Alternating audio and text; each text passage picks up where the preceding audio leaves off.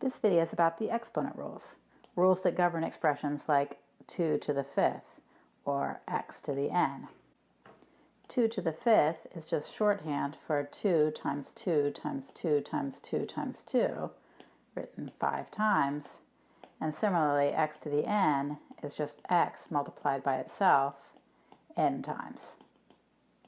When we write these expressions, the number on the bottom that's being multiplied by itself is called the base. And the number at the top, telling us how many times we're multiplying the base by itself, is called the exponent. Sometimes the exponent is also called the power. The product rule says that if I have x to the power of n times x to the power of m, that's the same thing as x to the n plus m power. In other words, when I multiply two expressions with the same base, then I can add their exponents. For example, if I have 2 cubed times 2 to the 4th, that's equal to 2 to the 7th. And that makes sense because 2 cubed times 2 to the 4th means I multiply 2 by itself 3 times, and then I multiply that by 2 multiplied by itself 4 times, and in the end I have 2 multiplied by itself 7 times, which is 2 to the 7th. I'm just adding up the number of times it's multiplied in each piece to get the number of times it's multiplied total.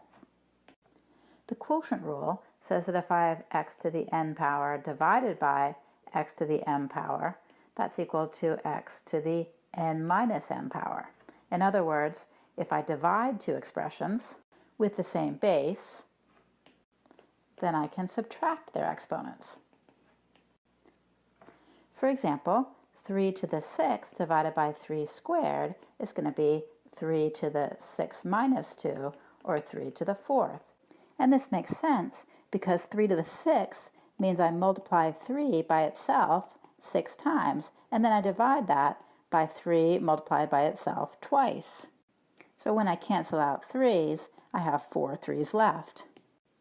Notice that I have to subtract the number of 3's on the bottom from the number of 3's at the top to get my number of 3's remaining. That's why I subtract my exponents. The power rule tells us if I have x to the n power raised to the m power, that's the same thing as x to the n times m power. In other words, when I raise a power to a power, I get to multiply the exponents. For example, 5 to the 4th cubed is equal to 5 to the 4 times 3, or 5 to the 12th.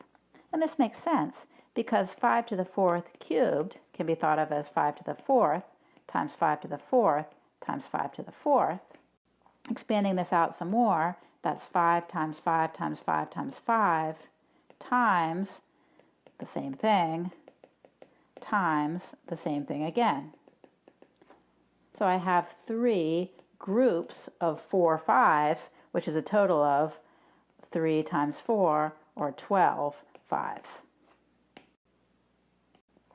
The next rule involves what happens when I raise a number or a variable to the 0th power. It turns out that anything to the 0th power is equal to 1. Usually this is just taken as a definition, but here's why it makes sense to me. If you have something like 2 cubed divided by 2 cubed, well, certainly that has to equal 1. Anything divided by itself is just 1. But using the quotient rule, we know that this is the same thing as 2 to the 3 minus 3, because when we divide two things with the same base, we get to subtract their exponents. Therefore, this is the same thing as 2 to the 0. So 2 to the 0 has to equal 1 in order to make it work with the quotient rule. And the same argument shows that anything to the 0 power has to be equal to 1. What happens when we take something to a negative power? X to the n is equal to 1 over x to the n. Again, most people just take this as a definition of a negative exponent, but here's why it makes sense. If I take something like 5 to the 7th times 5 to the negative 7th, then by the product rule, this has to equal 5 to the 7 plus negative 7, which is 5 to the 0, and we just said that that is equal to 1. Now I have the equation 5 to the 7th times 5 to the negative 7th equals 1. If I divide both sides by 5 to the 7th, I get that 5 to the negative 7th has to equal 1 over 5 to the 7th. So that's where this rule about negative exponents comes from. It has to be true in order to be consistent with the product rule. Finally, let's look at fractional exponents. What does an expression like x to the 1 over n really mean? Well, it means the nth root of x. For example, 64 to the 1/3 power means the cube root of 64, which happens to be 4. And 9 to the 1/2 means the square root of 9, which is usually written without that little superscript up there. Now the square root of 9 is just 3. Fractional exponents also make sense. For example, if I have 5 to the 1/3 and I cube that, then by the power rule, that's equal to 5 to the 1/3 times 3, which is just 5 to the 1, or 5. So in other words, 5 to the 1/3 is the number that when you cube it, you get 5. And that's exactly what's meant by the cube root of 5. The cube root of 5 is also a number that when you cube it, you get 5. The next rule tells us we can distribute an exponent over a product. In other words, if we have a product, x times y, all raised to the nth power, that's equal to x to the n times y to the n. For example, 5 times 7, all raised to the 3rd power, is equal to 5 cubed times 7 cubed. And this makes sense, because 5 times 7, all raised to the cube power, can be expanded as 5 times 7 times 5 times 7 times 5 times 7. But if I rearrange the order of multiplication, this is the same thing as 5 times 5 times 5 times 7 times 7 times 7, or 5 cubed times 7 cubed. Similarly, we could distribute an exponent over a quotient. If we have the quotient x over y, all raised to the n power, that's the same as x to the n over y to the n. For example, 2/7 raised to the 5th power is the same thing as 2 to the 5th over 7 to the 5th. This makes sense because 2/7 to the 5th can be expanded as 2/7 multiplied by itself 5 times, which can be rewritten as 2 multiplied by itself 5 times divided by 7 multiplied by itself 5 times. And that's 2 to the 5th over 7 to the 5th as wanted. We've seen that we can distribute an exponent over multiplication and division. But be careful, because we cannot distribute an exponent over addition or subtraction. For example, a plus b to the n is not generally equal to a to the n plus b to the n. A minus b to the n is not generally equal to a to the n minus b to the n. And if you're not sure, just try an example with numbers. For example, 2 plus 3 squared is not the same thing as 2 squared plus 3 squared. And 2 minus 3 squared is definitely not equal to 2 squared minus 3 squared. In this video, I gave 8 exponent rules, which I'll list again here. There's the product rule, the quotient rule, the power rule, the zero exponent, the negative exponent, the fractional exponent, and they're the 2 rules involving distributing exponents across multiplication and division. In another video, I'll use these exponent rules to rewrite and simplify expressions involving exponents. In this video, I'll work out some examples of simplifying expressions using exponent rules. I'll start by reviewing the exponent rules. The product rule says that when you multiply two expressions with the same base, you add the exponents. The quotient rule says that when you divide two expressions with the same base, you subtract the exponents. The power rule says that when you take a power to a power, you multiply the exponents. The power of zero rule says that anything to the zero power is 1 as long as the base is not 0. Since 0 to the 0 is undefined, it doesn't make sense. Negative exponents. To evaluate x to the minus n, we take the reciprocal 1 over x to the n. To evaluate a fractional exponent, like x to the 1 over n, we take the nth root of x. We can distribute an exponent over a product. A times b to the n is equal to a to the n times b to the n. And we can distribute an exponent over a quotient. A over b to the n is a to the n over b to the n. In the rest of this video, we'll use these exponent rules to simplify expressions. For our first example, we want to simplify 3 times x to the minus 2 divided by x to the 4th. There are several possible ways to proceed. For example, we could use the negative exponent rule to write x to the minus 2 as 1 over x squared. All that gets divided by x to the 4th still. Notice that we only take the reciprocal of the x squared. The 3 stays where it is, and that's because the exponent of negative 2 only applies to the x, not to the 3.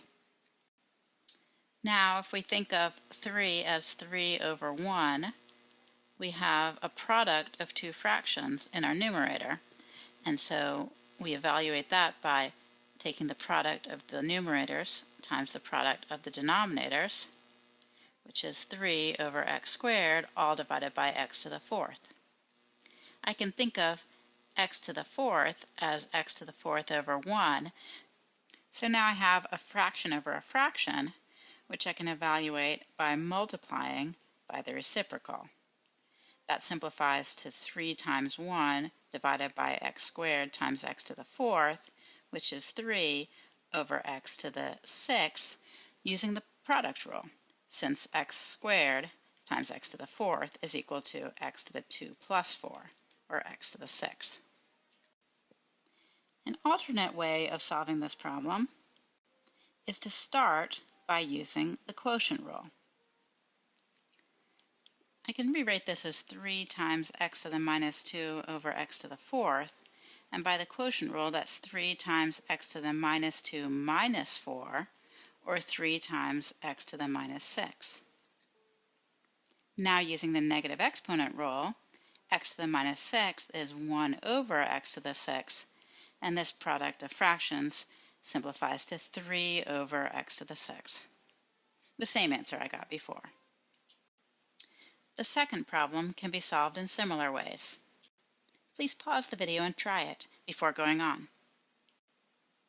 One way to simplify would be to use the negative exponent rule first and rewrite y to the minus 5 as 1 over y to the 5th. Thinking of this as a fraction divided by a fraction, I can multiply by the reciprocal and get 4y cubed y to the 5th over 1. By the product rule, the numerator here is 4y to the 8th, and so my final answer is just 4y to the 8th. Alternatively, I could decide to use the quotient rule first. As in the previous problem, I can write this as 4y cubed minus negative 5 by the quotient rule, and so that's 4y to the 8th, as before. I'd like to show you one more method to solve these two problems, kind of a shortcut method, before we go on. That shortcut relies on the principle that a negative exponent in the numerator corresponds to a positive exponent in the denominator. For example, The x to the negative 2 in the numerator here, after some manipulations, became an x to the positive 2 in the denominator. Furthermore, a negative exponent in the denominator is equivalent to a positive exponent in the numerator. That's what happened when we had the y to the negative 5 in the denominator and translated into a y to the positive 5 in the numerator. Sometimes people like to talk about this principle by saying that you can pass a factor across the fraction bar by switching the sign of the exponent. That is, making a positive exponent negative or a negative exponent positive. Let's see how this principle gives us a shortcut for solving these two problems. In the first problem, 3x to the minus 2 over x to the 4, we can move the negative exponent in the numerator and make it a positive exponent in the denominator. So we get 3 over x to the 4 plus 2, or x to the 6th. In the second example, 4y cubed over y to the minus 5, we can change the y to the minus 5 in the denominator into a y to the 5 in the numerator and get our final answer of 4y to the 3 plus 5, or 8. We'll use this principle again in the next problems. In this example, notice that I have y's in the numerator and in the denominator, and also z's in the numerator and in the denominator. In order to simplify, I'm going to try to get all my y's either in the numerator or the denominator, and similarly for the z's. Since I have more y's in the denominator, let me move this y to the 3 downstairs and make it a y to the negative 3. I'm using the principle here that a positive exponent in the numerator corresponds to a negative exponent in the denominator. Now, since I have a positive exponent on z in the numerator and a negative exponent in the denominator, and I want to get rid of negative exponents, I'm going to pass the z's to the numerator. A z to the minus 2 in the denominator becomes a z to the plus 2 in the numerator.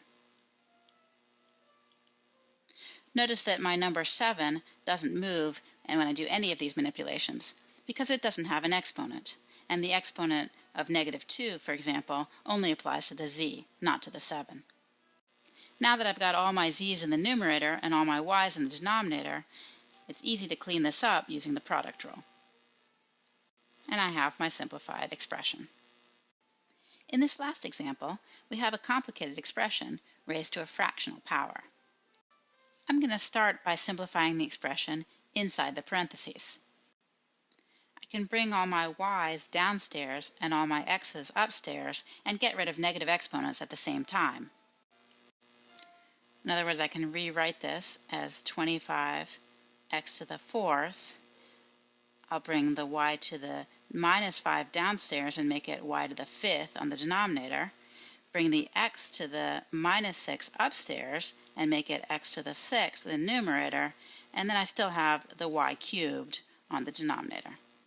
All that's raised to the 3/2 power. Using the product rule, I can rewrite the expression on the inside of the parentheses as 25x to the 10th over y to the 8th. Recall that we're allowed to distribute an exponent across a product or across a quotient. When I distribute my 3/2 power, I get 25 to the 3/2 times x to the 10th to the 3/2 divided by y to the 8th to the 3/2. Now the power rule tells me when I have a power to a power, I get to multiply the exponents. So I can rewrite this as 25 to the 3/2 times x to the 10 times 3/2 over y to the 8 times 3/2. In other words, 25 to the 3/2 times x to the 15th over y to the 12th. Finally, I need to rewrite 25 to the 3/2. Since 3/2 can be thought of as 3 times 1/2, or as 1/2 times 3, I can write 25 to the 3/2 as 25 to the 3 times 1/2, or as 25 to the 1/2 times 3. Well, using the power rule in reverse, I can think of this as 25 cubed to the 1/2, or as 25 to the 1/2 cubed, since when I take a power to a power, I multiply the exponents. 25 cubed to the 1/2 might be hard to evaluate, since 25 cubed is a huge number. But 25 to the 1/2 is just the square root of 25. So I have the square root of 25 cubed, or 5 cubed, which is 125. Therefore, my original expression is going to be 125 x to the 15 over y to the 12th. In this video, we use the exponent rules to simplify complicated expressions. This video goes through a few tricks for simplifying expressions with radicals in them. Recall that this notation means the nth root of x. So this notation here means the cube root of 8, the number that when you cube it, you get 8. That number would be 2. When we write the root sign without a little number, that just means the square root, so the 2 is implied. In this case, the square root of 25 is 5, since 5 squared is 25. Let's start by reviewing some rules for radical expressions.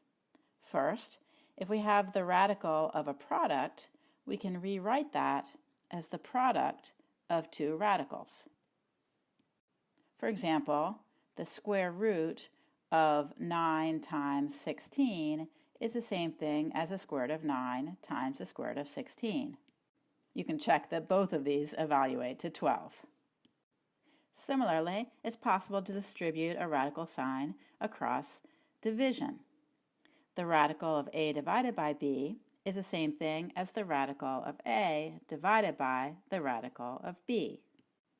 For example, the cube root of 64 over 8 is the same thing as the cube root of 64 over the cube root of 8, and you can check that both of these evaluate to 2.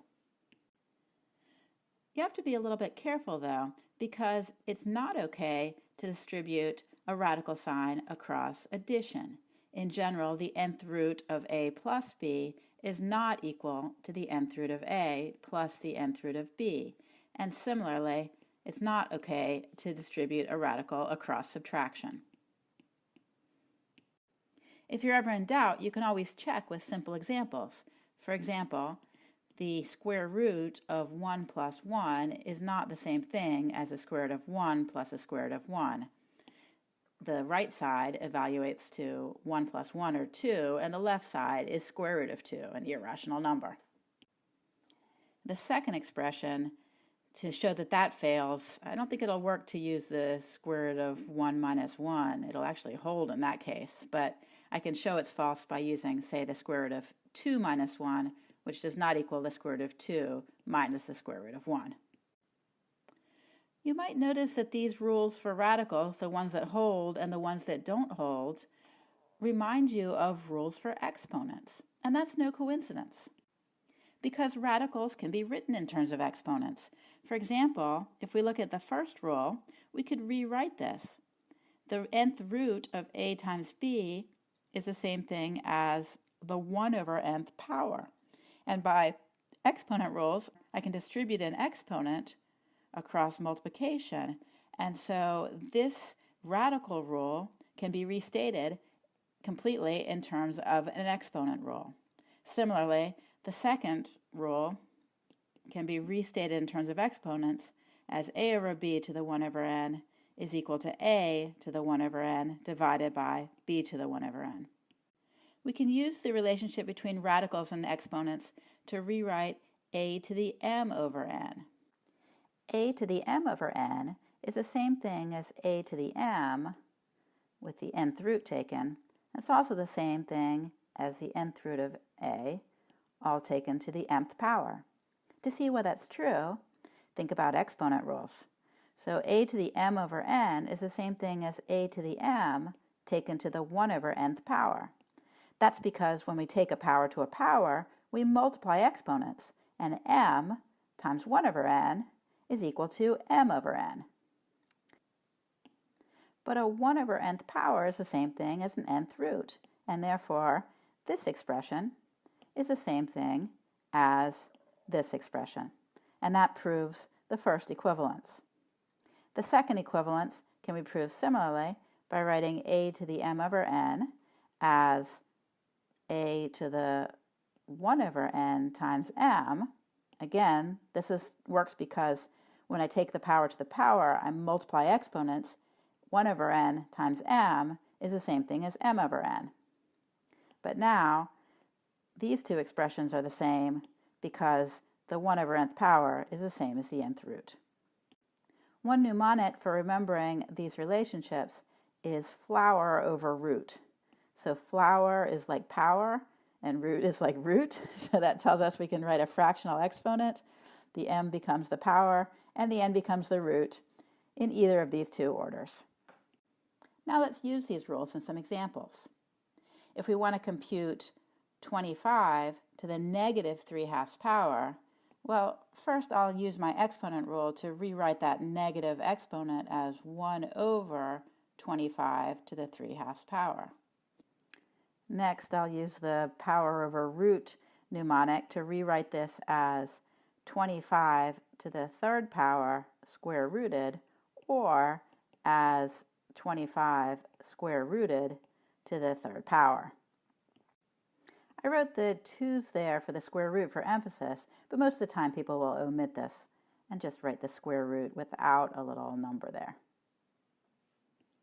Now I could use either of these two equivalent expressions to continue, but I'd rather use this one because it's easier to compute without a calculator.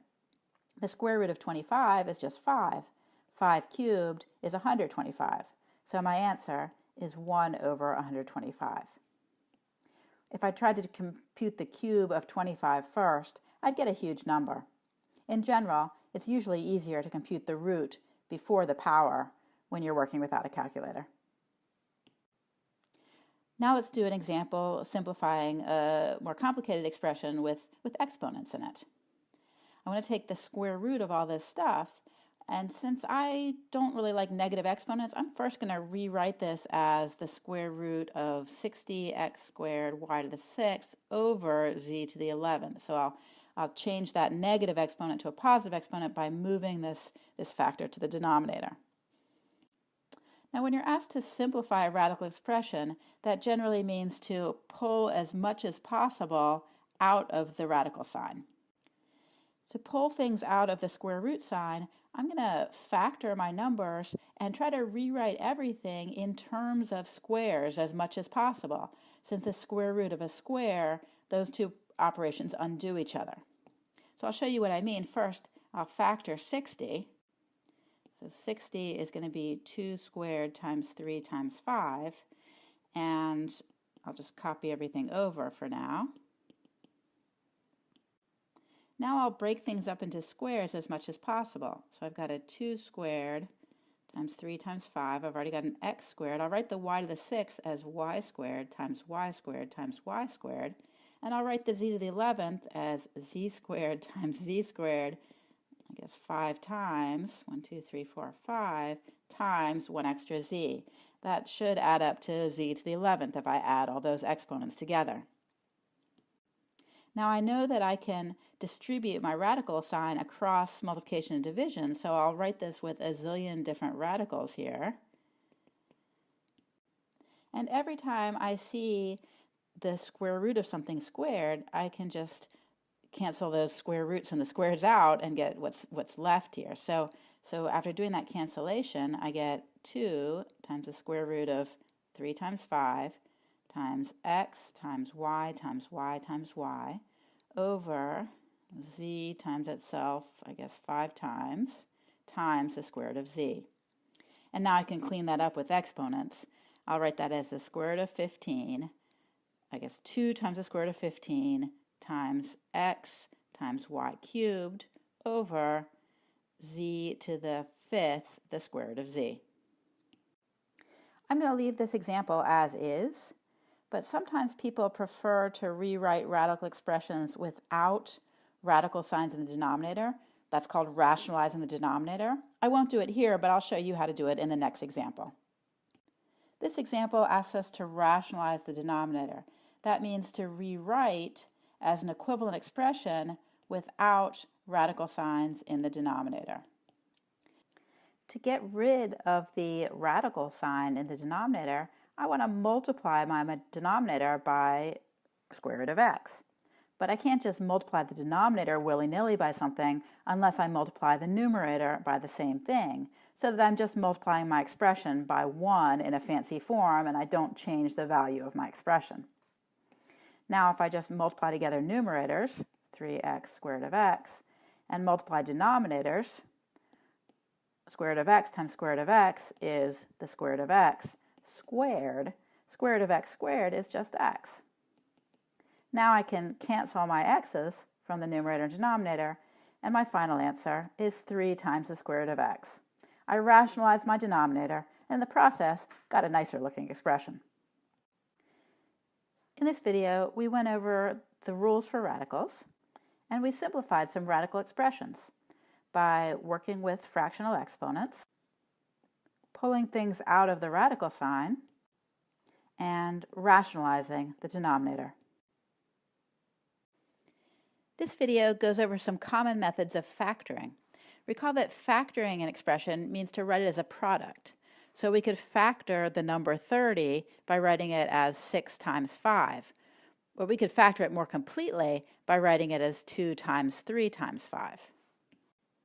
As another example, we could factor the expression x squared plus 5x plus 6 by writing it as x plus 2 times x plus 3. In this video, I'll go over how I get from here to here, how I know how to do the factoring. But for right now, I just want to review how I can go backwards, how I can check that the factoring is correct. And that's just by multiplying out or distributing. If I distribute x plus 2 times x plus 3, then I multiply x by x, that gives me x squared. X times 3 gives me 3x. 2 times x gives me 2x, and 2 times 3 gives me 6.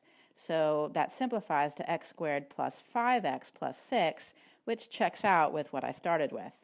So you can think of factoring as the opposite of distributing out, and you can always check your factoring by distributing or multiplying out.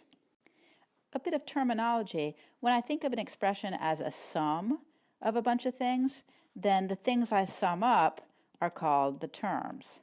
But if I think of the same expression as a product of things, then the things that I multiply together are called factors. Now let's get started on techniques of factoring. When I have to factor something, I always like to start by pulling out the greatest common factor. The greatest common factor means the largest thing that divides each of the terms. In this first example, the largest thing that divides both 15 and 25x is 5. So the GCF is 5. So I pull the 5 out, and then I divide each of the terms by that number, and so I get 3 plus 5x. Pause the video for a moment and see if you can find the greatest common factor of x squared y and y squared x cubed. The biggest thing that divides both x squared y and y squared x cubed is going to be x squared times y. One way to find this is to look for the power of x that's smallest in each of these terms. So that's x squared. And the power of y that's smallest in each of these terms is just y to the 1, or y. Now if I factor out the x squared y from each of the terms, that's like dividing each term by x squared y. If I divide the first term by x squared y, I just get 1. If I divide the second term by x squared y, I'm going to be left with an x and a y. I'll write this out on the side just to make it more clear.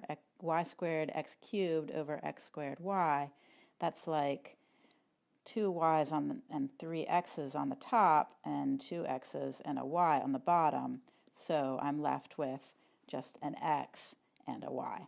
So I'll write the xy here, and I factored my expression. As always, I can check my answer by multiplying out. So if I multiply out my factored expression, I get x squared y as the first term, and the second term, I get x, they're now, let's see, 3x's multiplied together and 2y's multiplied together, and that checks out with what I started with. The next technique of factoring I'd like to go over is factoring by grouping. In this example, notice that we have 4 terms. Factoring by grouping is a handy method to look at if you have 4 terms in your expression you need to factor. In order to factor by grouping, I'm first going to factor out the greatest common factor of the first 2 terms, and then separately factor out the greatest common factor of the last 2 terms. The greatest common factor of x cubed and 3x squared is x squared. So I factor out the x squared and I get x plus 3.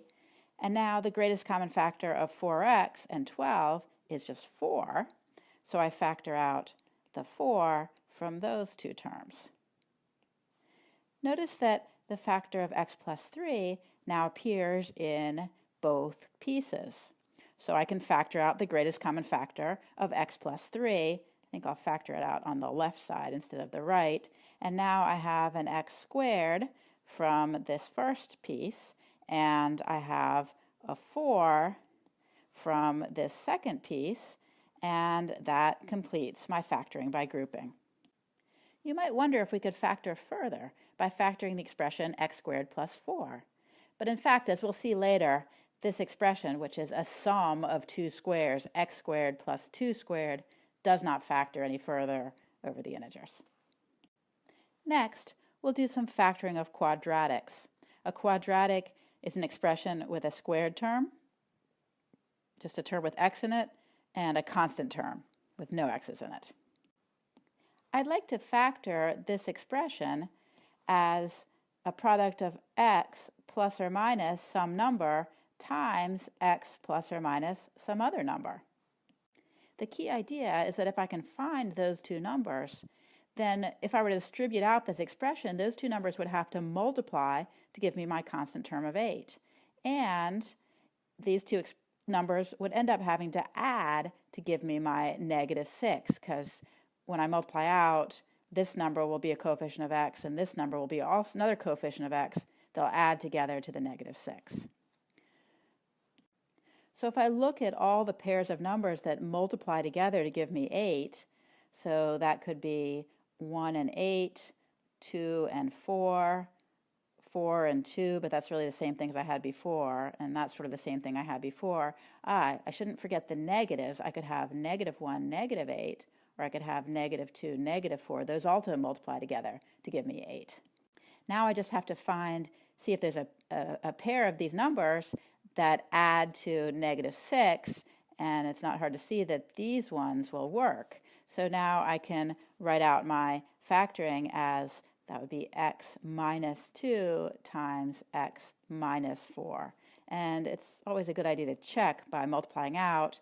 I'm going to get x squared minus 4x minus 2x plus 8, and that works out to just what I want. Now this second example is a bit more complicated because now my leading coefficient, my coefficient of x squared, is not just 1, it's the number 10. Now there are lots of different methods for approaching a problem like this, and I'm just going to show you one method, my favorite method, that uses factoring by grouping. But to start out, I'm going to multiply my coefficient of x squared by my constant term. So I'm multiplying 10 by negative 6. That gives me negative 60. And I'll also take my coefficient of x, the number 11, and write that down here. Now I'm going to look for 2 numbers that multiply to give me negative 60 and add to give me 11. You might notice that this is exactly what we were doing in the previous problem. It's just here we didn't have to multiply the coefficient of x squared by 8 because the coefficient of x squared was just 1. So to find the 2 numbers that multiply to negative 60 and add to 11, you might just be able to come up with them in your head thinking about it, but if not, you can figure it out pretty systematically by writing out all the factors, pairs of factors, that multiply to negative 60. So I can start with -1 and 60, -2 and 30, -3 and 20, and keep going like this until I have found factors that actually add together to give me the number 11. And now that I look at it, I've already found them. 15 minus 4 gives me 11, so I don't have to continue with my chart of factors. Now, once I've found those factors, I write out my expression, 10x squared, but instead of writing 11x, I write -4x plus 15x. Now I copy down the -6. Notice that -4x plus 15x equals 11x. That's how I chose those numbers. And so this expression evaluates as the same as this expression. I haven't changed my expression. But I have turned it into something that I can apply factoring by grouping on. Look, I've got 4 terms here. And so if I factor out my greatest common factor of my first 2 terms, that's, let's see, I think it's 2x. So I factor out the 2x, I get 5x minus 2. And then I factor out the greatest common factor of 15x and -6. That would be 3. And I get a 5x minus 2 again. This is working beautifully. So I have a 5x minus 2 in each part, and so I put the 5x minus 2 on the right, and I put what's left from these terms in here, so that's 2x plus 3, and I have factored my expression. There are a couple special kinds of expressions that appear frequently that it's handy to just memorize the formula for. So the first one is the difference of squares. If you see something of the form a squared minus b squared, then you can factor that as a plus b times a minus b. And let's just check that that works. If I do a plus b times a minus b and multiply that out, I get a squared minus ab plus ba minus b squared, and those middle 2 terms cancel out, so it gives me back the difference of squares just like I want it. So for this first example, if I think of x squared minus 16 as x squared minus 4 squared, then I can see that's a difference of squares, and I can immediately write it as x plus 4 times x minus 4. And the second example, 9p squared minus 1, that's the same thing as 3p squared minus 1 squared, so that's 3p plus 1 times 3p minus 1. Notice that if I have a sum of squares, for example, x squared plus 4, which is x squared plus 2 squared, then that does not factor. The difference of squares formula doesn't apply, and there is no formula that applies for a sum of squares. There is, however, a formula for both a difference of cubes and a sum of cubes. The difference of cubes formula, a cubed minus b cubed, is a minus b times a squared plus ab plus b squared. The formula for the sum of cubes is pretty much the same. You just switch the negative and positive sign here and here. So that gives us a plus b times a squared minus ab plus b squared. As usual, you can check these formulas by multiplying out. Let's look at one example of using these formulas. Y cubed plus 27 is actually a sum of 2 cubes because it's y cubed plus 3 cubed. So I can factor it using the sum of cubes formula by plugging in y for a and 3 for b. That gives me y plus 3 times y squared minus y times 3 plus 3 squared, and I can clean that up a little bit to read y plus 3 times y squared minus 3y plus 9. So in this video, we went over several methods of factoring. We did factoring out the greatest common factor. We did factoring by grouping. We did factoring quadratics. And we did a difference of squares. And we did a difference and a sum of cubes. In more complicated problems, you may need to apply several of these techniques in order to get through a single problem. For example, you might need to start by pulling out a greatest common factor and then do a factoring of quadratics or something similar. Now go forth and factor. This video gives some additional examples of factoring. Please pause the video and decide which of these first 5 expressions factor and which one does not. The first expression can be factored by pulling out a common factor of x from each term. So that becomes x times x plus 1. The second example can be factored as a difference of 2 squares, since x squared minus 25 is something squared minus something else squared. And we know that anytime we have something like a squared minus b squared, that's a plus b times a minus b. So we can factor this as x plus 5 times x minus 5. The third one is a sum of 2 squares. There's no way to factor a sum of 2 squares over real numbers. So this is the one that does not factor. Just for completeness, let's look at the next two. This next one does factor by grouping. When we factor by grouping, we pull the biggest common factor out of the first 2 terms. That would be an x squared. That becomes x squared times x plus 2. And then we factor as much as we can out of the next 2 terms. That would be a 3 times x plus 2. Notice that the x plus 2 factor now occurs in both of the resulting terms, so we can pull that x plus 2 out and get x plus 2 times x squared plus 3. We can't factor any further because x squared plus 3 doesn't factor. Finally, we have a quadratic. This also factors, and I like to factor these also using a factoring by grouping trick. So first, what I do is I multiply the coefficient of x squared and the constant term. 5 times 8 is 40. I'll write that on the top of my x. Now I take the coefficient of the x term, that's negative 14, and I write that on the bottom part of the x. Now I'm looking for 2 numbers that multiply to 40 and add to negative 14. Sometimes I can just guess numbers like this, but if not, I start writing out factors of 40. So factors of 40, I could do 1 times 40.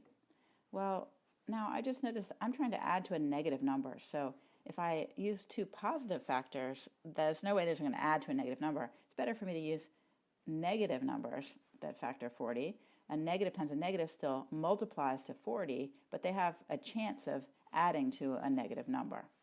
So, but negative 1 and negative 40, of course, don't work. They don't add to negative 14. They add to negative 41. So let me try some other factors. The next biggest number that divides 40 besides 1 is 2. So I'll try negative 2 and negative 20. Those add to negative 22. That doesn't work. Next one that divides 40 would be 4. So I'll try negative 4 and negative 10. Aha, we have a winner. So negative 4 plus negative 10 is negative 14. Negative 4 times negative 10 is positive 40. We've got it. All right, so the next step is to use factoring by grouping. We're going to first split up this negative 14x as negative 4x minus 10x and carry down the 8 and the 5x squared. Notice that this works because I picked negative 4 and negative 10 to add up to negative 14. So negative 4x minus 10x will add up to negative 14x. So I've got the same expression, just expanded out a little bit. Now I have 4 terms. I can do factoring by grouping. So I can group the first 2 terms and factor out the biggest thing I can. That would be an x times 5x minus 4. And now I'll factor the biggest thing I can out of these 2 numbers, including the negative. So that becomes, let's see, I can factor out a negative 2, and that becomes 5x minus 4, since negative 2 times minus 4 is 8. All right, I've got the same 5x plus 4 in both my terms, so factoring by grouping is going swimmingly. I can factor out the 5x minus 4 from both those terms, and I get the x minus 2. And I've factored this quadratic. If I want to, of course, I can always check my work by distributing out, by multiplying out. So a check here would be multiplying 5x times x is 5x squared. 5x times minus 2 is minus 10x. Minus 4 times x is minus 4x, and minus 4 times minus 2 is plus 8. So let's see, this does check out to exactly what it should be. So that was the method of factoring a quadratic. And all of these factor except for the sum of squares. So we saw that factoring by grouping is handy for factoring this expression here. It was also handy for factoring the quadratic indirectly after splitting up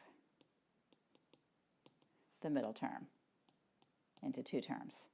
So how can you tell when an expression is appropriate to factor by grouping? There's an easy way to tell that it might be a candidate, and that's that it has 4 terms.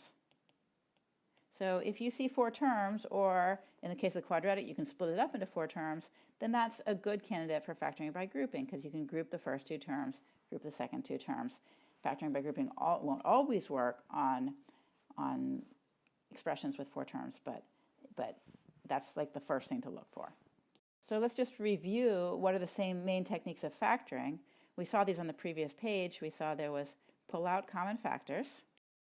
There's difference of squares. There's factoring by grouping. There's factoring quadratics.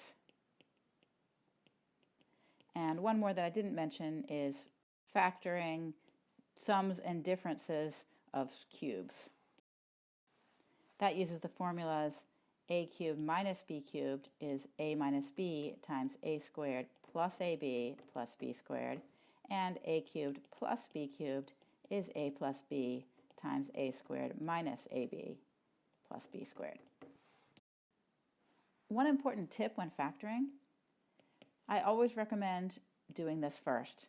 Pull out the common factors first. That'll simplify things and making the rest of factoring easier. One more tip is that you might need to do several of these factoring techniques in one problem. For example, you might have to first pull out a common factor, then factor a difference of squares, and then you might notice that one of your factors is itself a difference of squares, and you have to apply a difference of squares again. So don't stop when you factor a little bit. Keep factoring as far as you can go. Here are some extra examples of factoring quadratics for you to practice. Please pause the video and give these a try. For the first one, let's multiply 2 times negative 14. That gives us negative 28. And then we'll bring the 3 down in the bottom of the x. Now we're looking for two numbers that multiply to negative 28 and add to 3. Well, to multiply two numbers to get a negative 28, we'll need one of them to be negative and one of them to be positive. So, let's see, 1, negative 1, 28, or 1, negative 28, those don't work.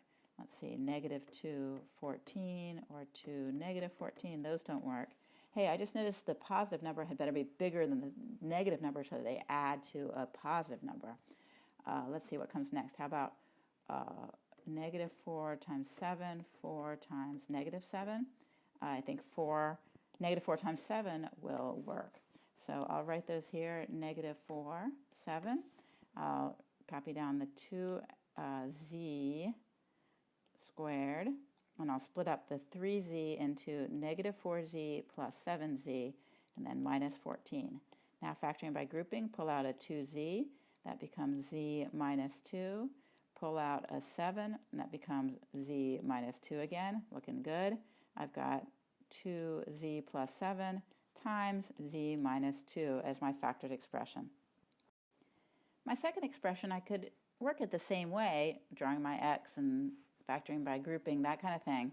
But it's actually going to be easier if I notice first that I can pull out a common factor from all of my terms. That'll make things a lot simpler to deal with. So notice that a 5 divides each of these terms. And in fact, I'm going to go ahead and pull out the negative 5 because I don't like having negatives in front of my squared terms. So I'm going to pull out a common factor of negative 5. Again, it would work if I forgot to do this, but it would be a lot more complicated. So negative 5v squared, this becomes plus 9v, since 9 times negative 5 is negative 45, and this becomes minus 10, since negative 10 times negative 5 is positive 50. Now I can start my x and my factoring by grouping, or I can use kind of a shortcut method, which you may have seen before. So I can just put v's here, and then I know that whatever numbers go here, they're going to have to multiply to the negative 10, and they're going to have to add to the 9. So that would be a plus 10 and a minus 1 will do the trick. Those are all my factoring examples for today. I hope you enjoy your snow morning and have a chance to spend some time working in ALEX. Bye. This video is about working with rational expressions. A rational expression is a fraction, usually with variables in it. Something like x plus 2 over x squared minus 3 is a rational expression. In this video, we'll practice adding, subtracting, multiplying, and dividing rational expressions, and simplifying them to lowest terms. We'll start with simplifying to lowest terms. Recall that if you have a fraction with just numbers in it, something like 21 over 45, we can reduce it to lowest terms by factoring the numerator and factoring the denominator, and then canceling common factors. So in this example, the 3's cancel, and our fraction reduces to 7 over 15. If we want to reduce a rational expression with variables in it to lowest terms, we proceed the same way. First, we'll factor the numerator, that's 3 times x plus 2, and then factor the denominator. In this case, it factors to x plus 2 times x plus 2. We could also write that as x plus 2 squared. Now we cancel the common factors, and we're left with 3 over x plus 2. Definitely a simpler way of writing that rational expression. Next, let's practice multiplying and dividing. Recall that if we multiply two fractions with just numbers in them, we simply multiply the numerators and multiply the denominators. So in this case, we would get 4 times 2 over 3 times 5, or 8/15. If we want to divide two fractions, like in the second example, then we can rewrite it as multiplying by the reciprocal of the fraction on the denominator. So here we get 4/5 times 3/2, and that gives us 12/10, but actually we could reduce that fraction to 6/5. We use the same rules when we compute the product or quotient of two rational expressions with variables in them. Here we're trying to divide two rational expressions, so instead we can multiply by the reciprocal. I call this flipping and multiplying. And now we just multiply the numerators and multiply the denominators. It might be tempting at this point to multiply out, to distribute out the numerator and the denominator, but actually it's better to leave it in this factored form and factor it even more completely. That way we'll be able to reduce the rational expression to cancel the common factors. So let's factor it even more. The x squared plus x factors as x times x plus 1, and x squared minus 16, that's a difference of two squares. That's x plus 4 times x minus 4. The denominator is already fully factored, so we'll just copy it over, and now we can cancel common factors here, and we're left with x times x minus 4. This is our final answer. Adding and subtracting fractions is a little more complicated because we first have to find a common denominator. A common denominator is an expression that both denominators divide into. It's usually best in the long run to use the least common denominator, which is the smallest expression that both denominators divide into. In this example, if we just want a common denominator, we could use 6 times 15, which is 90, because both 6 and 15 divide evenly into 90. But if we want the least common denominator, the best way to do that is to factor the two denominators. So 6 is 2 times 3, 15 is 3 times 5, and then put together only the factors we need for both 6 and 15 to divide our number. So if we just use 2 times 3 times 5, which is 30, we know that 2 times 3 will divide it, and 3 times 5 will also divide it. And we won't be able to get a denominator any smaller because we need the factors 2, 3, and 5 in order to ensure both these numbers divide it. Once we have our least common denominator, we can rewrite each of our fractions in terms of that denominator. So 7/6, I need to get a 30 in the denominator, so I'm going to multiply that by 5/5. I multiply by the factors that are missing from the current denominator in order to get my least common denominator of 30. For the second fraction, 4/15, 15 times 2 is 30, so I'm going to multiply by 2/2. Now I can rewrite this as 35/30 minus 8/30, and now that I have a common denominator, I can just subtract my two numerators, and I get 27/30. If I factor, I can reduce this to 3 squared over 2 times 5, which is 9/10. The process for finding the sum of two rational expressions with variables in them follows the exact same process. First, we have to find the least common denominator. I'll do that by factoring the two denominators. So 2x plus 2 factors as 2 times x plus 1.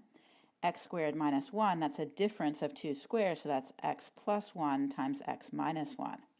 Now for the least common denominator, I'm going to take all the factors I need to get an expression that each of these divides into. So I need the factor 2, I need the factor x plus 1, and I need the factor x minus 1. I don't have to repeat the factor x plus 1, I just need to have it one time. And so I will get my least common denominator 2 times x plus 1 times x minus 1.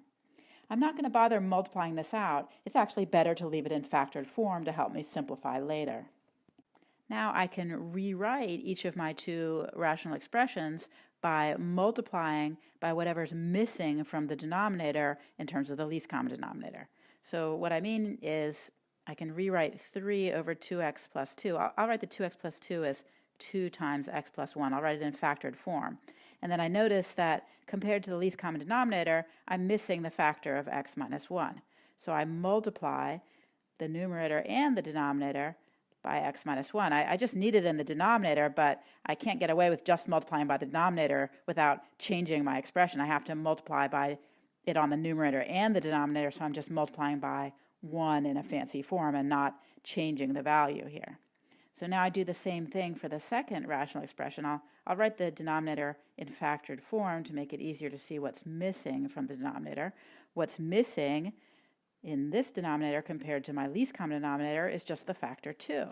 So I'll multiply the numerator and the denominator by 2. Now I can rewrite everything. So the first rational expression becomes 3 times x minus 1 over 2 times x plus 1, x minus 1. And the second one becomes 5 times 2 over 2 times x plus 1, x minus 1. Notice that I now have a common denominator, so I can just add together my numerators. So I get 3 times x minus 1 plus 10 over 2 times x plus 1, x minus 1. I'd like to simplify this, and the best way to do that is to leave the denominator in factored form, but I do have to multiply out the numerator so that I can add things together. So I get 3x minus 3 plus 10 over 2 times x plus 1, x minus 1, or 3x plus 7 over 2 times x plus 1, x minus 1.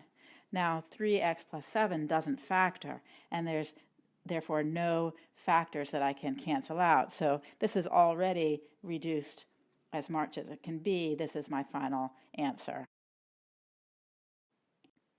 In this video, we saw how to simplify rational expressions to lowest terms by factoring and canceling common factors. We also saw how to multiply rational expressions by multiplying the numerator and multiplying the denominator, how to divide rational expressions by flipping and multiplying, and how to add and subtract rational expressions by writing them in terms of the least common denominator. This video is about solving quadratic equations. A quadratic equation is an equation that contains the square of the variable, say x squared, but no higher powers of x. The standard form for a quadratic equation is the form ax squared plus bx plus c equals 0, where a, b, and c represent real numbers. And a is not 0, so that we actually have an x squared term. Let me give you an example. 3x squared plus 7x minus 2 equals 0 is a quadratic equation in standard form. Here a is 3, b is 7, and c is minus 2. The equation 3x squared equals minus 7x plus 2 is also a quadratic equation. It's just not in standard form. The key steps to solving quadratic equations are usually to write the equation in standard form and then either factor it or use the quadratic formula, which I'll show you later in this video. Let's start with the example y squared equals 18 minus 7y. Here our variable is y, and we need to rewrite this quadratic equation in standard form. We can do this by subtracting 18 from both sides and adding 7y to both sides. That gives us the equation y squared minus 18 plus 7y equals 0. And I can rearrange a little bit to get y squared plus 7y minus 18 equals 0. Now I've got my equation in standard form. Next, I'm going to try to factor it. So I need to look for two numbers that multiply to negative 18 and add to 7. Two numbers that work are 9 and negative 2, so I can factor my expression on the left as y plus 9 times y minus 2 equals 0. Now, anytime you have two quantities that multiply together to give you 0, either the first quantity has to be 0 or the second quantity has to be 0, or I suppose they both could be 0 in some situations. This is really handy because that means that I know that either y plus 9 equals 0 or y minus 2 equals 0. So I can, as my next step, set my factors equal to 0. So y plus 9 equals 0 or y minus 2 equals 0, which means that y equals negative 9 or y equals 2. It's not a bad idea to check that those answers actually work by plugging them into the original equation. Negative 9 squared, does that equal 18 minus 7 times negative 9? And you can work out that it does. And similarly, 2 squared equals 18 minus 7 times 2. In the next example, let's find solutions of the equation w squared equals 121. This is a quadratic equation because it's got a square of my variable w. I can rewrite it in standard form by subtracting 121 from both sides. Notice that a is equal to 1, b is equal to 0 because there's no w term, and c is equal to negative 121 in the standard form aw squared plus bw plus c equals 0. Next step, I'm going to try to factor this expression. So since 121 is 11 squared, this is a difference of two squares, and it factors as w plus 11 times w minus 11 is equal to 0. If I set the factors equal to 0, I get w plus 11 equals 0 or w minus 11 equals 0, so w equals minus 11 or w equals 11. In this example, I could have solved the equation more simply. I could have instead said that if w squared is 121, then w has to equal plus or minus the square root of 121. In other words, w is plus or minus 11. If you solve the equation this way, it's important to remember the plus or minus, since minus 11 squared equals 121, just like 11 squared does. Now let's find the solutions for the equation x times x plus 2 equals 7. Some people might be tempted to say that, oh, if two numbers multiply to equal 7, then one of them better equal 1 and the other equals 7, or maybe negative 1 and negative 7. But that's faulty reasoning in this case, because x and x plus 2 don't have to be whole numbers. They could be crazy fractions or even irrational numbers.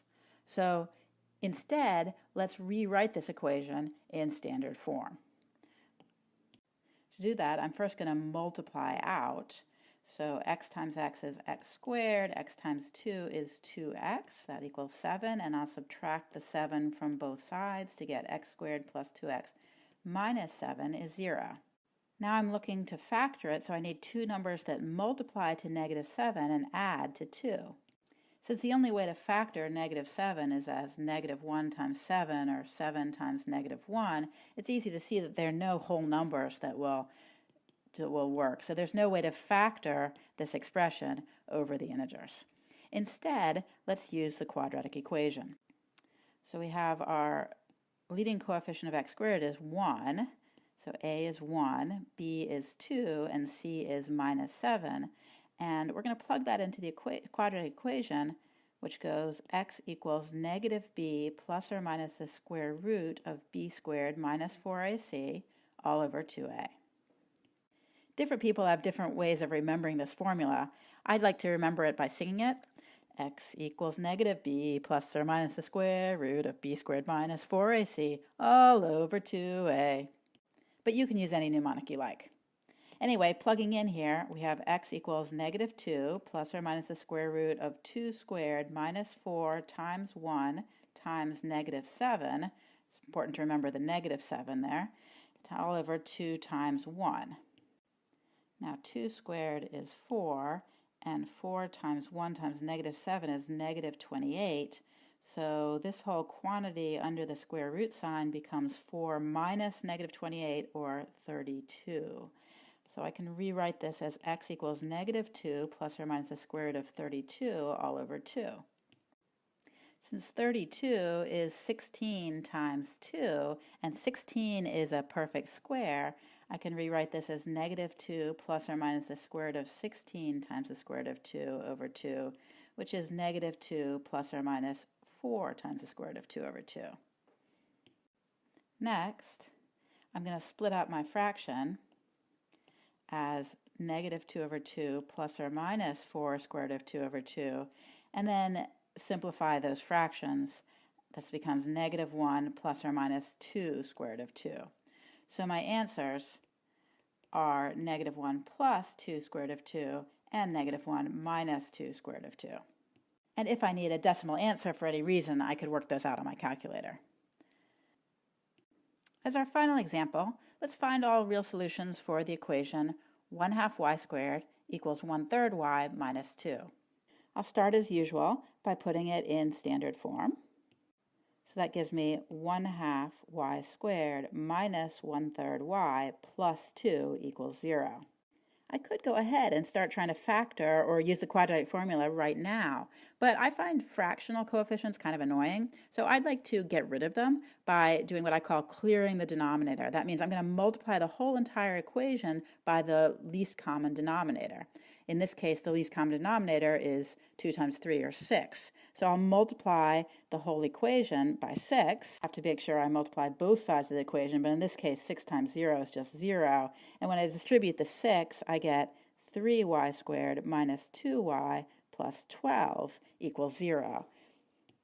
Now I could try to factor this, but I think it's easier probably just to plunge in and use the quadratic formula. So I get x equals negative b, that's negative negative 2, or 2, plus or minus the square root of b squared, minus 4 times a times c, all over 2a. Working out the stuff under the square root sign, negative 2 squared is 4, and here we have, let's see, 144. So this simplifies to x equals 2 plus or minus the square root of 4 minus 144, that's negative 140 all over 6. Well, if you're concerned about the negative number under the square root sign, you should be. We can't take the square root of a negative number and get a real number as our answer. There's no real number whose square is a negative number. And therefore, our conclusion is we have no real solutions to this quadratic equation. In this video, we solved some quadratic equations by first writing them in standard form and then either factoring or using the quadratic formula. In some examples, factoring doesn't work. It's not possible to factor the equation. But in fact, using the quadratic formula will always work, even if it's also possible to solve it by factoring. So you can't really lose by using the quadratic formula. It's just sometimes it'll be faster to factor instead. This video is about solving rational equations.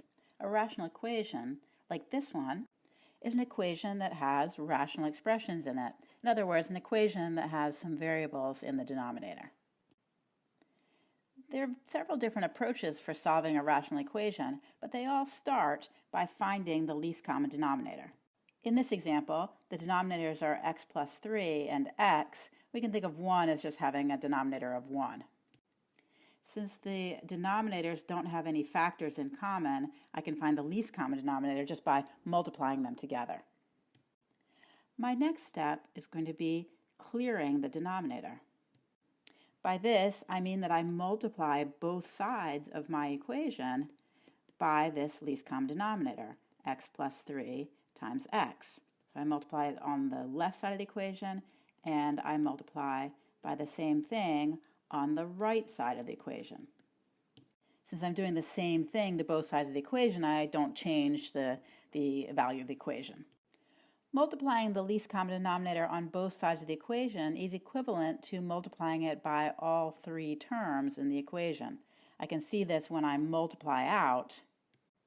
I'll rewrite the left side the same as before pretty much, and then I'll distribute the right side to get x plus 3 times x times 1 plus x plus 3 times x times 1 over x.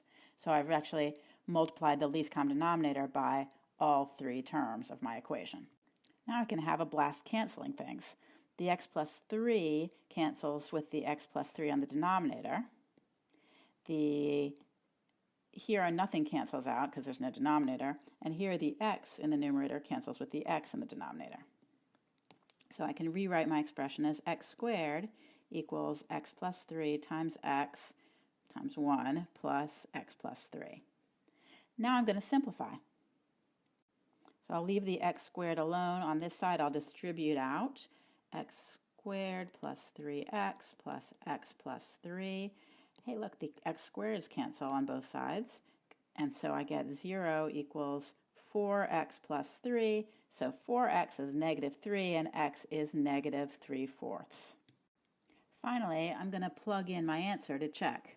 This is a good idea for any kind of equation, but it's especially important for a rational equation because occasionally for rational equations you'll get what's called extraneous solutions, solutions that don't actually work in your original equation because they make the denominator 0. Now in this example, I don't think we're going to get any extraneous equations because negative 3/4 is not going to make any of these denominators 0. So it should work out fine when I plug in. If I plug in, I get this. I can simplify the denominator here. Negative 3/4 plus 3. 3 is 12/4, so that becomes 9/4.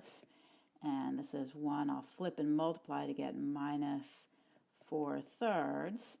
So here I can simplify my complex fraction. It ends up being negative 3/9, and 1 minus 4/3 is negative 1/3, so that all seems to check out. And so my final answer is x equals negative 3/4. This next example looks a little trickier, and it is, but the same approach will work. First, I'll find the least common denominator. So here, my denominators are c minus 5, c plus 1, and c squared minus 4c minus 5. I'm going to factor that as c minus 5 times c plus 1. Now my least common denominator needs to have just enough factors that each of these denominators divide into it. So I need the factor c minus 5, I need the factor c plus 1, and now I've already got all the factors I need for this denominator. So here is my least common denominator. Next step is to clear the denominators. So I do this by multiplying both sides of the equation by my least common denominator. In fact, I can just multiply each of the three terms by this least common denominator. I went ahead and wrote my third denominator in factored form to make it easier to see what cancels. Now, canceling time. That dies. This dies. And both of those factors die. Canceling out the denominator is the whole point of multiplying by the least common denominator. You're multiplying by something that's big enough to kill every single denominator, so you don't have to deal with denominators anymore. Now I'm going to simplify by multiplying out. So I get, let's see, c plus 1 times 4c, that's 4c squared plus 4c. Now I get minus, just c minus 5. And then over here I get 3c squared plus 3. I can rewrite the minus quantity c minus 5 as minus c plus 5. And now I can subtract the 3c squared from both sides to get just a c squared over here. And the 4c minus c, that becomes a 3c. And finally, I can subtract the 3 from both sides to get c squared plus 3c plus 2 equals 0. I've got myself a quadratic equation. It looks like a nice one that factors. So this factors to c plus 1 times c plus 2 equals 0. So either c plus 1 is 0 or c plus 2 is 0. So c equals negative 1 or c equals negative 2. Now let's see. We need to still check our answers. Without even going to the trouble of calculating anything, I can see that c equals negative 1 is not going to work. Because if I plug it in to this denominator here, I get a denominator 0, which doesn't make sense. So c equals minus 1 is an extraneous solution. It doesn't actually satisfy my original equation. And so I can just cross it right out. C equals negative 2. I can go, if I go ahead and that doesn't make any of my denominators 0, so if I haven't made any mistakes, it should satisfy my original equation. But I'll just plug it in to be sure. And after some simplifying, I get a true statement. So my final answer is C equals negative 2. In this video, we solved a couple of rational equations using the method of finding the least common denominator and then clearing the denominator. We cleared the denominator by multiplying both sides of the equation by the least common denominator, or equivalently, multiplying each of the terms by that denominator. There's another equivalent method that some people prefer. It still starts out the same. We find the least common denominator, but then we write all the fractions over that least common denominator. So in this example, we'd still use the least common denominator of x plus 3 times x, but our next step would be to write each of these rational expressions over that common denominator by multiplying the top and the bottom by the appropriate things. So 1, in order to get the common denominator of x plus 3x, I need to multiply the top and the bottom by x plus 3 times x. 1 over x, I need to multiply the top and the bottom just by x plus 3, since that's what's missing from the denominator x. Now if I simplify a little bit, let's see, this is x squared over that common denominator, and here I have just x plus 3 times x over that denominator, and here I have x plus 3 over that common denominator. Now I'll add together my fractions on the right side, so they have a common denominator. So this is x plus 3 times x plus x plus 3. And now I have two fractions that are equal, that have the same denominator, therefore their numerators have to be equal also. So the next step is to set the numerators equal. So I get x squared is x plus 3 times x plus x plus 3. And if you look back at the previous way we solved this equation, you'll recognize this equation. And so from here on, we just continue as before. When choosing between these two methods, I personally tend to prefer the clear the denominators method because it's a little bit less writing. You don't have to, you get rid of those denominators earlier. You don't have to write them as many times. But some people find this one a little bit easier to remember, a little easier to understand. Either of these methods is fine. One last caution, don't forget at the end to check your solutions and eliminate any extraneous solutions. These will be solutions that make the denominators of your original equations go to 0. This video is about solving radical equations, that is, equations like this one that have square root signs in them, or cube roots, or any other kind of radical. When I see an equation with a square root in it, I really want to get rid of the square root. But it'll be easiest to get rid of the square root if I first isolate the square root. In other words, I want to get the term with the square root in it on one side of the equation by itself and everything else on the other side of the equation. If I start with my original equation, x plus the square root of x equals 12, and I subtract x from both sides, then that does isolate the square root term on the left side with everything else on the right. Once I've isolated the term with the square root, I'm going to get rid of the square root. And I'll do that by squaring both sides of my equation. So I'll take the square root of x equals 12 minus x and square both sides. Now the square root of x squared is just x. Taking the square root and then squaring, those operations undo each other. To work out 12 minus x squared, I'll write it out and distribute. 12 times 12 is 144. 12 times minus x is minus 12x. I get another minus 12x from here. And finally, minus x times minus x is positive x squared. So I can combine my minus 12x's, that's minus 24x. And now I can subtract x from both sides to get 0 equals 144 minus 25x plus x squared. That's a quadratic equation. I'll rewrite it in a little bit more standard form here.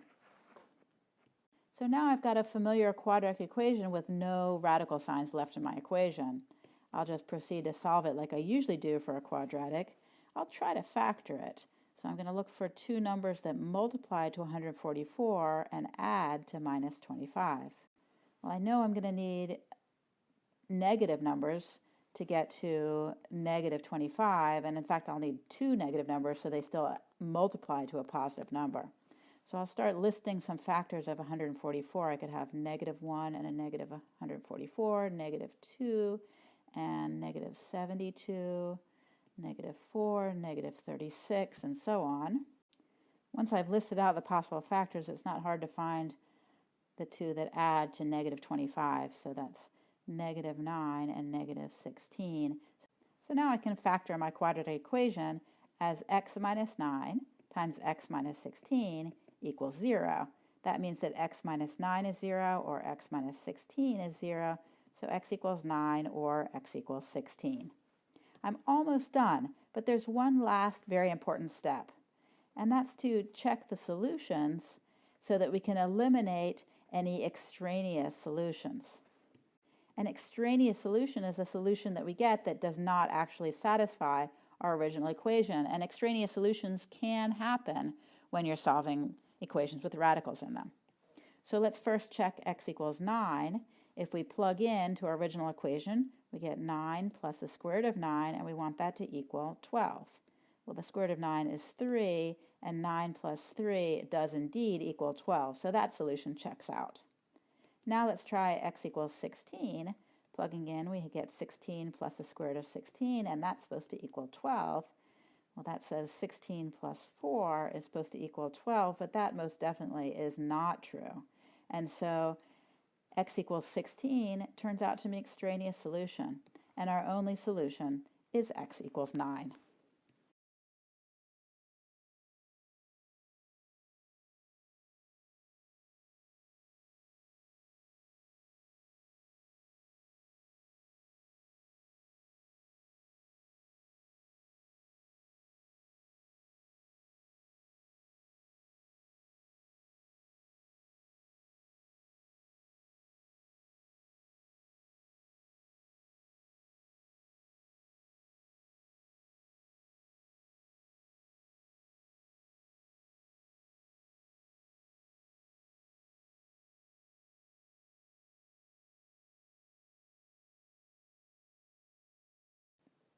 This next equation might not look like an equation involving radicals, but in fact, we can think of a fractional exponent as being a radical in disguise.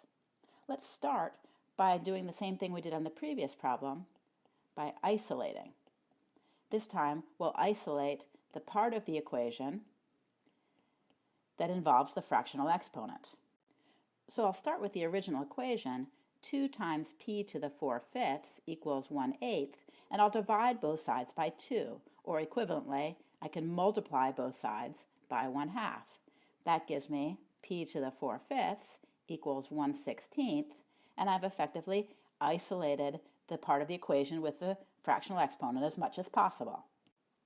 Now, in the previous example, the next step was to get rid of the radical. In this example, we're going to get rid of the fractional exponent. And I'm going to actually do this in 2 stages. First, I'm going to raise both sides to the 5th power.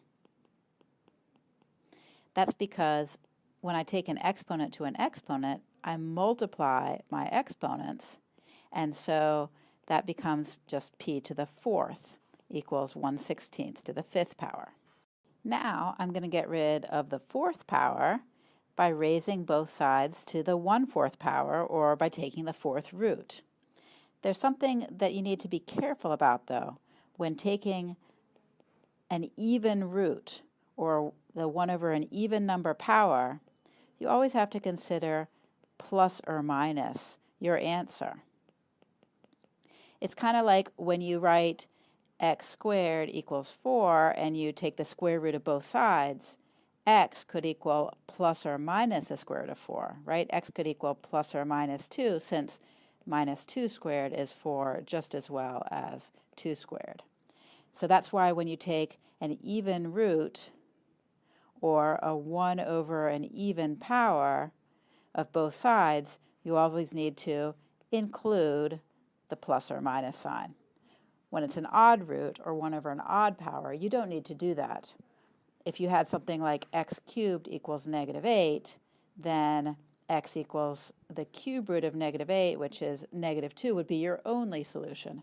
You don't need to do the plus or minus because +2 wouldn't work.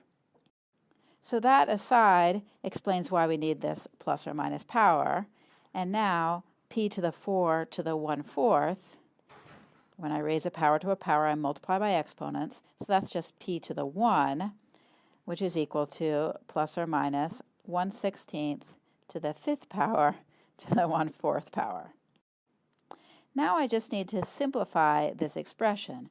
I don't really want to raise 1/16 to the 5th power, because 16 to the 5th power is like a really huge number. So I think I'm actually going to rewrite this first as p equals plus or minus 1/16.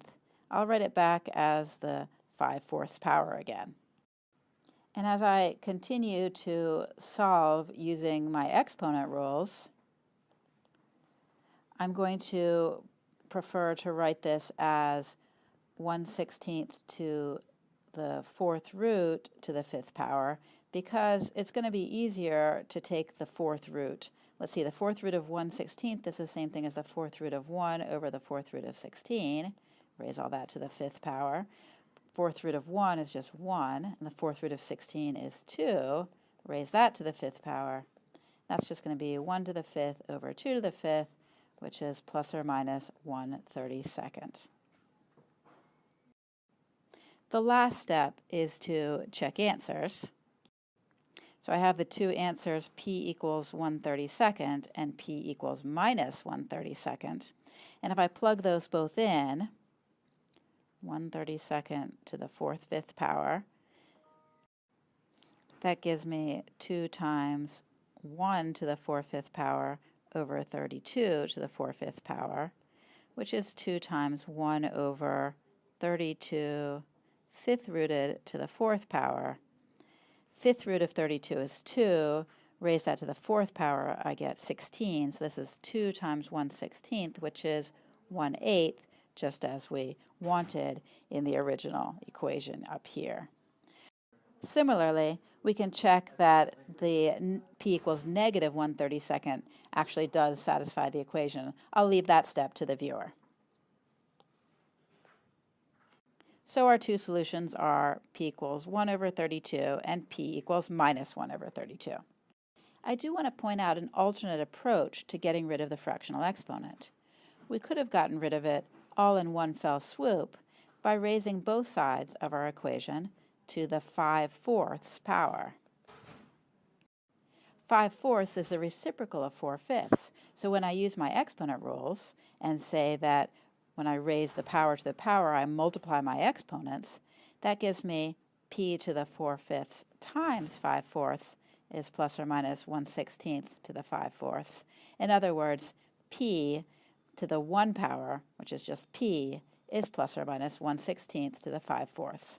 So that's an alternate and possibly faster way to get to the solution. Once again, the plus or minus comes from the fact that when we take the 5/4 power, we're really taking an even root, a fourth root, and so we need to consider both positive and negative answers.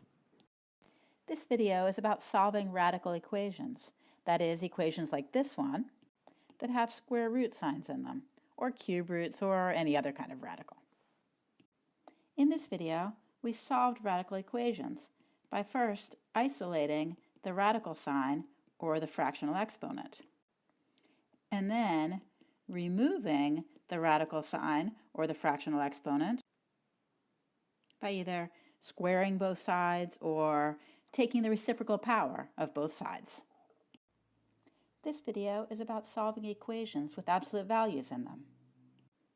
Recall that the absolute value of a positive number is just the number, but the absolute value of a negative number is its opposite. In general, I think of the absolute value of a number as representing its distance from 0 on the number line.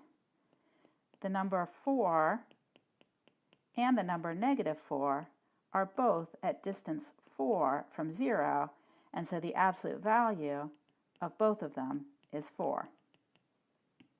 Similarly, if I write the equation the absolute value of x is 3, that means that x has to be 3 units away from 0 on the number line. And so x would have to be either -3 or 3. Let's start with the equation 3 times the absolute value of x plus 2 equals 4. I'd like to isolate the absolute value part of the equation. I can do this by starting with my original equation, subtracting 2 from both sides, and dividing both sides by 3. Now I'll think in terms of distance. On a number line, the absolute value of x is 2/3, means that x is 2/3 away from 0. So x could be here or here, at -2/3 or at 2/3. And the answer to my equation is x is -2/3 or 2/3. I can check my answers by plugging in. 3 times the absolute value of -2/3 plus 2, I need to check if that equals 4. Well, the absolute value of -2/3 is just 2/3, so this is 3 times 2/3 plus 2, which works out to 4.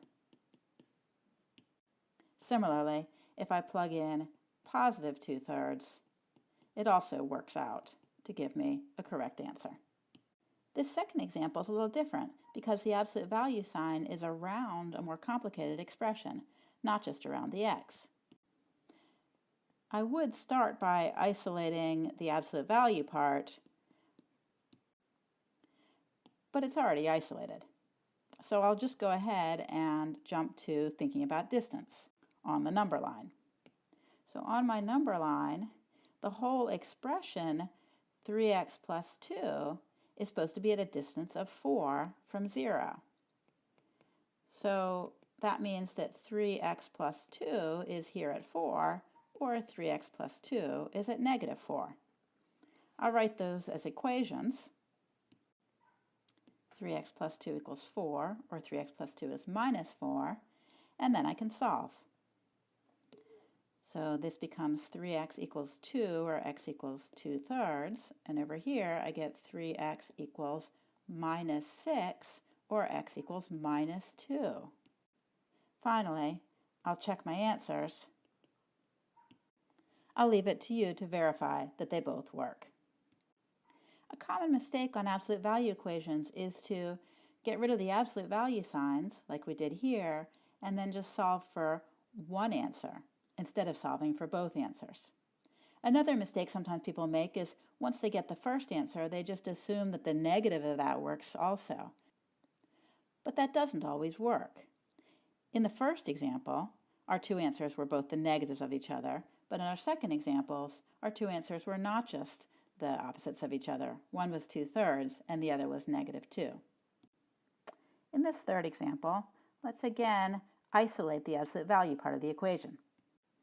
So starting with our original equation, we can subtract 16 from both sides and divide both sides by 5, or equivalently multiply by 1/5. Now let's think about distance on the number line. We have an absolute value needs to equal -3. So that means whatever is inside the absolute value sign needs to be at distance -3 from 0. Well, you can't be at distance -3 from 0. Another way of thinking about this is you can't have the absolute value of something and end up with a negative number. Absolute value is always positive or 0. So this equation doesn't actually make sense, and there are no solutions to this equation.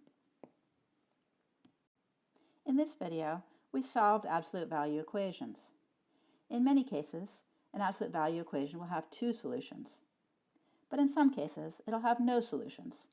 And occasionally, it'll have just one solution. This video is about interval notation, an easy and well-known way to record inequalities. Before dealing with interval notation, it is important to know how to deal with inequalities. Our first example of an inequality is written here, all numbers between 1 and 3, not including 1 and 3. First, we need to write down our variable, x. Then it is important to locate the key values. For this problem, that is 1 and 3. Now, here we see that x is between these two numbers, meaning we will have one inequality statement on each side of the variable. Here it says not including 1 and 3, which means that we do not have an or equal to sign beneath each inequality. Here we will put 1, the lowest key value, and here we will put 3, the highest key value. Next, we are going to graph this inequality on a number line. Here we write our key values 1 and 3. Because it is not including 1 and 3, we have an empty circle around each number. Because it is the numbers between, we have a line connecting them. The last step of this problem is writing this inequality in interval notation.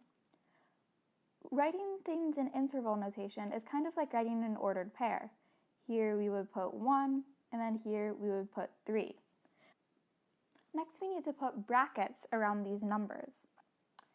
For this problem, it is not including 1 and 3, which means we will use soft brackets. However, if it were including 1 and 3, we would use hard brackets. It is important to note for interval notation that the smallest value always goes on the left and the biggest value always goes on the right. You also include a comma between your two key values. Now let's work on problem B. Once again, we write our variable x.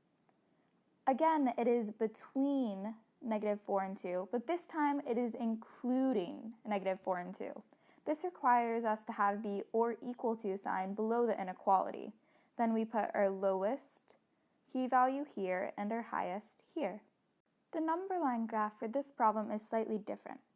We still have our key values, -4 and 2, but instead of an open circle, like we have right here, we instead use a closed circle, representing that it is including -4 and 2.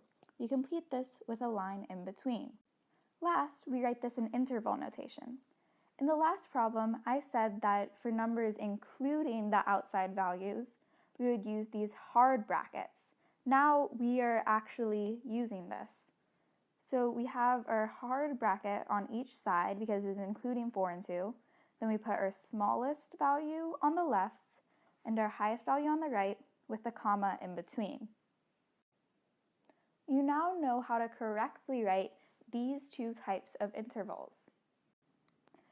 Now we are going to practice transforming these from inequality notation to interval notation, and vice versa. This is slightly more difficult than our previous examples. Instead of having two soft brackets or two hard brackets, we'll have two different types. Now on the left side, we'll have a hard bracket because it is including the 3. However, on the right side, it is a soft bracket because it is not including the 1. Then we put our comma in the middle, a lower key value, and our higher key value. For the next problem, we are taking an equation already written in interval notation and putting it back into inequality notation.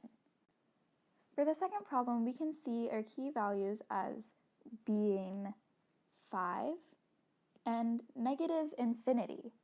Now this sounds a little bit weird, but let's just set up our inequality. We have our variable x, which is less than, because of the soft bracket, 5, and greater than, without the or equal to, because it has a soft bracket there too, infinity. But because x is always greater than negative infinity, we can take out this part, leaving us with x is less than 5. It is important to note that a soft bracket always accompanies infinity. This is because infinity is not a real number, so we cannot include it, just go as far up to it as we can. The next problem is a little tricky because we don't see another key value over here, but let's just start off the equation. It has a soft bracket on this side due to the absence of an or equal to sign, and negative 15 is the lower key value. On the other side, we put the highest possible number, infinity, and then close it off with a soft bracket. We can see the relation of this to the previous problem and how it goes into this problem when x is greater than a key value instead of less than a key value. Once again, we have our soft bracket for infinity, which is always true. Part D brings up an important point about which number goes on the left. For all of our other problems, we have had the inequalities pointing left instead of right. When seeing Part D, you might think, oh, 4 is on the left, so it would go here, and 0 is on the right, so it would go here. But that is not true. When writing inequalities, you must always have the lower value on the left, which for this problem is 0. To fix this, we can simply flip this inequality so it reads like this. It is still identical, just written in an easier form to transform it into interval notation. Then we can see that 0 has a soft bracket because it is not including 0. Put our comma, 4 or other key value, and a hard bracket because it is or equal to 4. For interval notation, you must always have the smaller number on the left side. This was our video on interval notation, an alternative way to write inequalities. This video is about solving inequalities that have absolute value signs in them. Let's look at the inequality absolute value of x is less than 5 on the number line. Thinking of absolute value as distance, this means that the distance between x and 0 is less than 5 units. So x has to live somewhere in between negative 5 and 5. We can express this as an inequality without absolute value signs by saying negative 5 is less than x, which is less than 5. Or we can use interval notation, soft bracket, negative 5, 5, soft bracket. Both of these formulations are equivalent to the original one, but don't involve the absolute value signs. In the second example, we're looking for the values of x for which the absolute value of x is greater than or equal to 5. On the number line, this means that the distance of x from the 0 is got to be bigger than or equal to 5 units. A distance bigger than 5 units means that x has to live somewhere over here or somewhere over here, where it's farther than 5 units away from 0. Of course, x could also have a distance equal to 5 units, so I'll fill in that dot and shade in the other parts of the number line that satisfy my inequality.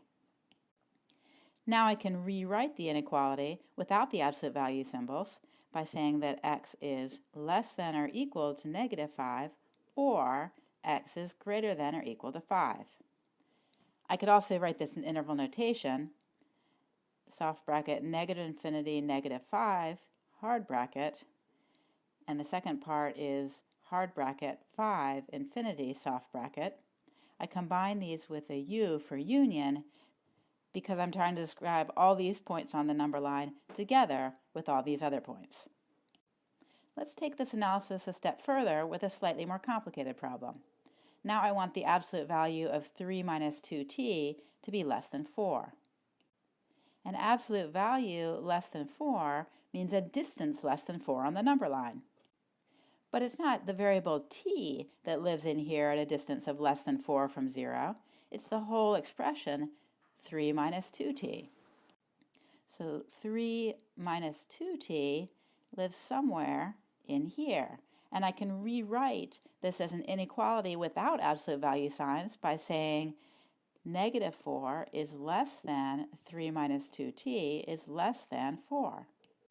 Now I have a compound inequality that I can solve the usual way. First I'll subtract 3 from all three sides to get -7 is less than -2t is less than 1. And now I'll divide all three sides by -2.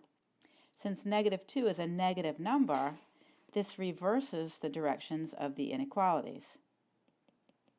Simplifying, I get 7/2 is greater than t is greater than -1/2.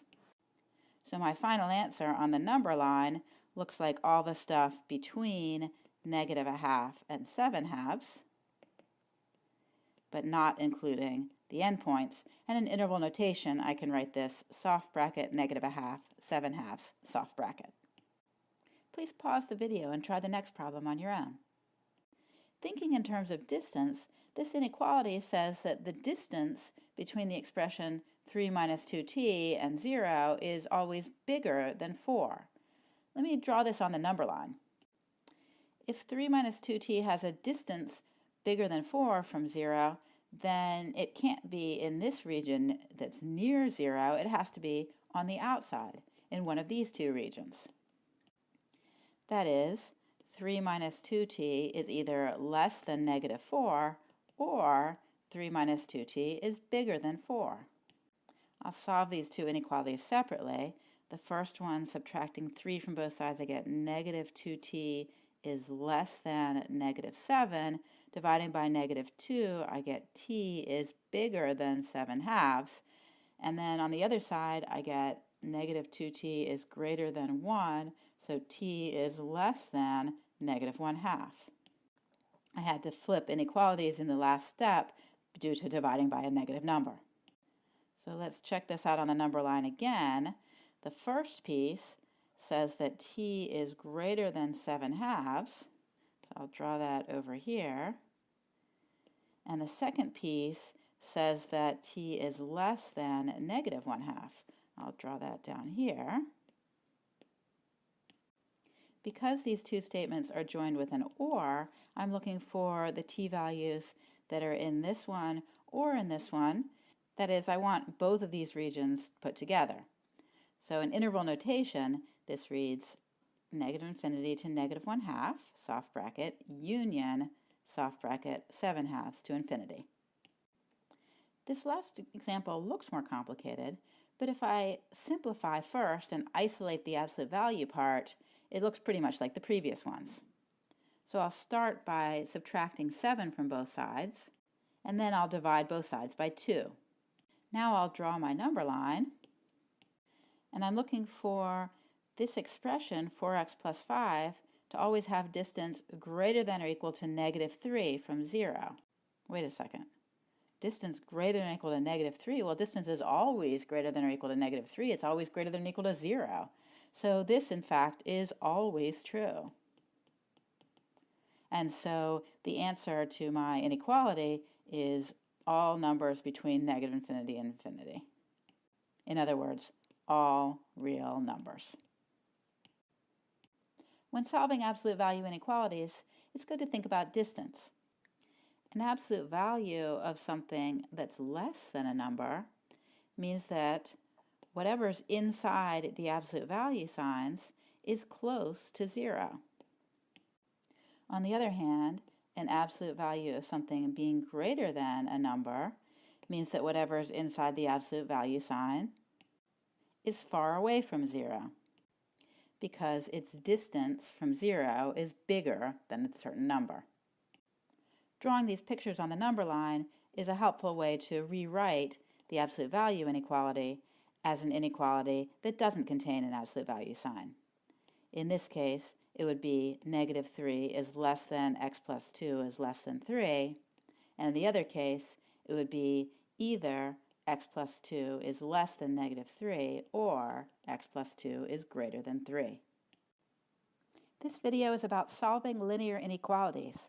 Those are inequalities like this one that involve a variable, here x, but don't involve any x squared or other higher power terms.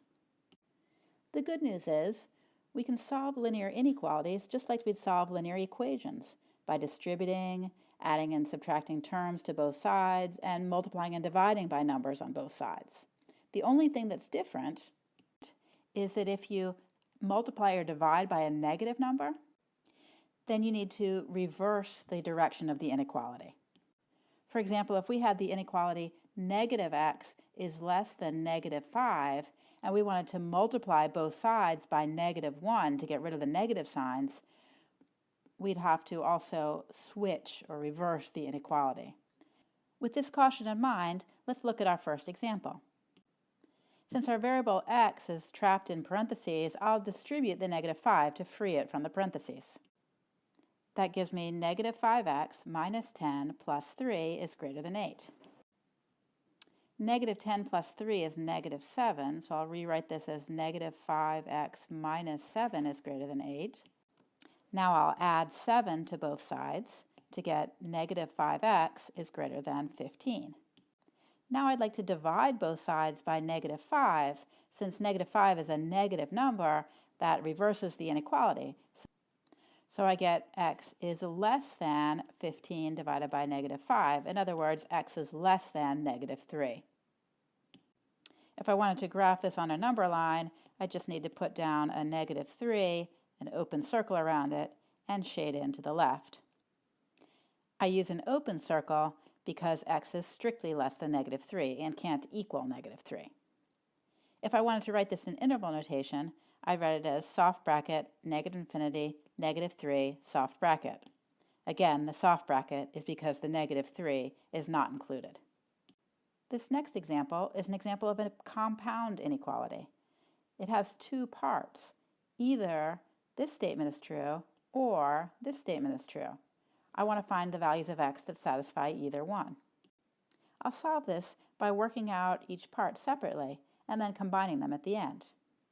For the inequality on the left, I'll copy it over here, I'm going to add 4 to both sides, then subtract x from both sides, and then divide both sides by 2. I didn't have to reverse the inequality sign because I divided by a positive number. On the right side, I'll copy the equation over, subtract 1 from both sides, and divide both sides by 6. 9/6 is the same as 3/2. Now I'm looking for the x values that make this statement true or make this statement true. Let me graph this on a number line. X is less than or equal to -2 means I put a filled in circle there and graph everything to the left. x is greater than 3/2 means I put an empty circle here and shade in everything to the right. My final answer includes both of these pieces, which I'll reshade in green because x is allowed to be in either one or the other. Finally, I can write this in interval notation. The first piece on the number line can be described as soft bracket -infinity, -2, hard bracket, and the second piece can be described as soft bracket 3/2, infinity, soft bracket. To indicate that x can be in either one of these pieces, I use the union sign, which is a U. That means that my answer includes all x values in here together with all x values in here. This next example is also a compound inequality, this time joined by an and. The and means I'm looking for all y values that satisfy both this and this at the same time. Again, I can solve each piece separately. On the left, to isolate the y, I need to multiply by -3/2 on both sides. So that gives me y is less than -12 times -3/2. The greater than flipped to a less than because I was multiplying by -3/2, which is a negative number. If I clean up the right side, I get y is less than 18. On the right side, I'll start by subtracting 2 from both sides. And now I'll divide by -4. Again, a negative number, so that flips the inequality. So that's y is less than 3 over -4. In other words, y is less than -3/4. Again, I'm looking for the y values that make both of these statements true at the same time.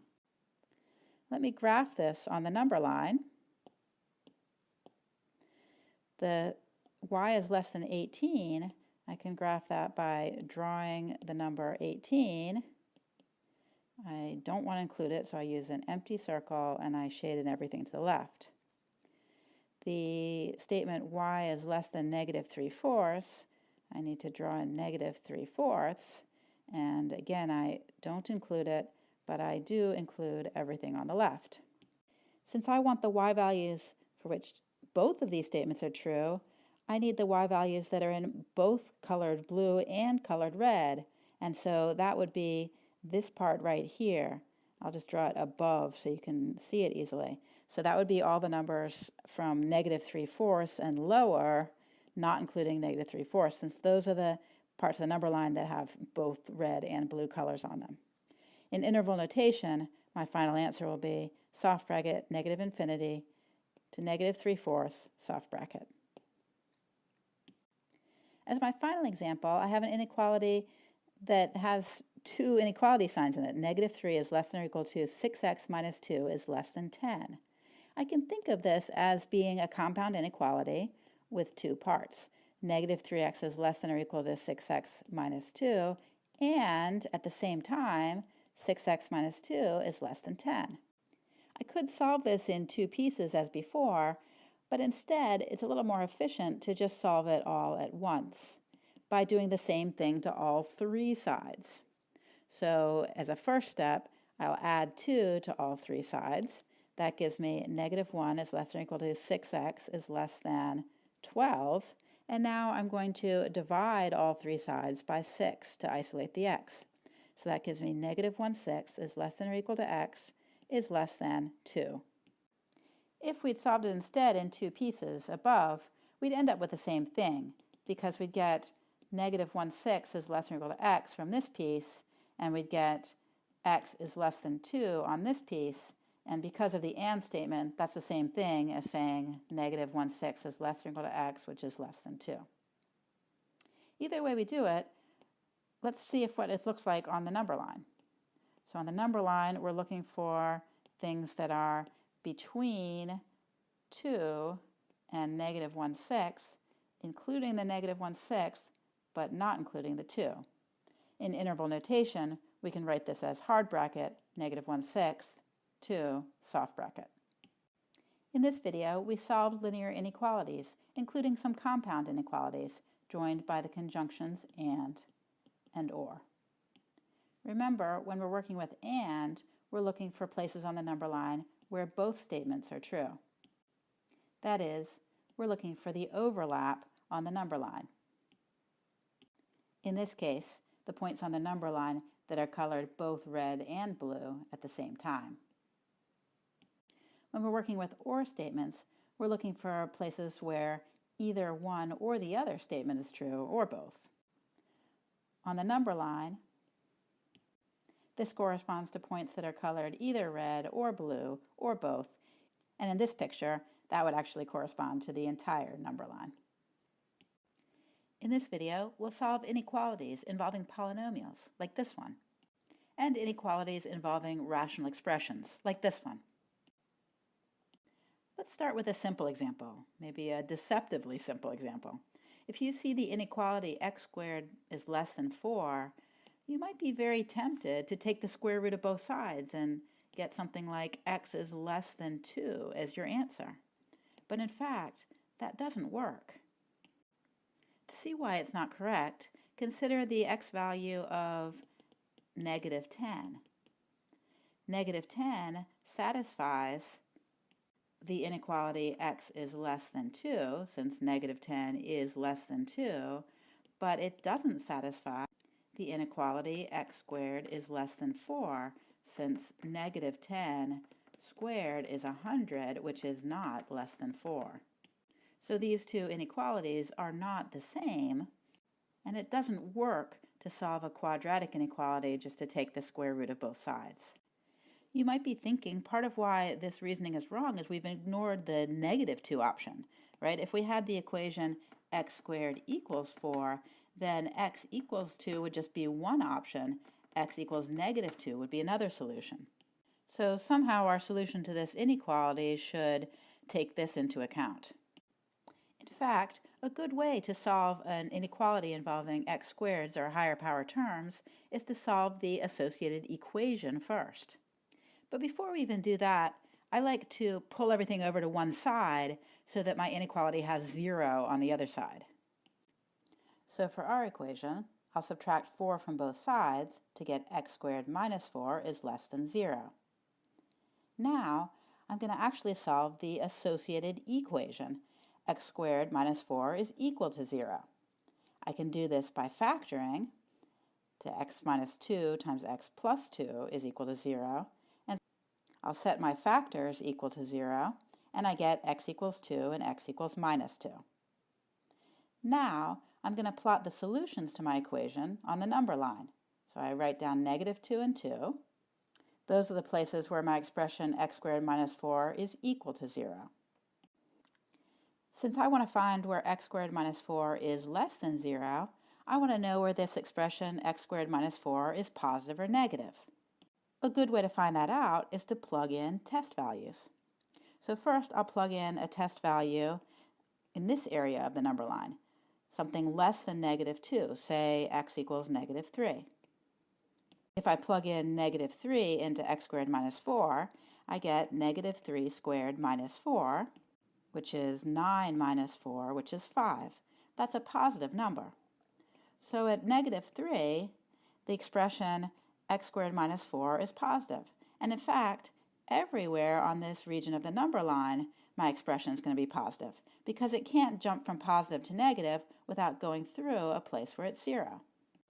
I can figure out whether x squared minus 4 is positive or negative on this region and on this region of the number line by plugging in test values similarly.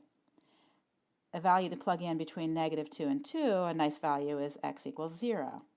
0 squared minus 4, that's negative 4, a negative number. So I know that my expression x squared minus 4 is negative on this whole interval. Finally, I can plug in something like x equals 10, something bigger than 2, and I get 10 squared minus 4. Without even computing that, I can tell that that's going to be a positive number, and that's all that's important.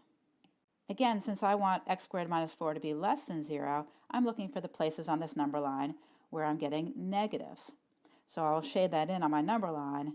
It's in here, not including the endpoints, because the endpoints are where my expression x squared minus 4 is equal to 0, and I want it strictly less than 0. I can write my answer as an inequality negative 2 is less than x is less than 2, or in interval notation as soft bracket negative 2 to soft bracket. Our next example we can solve similarly. First, we'll move everything to one side so that our inequality is x cubed minus 5x squared minus 6x is greater than or equal to 0. Next, we'll solve the associated equation by factoring. So first I'll write down the equation. Now I'll factor out an x, and now I'll factor the quadratic. So the solutions to my equation are x equals 0, x equals 6, and x equals negative 1. I'll write the solutions to the equation on the number line. So that's negative 1, 0, and 6. That's where my expression x times x minus 6 times x plus 1 is equal to 0. But I want to find where it's greater than or equal to 0, so again I can use test values. I can plug in, for example, x equals negative 2, either to this version of the expression or to this factored version. Since I only care whether my answer is positive or negative, it's sometimes easier to use the factored version. For example, when x is negative 2, this factor is negative. But this factor, x minus 6, is also negative when I plug in negative 2 for x. Finally, x plus 1, when I plug in negative 2 for x, that's negative 1, that's also negative. And a negative times a negative times a negative gives me a negative number. If I plug in something between negative 1 and 0, say x equals negative 1/2, then I'm going to get a negative for this factor, a negative for this factor, but a positive for this third factor. Negative times positive gives me a positive. For a test value between 0 and 6, let's try x equals 1. Now I'll get a positive for this factor, a negative for this factor, and a positive for this factor. A positive times a positive gives me a negative. Finally, for a test value bigger than 6, we could use, say, x equals 100. That's going to give me positive, positive, positive. So my product will be positive. Since I want values where my expression is greater than or equal to 0, I want the places where it equals 0 and the places where it's positive. So my final answer will be close bracket negative 1 to 0, close bracket, union, close bracket, 6 to infinity. As our final example, let's consider the rational inequality x squared plus 6x plus 9 divided by x minus 1 is less than or equal to 0.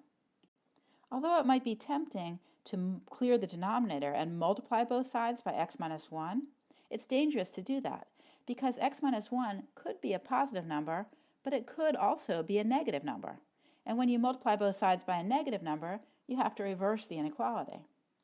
Although it's possible to solve the inequality this way by thinking of cases where x minus 1 is less than 0 or bigger than 0, I think it's much easier just to solve the same way as we did before. So we'll start by rewriting so that we move all terms to the left and have 0 on the right. Well, that's already true. So the next step would be to solve the associated equation. That is, x squared plus 6x plus 9 over x minus 1 is equal to 0. That would be where the numerator is 0, x squared plus 6x plus 9 is equal to 0, so where x plus 3 squared is 0, or x equals negative 3. There's one extra step we have to do for rational expressions, and that's we need to find where the expression does not exist. That is, let's find where the denominator is 0, and that's at x equals 1. I'll put all those numbers on the number line, the places where my rational expression is equal to 0, and the place where my rational expression doesn't exist. Then I can start in with test values. For example, x equals minus 4, 0, and 2 work. If I plug those values into this expression here, I get a negative answer, and a positive answer.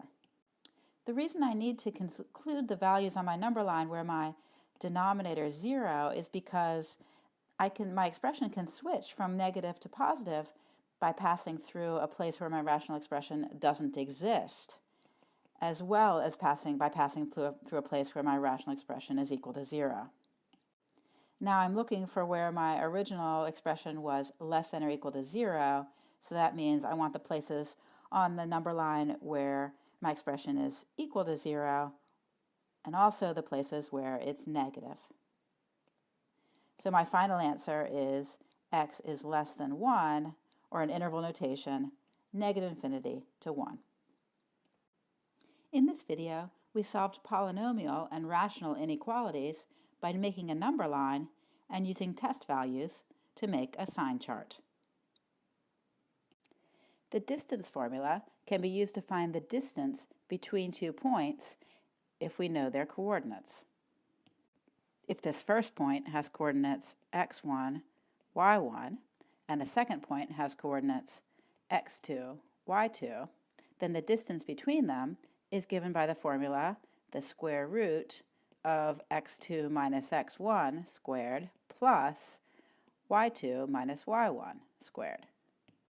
This formula actually comes from the Pythagorean theorem.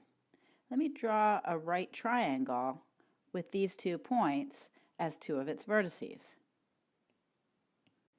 Then the length of this side is the difference between the 2 x-coordinates. Similarly, the length of this vertical side is the difference between the 2 y-coordinates. Now the Pythagorean theorem says that for any right triangle with sides labeled a and b and hypotenuse labeled c, we have that a squared plus b squared equals c squared. Well, if we apply that to this triangle here, this hypotenuse is the distance between the 2 points that we're looking for. So Pythagorean theorem says the square of this side length, that is x2 minus x1 squared, plus the square of this side length, which is y2 minus y1 squared, has to equal the square of the hypotenuse, that is d squared. Taking the square root of both sides of this equation, we get the square root of x2 minus x1 squared plus y2 minus y1 squared is equal to d. We don't have to worry about using plus or minus signs when we take the square root because distance is always positive. So we've derived our distance formula. Now let's use it in an example. Let's find the distance between the 2 points, -1, 5, so -1, 5, maybe over here, and 4, 2. This notation just means that P is the point with coordinates -1, 5, and Q is the point with coordinates 4, 2. We have the distance formula. Let's think of P being the point with coordinates x1, y1, and Q being the point with coordinates x2, y2. But as we'll see, it really doesn't matter which one is which. Plugging into our formula, we get d is the square root of x2 minus x1. So that's 4 minus -1 squared. And then we add y2 minus y1. So that's 2 minus 5 squared. Working out the arithmetic a little bit, 4 minus -1, that's 4 plus 1, or 5 squared, plus -3 squared. So that's the square root of 25 plus 9, or the square root of 34. Let's see what would have happened if we'd called this first point x2, y2 instead, and the second point x1, y1. Then we would have gotten the same distance formula, but we would have taken -1 minus 4 and added the difference of y's squared, so that's y2 5 minus 2 squared. So that gives us the square root of negative 5 squared plus 3 squared, which works out to the same thing. In this video, we use the distance formula to find the distance between 2 points. When writing down the distance formula, sometimes students forget whether this is a plus or a minus and whether these are pluses or minuses. One way to remember is to think that the distance formula comes from the Pythagorean theorem. That's why there's a plus in here and then a minus in here because we're finding the difference between the coordinates to find the lengths of the sides. The midpoint formula helps us find the coordinates of the midpoint of a line segment, as long as we know the coordinates of the endpoints. So let's call the coordinates of this endpoint x1, y1, and the coordinates of this other endpoint x2, y2. The x-coordinate of the midpoint is going to be exactly halfway in between the x-coordinates of the endpoints. To get a number halfway in between two other numbers, we just take the average. Similarly, the y-coordinate of this midpoint is going to be exactly halfway in between the y-coordinates of the endpoints. So the y-coordinate of the midpoint is going to be the average of those y-coordinates. So we see that the coordinates of the midpoint are x1 plus x2 over 2, y1 plus y2 over 2. Let's use this midpoint formula in an example. We want to find the midpoint of the segment between the points -1, 5 and 4, 2. Let me draw the line segment between them. So visually the midpoint is going to be somewhere around here. But to find its exact coordinates, we're going to use x1 plus x2 over 2 and y1 plus y2 over 2, where this first point is coordinates x1, y1, and the second point has coordinates x2, y2. It doesn't actually matter which point you decide is x1, y1 and which one is x2, y2.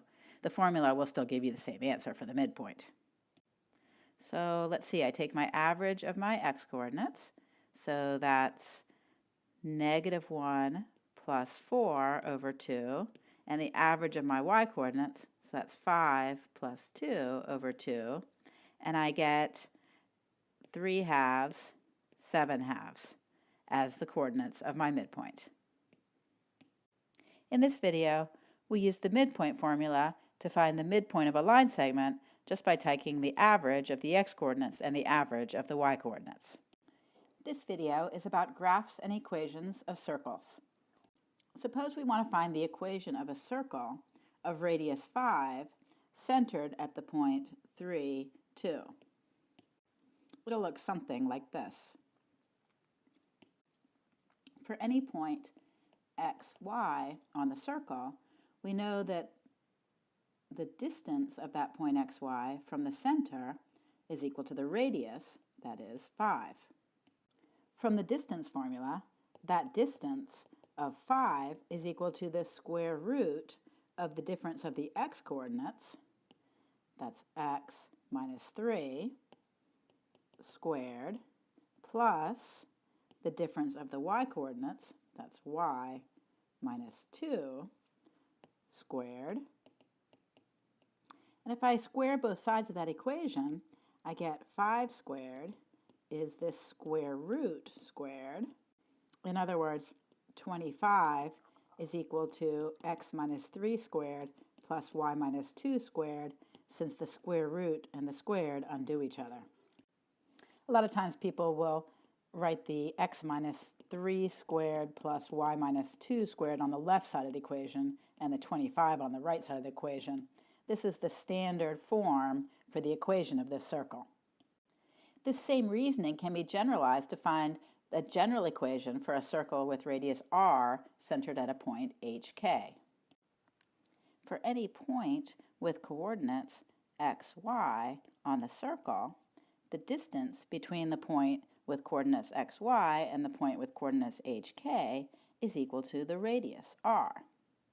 So we have that the distance is equal to r, but by the distance formula, that's the square root of the difference between the x-coordinates, x minus h squared, plus the difference in the y-coordinates, y minus k squared. Squaring both sides as before, we get r squared is the square root squared. Canceling the square root and the squared and rearranging the equation, that gives us x minus h squared plus y minus k squared equals r squared. That's the general formula for a circle with radius r and center hk. Notice that the coordinates h and k are subtracted here. The two squares are added because they are in the distance formula, and the radius is squared on the other side. If you remember this general formula, that makes it easy to write down the equation for a circle. For example, if we want the equation for a circle of radius 6 and center at 0, -3, then we have r equals 6 and hk is our 0, -3. So plugging into the formula, we get x minus 0 squared plus y minus -3 squared equals 6 squared. Or simplified, this is x squared plus y plus 3 squared equals 36.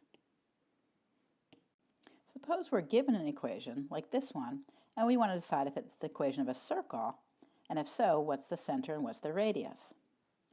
Well, this equation matches the form for a circle, x minus h squared plus y minus k squared equals r squared, if we let h be 5, y be -6, since that way subtracting a -6 is like adding a 6. 5 must be our r squared, so that means that r is the square root of 5. So this is our radius, and our center is the point 5, -6. And this is indeed the equation for a circle, which we could then graph by putting down the center and estimating the radius, which is a little bit more than 2. This equation might not look like the equation of a circle, but it actually can be transformed to look like the equation of a circle. We're trying to make it look like something of the form x minus h squared plus y minus k squared equals r squared.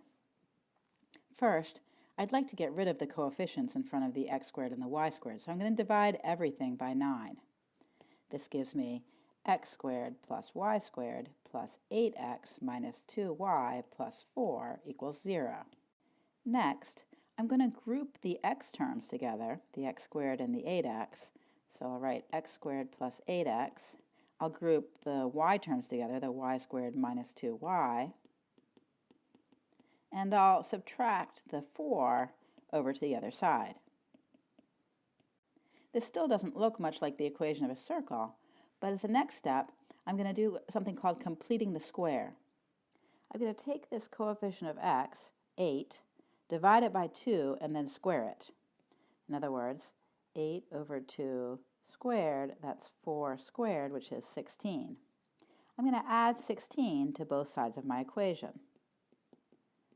So I'll add the 16 here and on the other side. Now I'm going to do the same thing to the coefficient of y.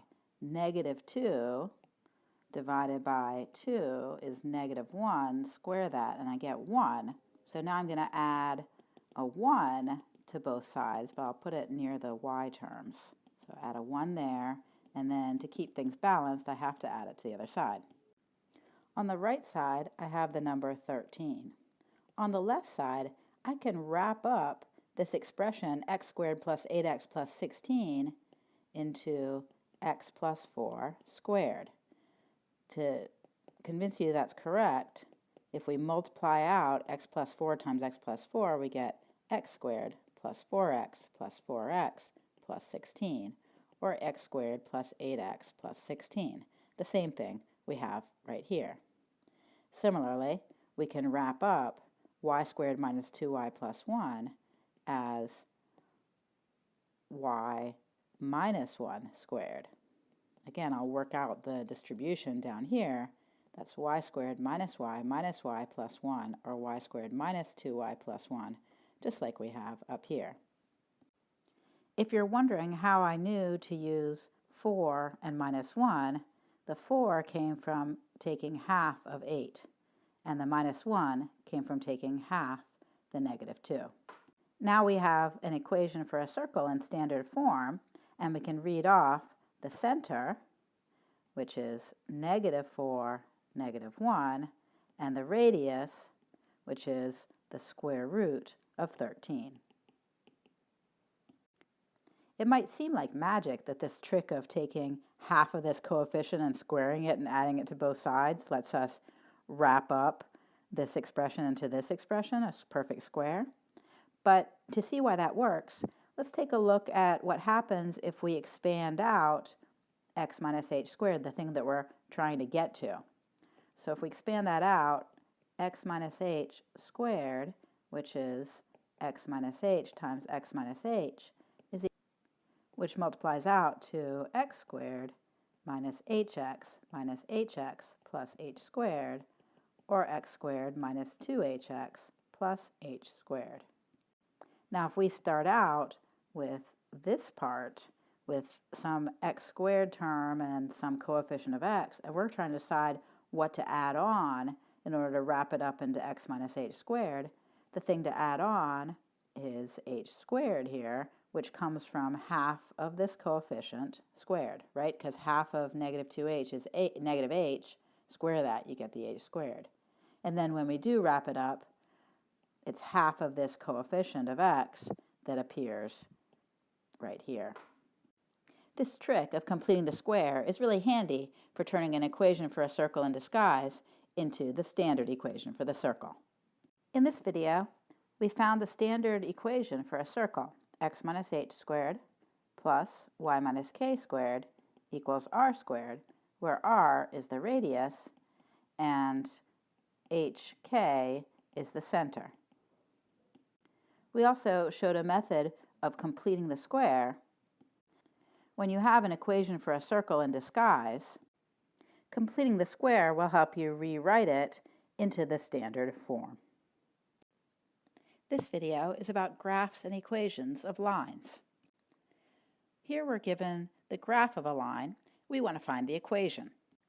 One standard format for the equation of a line is y equals mx plus b. Here m represents the slope and b represents the y-intercept, the y value where the line crosses the y-axis. The slope is equal to the rise over the run, or sometimes this is written as the change in y values over the change in x values. Or in other words, y2 minus y1 over x2 minus x1, where x1, y1 and x2, y2 are points on the line. While we could use any 2 points on the line to find the slope, it's convenient to use points where the x and y coordinates are integers. That is, points where the line passes through grid points. So here would be one convenient point to use, and here's another convenient point to use.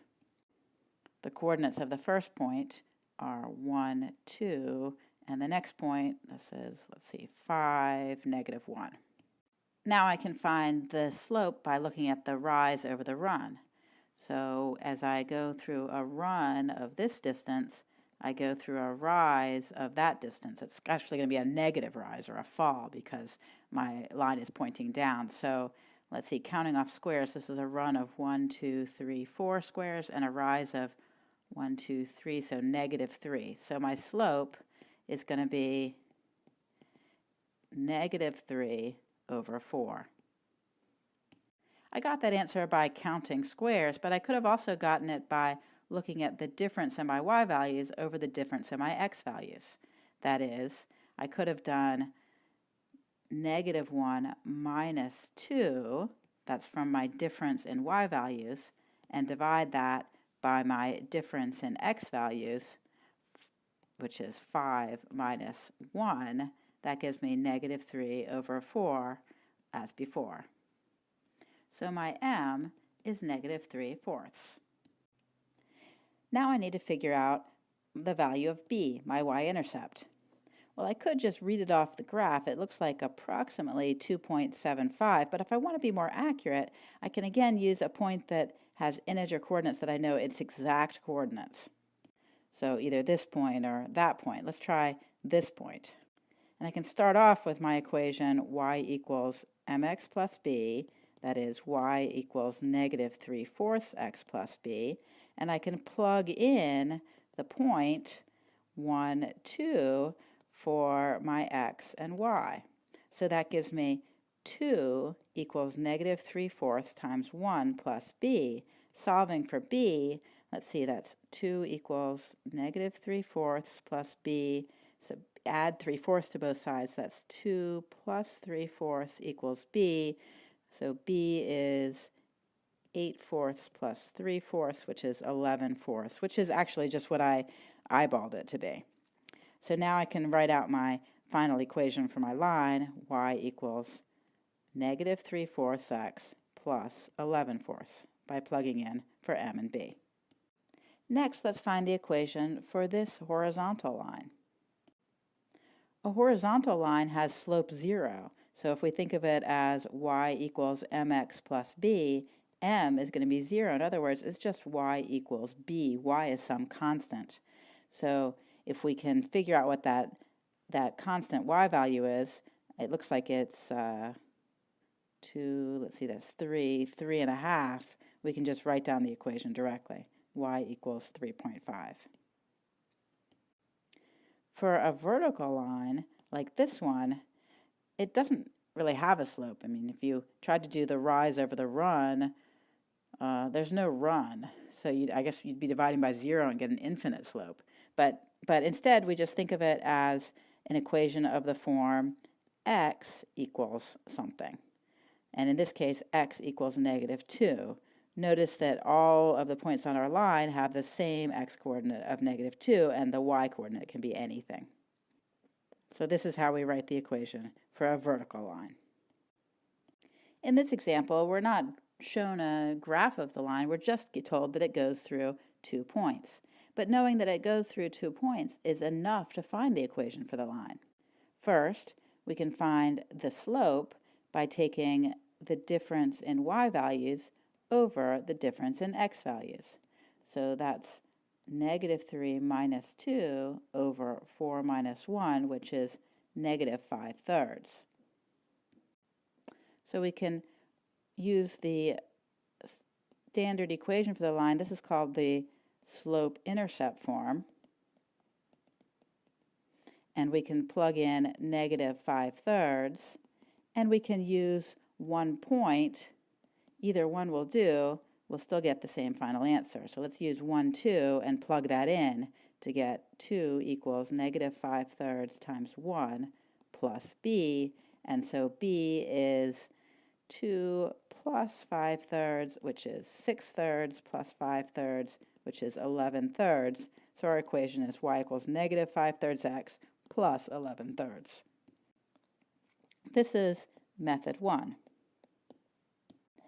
Method 2 uses a slightly different form of the equation. It's called the point slope form, and it goes y minus y naught is equal to m times x minus x naught, where x naught, y naught is a point on the line, and m, again, is the slope. So we calculate the slope the same way, by taking a difference in y values over a difference in x values, but then we can simply plug in any point. For example, the point 1, 2 will work. We can plug 1 in for x naught and 2 in for y naught in this point slope form. That gives us y minus 2 is equal to minus 5/3 x minus 1. Notice that these two equations, while they may look different, are actually equivalent, because if I distribute the negative 5/3 and then add the 2 to both sides,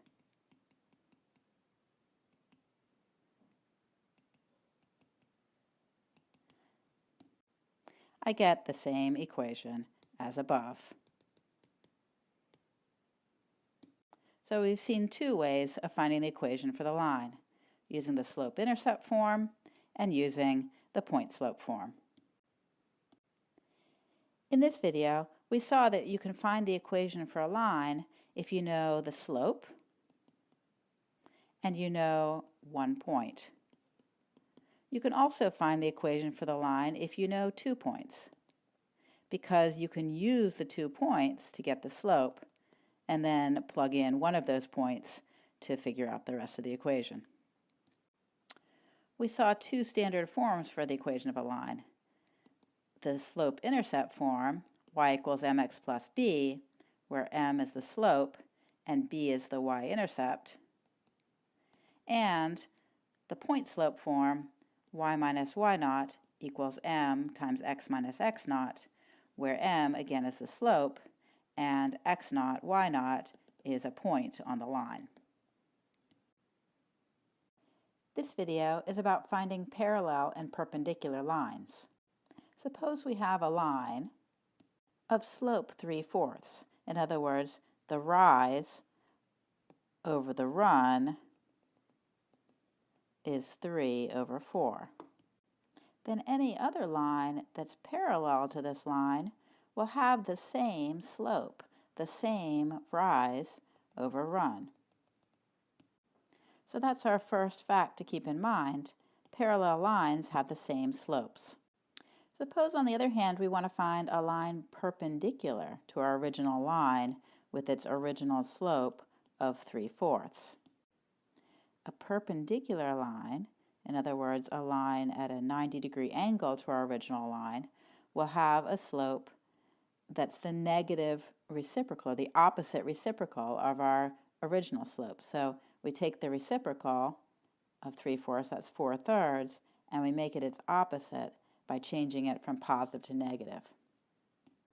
So I'll write this as a principle that perpendicular lines have opposite reciprocal slopes. To get the hang of what it means to be an opposite reciprocal, let's look at a few examples. So here's the original slope, and this will be the opposite reciprocal, which would represent the slope of our perpendicular line. So for example, if m1 was 2, then the opposite reciprocal of 2 is 1/2, opposite means I change the sign. If the first slope turned out to be, say, negative 1/3, the reciprocal of 1/3 is 3/1, or just 3, and the opposite means I change it from a negative to a positive. So my perpendicular slope would be 3. One more example, if I started off with the slope of, say, 7/2, then the reciprocal of that would be 2/7, and I change it to an opposite reciprocal by changing the positive to a negative. Let's use these two principles in some examples. In our first example, we need to find the equation of a line that's parallel to this line and goes through the point -3, 2. Well, in order to get started, I need to figure out the slope of this line. So let me put this line into a more standard form, the slope-intercept form. So I'll start with 3y minus 4x plus 6 equals 0. I'm going to solve for y to put it in this more standard form. So I'll say 3y equals 4x minus 6, and then divide by 3 to get y equals 4/3 x minus 6/3. It's divided all my terms by 3. I can simplify that a little bit. Y equals 4/3 x minus 2. Now I can read off the slope of my original line, and 1 is 4/3. That means my slope of my new line, my parallel line, will also be 4/3. So my new line will have the equation y equals 4/3 x plus b for some b. Of course, b will probably not be -2 like it was for the first line. It'll be something else determined by the fact that it goes through this point -3, 2. To figure out what b is, I'll plug in the point -3, 2 for negative 3 for x, and 2 for y. So that gives me 2 equals 4/3 times negative 3 plus b, and I'll solve for b. So let's see, first let me just simplify. So 2 equals, this is negative 12/3 plus b, or in other words, 2 is negative 4 plus b, so that means that b is going to be 6. And my parallel line will have the equation y equals 4/3 x plus 6.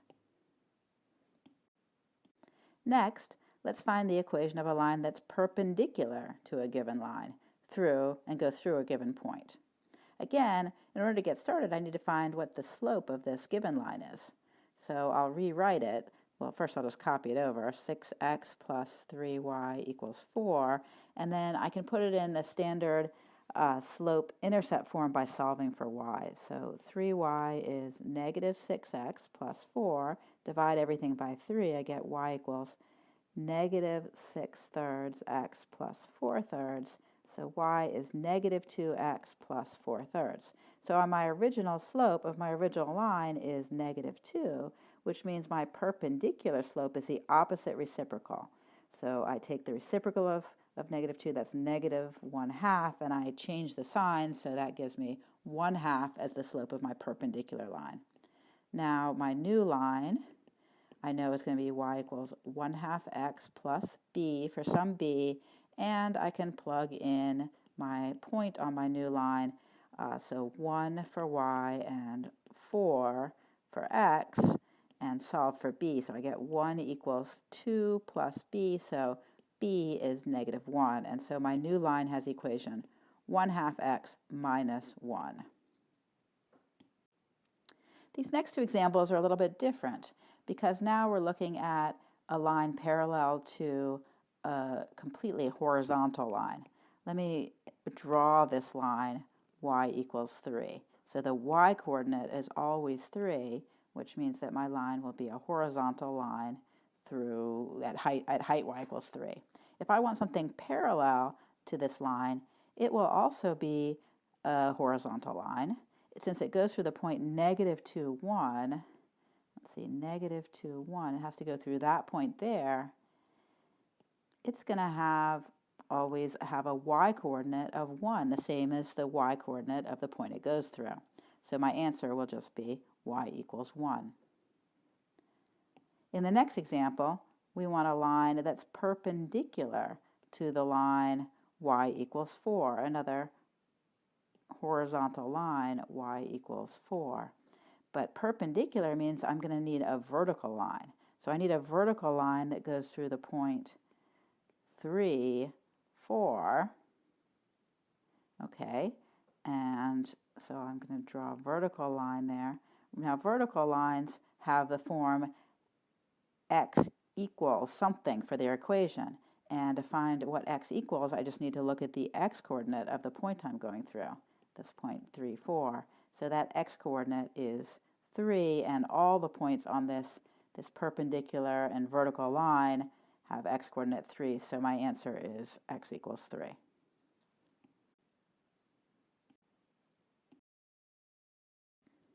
In this video, we use the fact that parallel lines have the same slope and perpendicular lines have opposite reciprocal slopes to find the equations of parallel and perpendicular lines.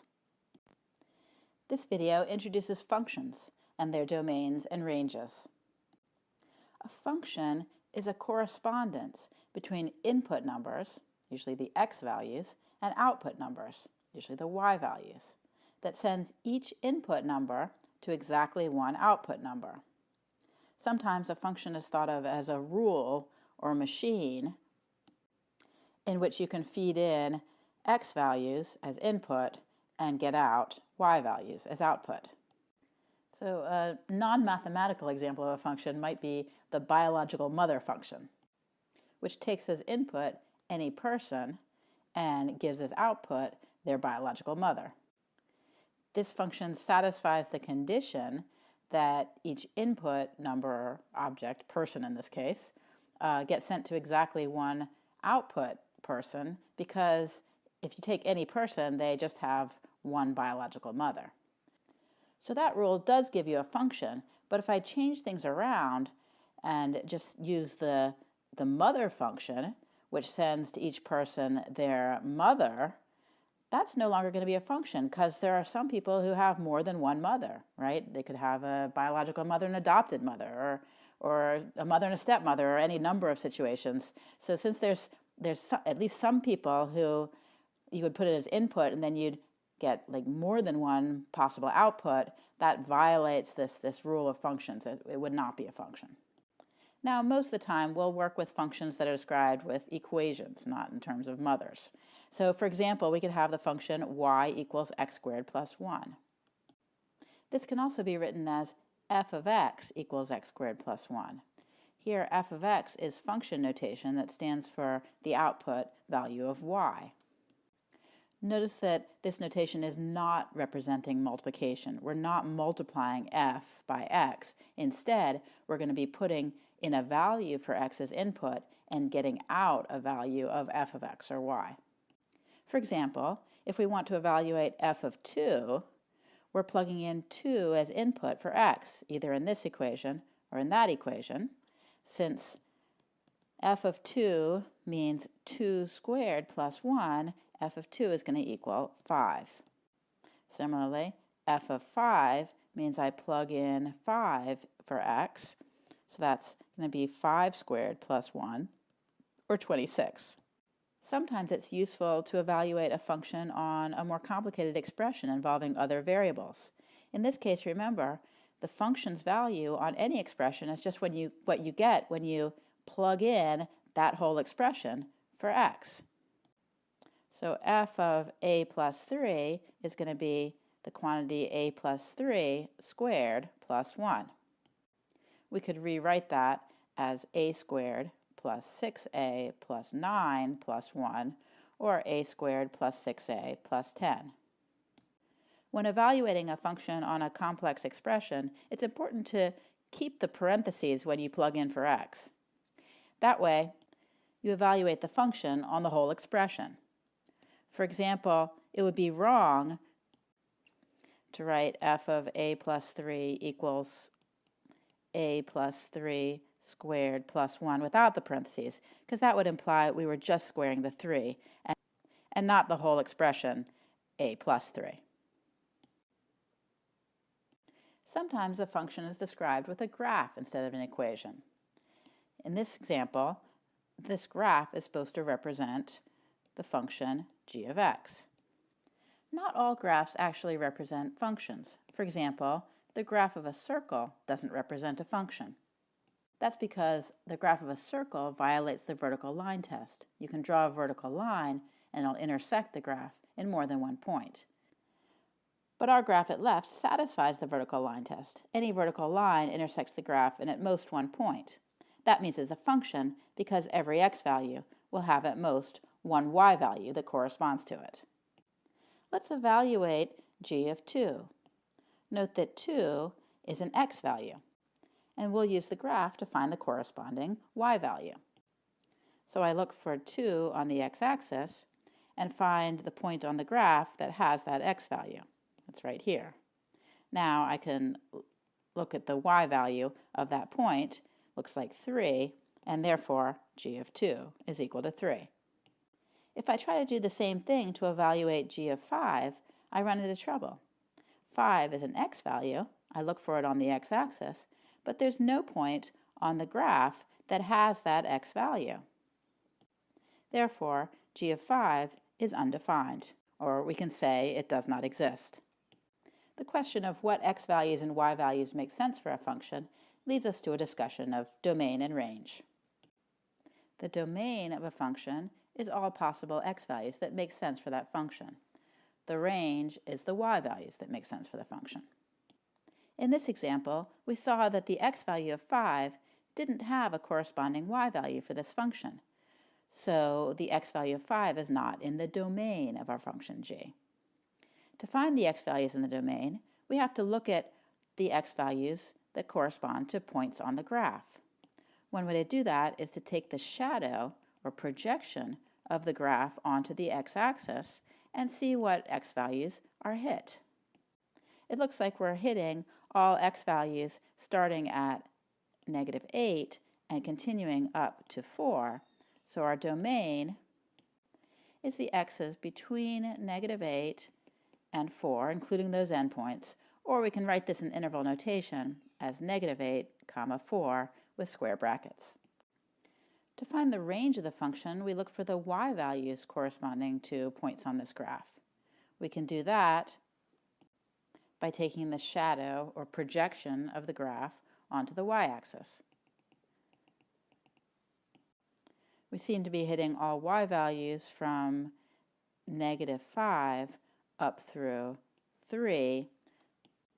So our range is y's between -5 and 3, or in interval notation, -5, 3 with square brackets. If we meet a function that's described as an equation instead of a graph, one way to find the domain and range are to graph the function. But it's often possible to find the domain, at least, more quickly by using algebraic considerations. We think about what x values it makes sense to plug into this expression and what x values need to be excluded because they make the algebraic expression impossible to evaluate. Specifically, to find the domain of a function, we need to exclude x values that make the denominator 0, since we can't divide by 0. We also need to exclude x values that make an expression inside a square root sign negative, since we can't take the square root of a negative number. In fact, we need to exclude values that make an expression inside any even root negative, because we can't take an even root of a negative number, even though we can take an odd root, like a cube root of a negative number. Later, when we look at logarithmic functions, we'll have some additional exclusions that we have to make. But for now, these two principles should handle all functions we'll see. So let's apply them to a couple examples. For the function in part A, we don't have any square root signs, but we do have a denominator. So we need to exclude x values that make the denominator 0. In other words, we need x squared minus 4x plus 3 to not be equal to 0. If we solve x squared minus 4x plus 3 equal to 0, we can do that by factoring, and that gives us x equals 3 or x equals 1, so we need to exclude these values. All other x values should be fine, so if I draw the number line, I can put on 1 and 3 and just dig out a hole at both of those, and my domain includes everything else on the number line. In interval notation, this means my domain is everything from -infinity to 1 together with everything from 1 to 3 together with everything from 3 to infinity. In this second example, we don't have any denominators to worry about, but we do have a square root sign. So we need to exclude any x values that make 3 minus 2x less than 0. In other words, we can include all x values for which 3 minus 2x is greater than or equal to 0. Solving that inequality gives us 3 is greater than or equal to 2x. In other words, x is less than or equal to 3/2. I can draw this on the number line or write it in interval notation. Notice that 3/2 is included, and that's because 3 minus 2x is allowed to be 0. I can take the square root of 0. It's just 0, and that's not a problem. Finally, let's look at a more complicated function that involves both a square root and a denominator.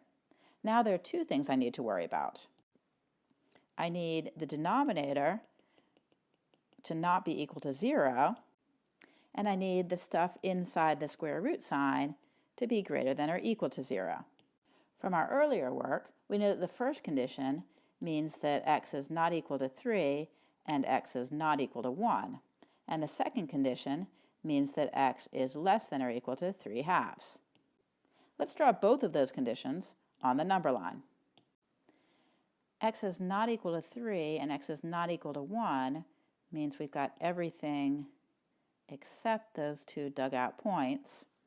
And the other condition, x is less than or equal to 3/2, means we can have 3/2 and everything to the left of it. Now to be in our domain and to be legit for our function, we need both of these conditions to be true. So I'm going to connect these conditions with an and. And that means we're looking for numbers on the number line that are colored both red and blue. So I'll draw that above in purple. So that's everything from 3/2 to 1. I have to dig out 1 because 1 was a problem for the denominator. And then I can continue for all the things that are colored both colors, red and blue. So my final domain is going to be, let's see, negative infinity up to but not including 1 together with 1 but not including it to 3/2, and I include 3/2 since that was colored both red and blue also. In this video, we talked about functions, how to evaluate them, and how to find domains and ranges. This video gives the graphs of some commonly used functions that I call the toolkit functions. The first function is the function y equals x. Let's plot a few points on the graph of this function. If x is 0, y is 0. If x is 1, y is 1, and so on, y is always equal to x. It doesn't have to just be an integer, it can be any real number. And connecting the dots, we get a straight line through the origin. Let's look at the graph of y equals x squared. If x is 0, y is 0, so we go through the origin again. If x is 1, y is 1. And if x is negative 1, y is also 1. The x value of 2 gives a y value of 4, and the x value of negative 2 gives a y value of 4 also. Connecting the dots, we get a parabola. Notice this function is an even function. That means it has mirror symmetry across the y-axis. The left side looks exactly like the mirror image of the right side. That happens because when you square a positive number like 2, you get the exact same y value as when you square its mirror image x value of negative 2. The next function, y equals x cubed, I'll call that a cubic. Let's plot a few points. When x is 0, y is 0. When x is 1, y is 1. When x is negative 1, y is negative 1. 2 goes with the point 8 way up here, and an x value of negative 2 is going to give us negative 8. If I connect the dots, I get something that looks kind of like this. This function is what's called an odd function because it has 180-degree rotational symmetry around the origin. If I rotate this whole graph by 180 degrees, or in other words, turn the paper upside down, I'll get exactly the same shape. The reason this function has this odd symmetry is because when I cube a positive number and get its y value, and cube the corresponding negative number to get its y value, the negative number cubed gives us exactly the negative of the y value we'd get with cubing the positive number. Let's look at the next example, y equals the square root of x.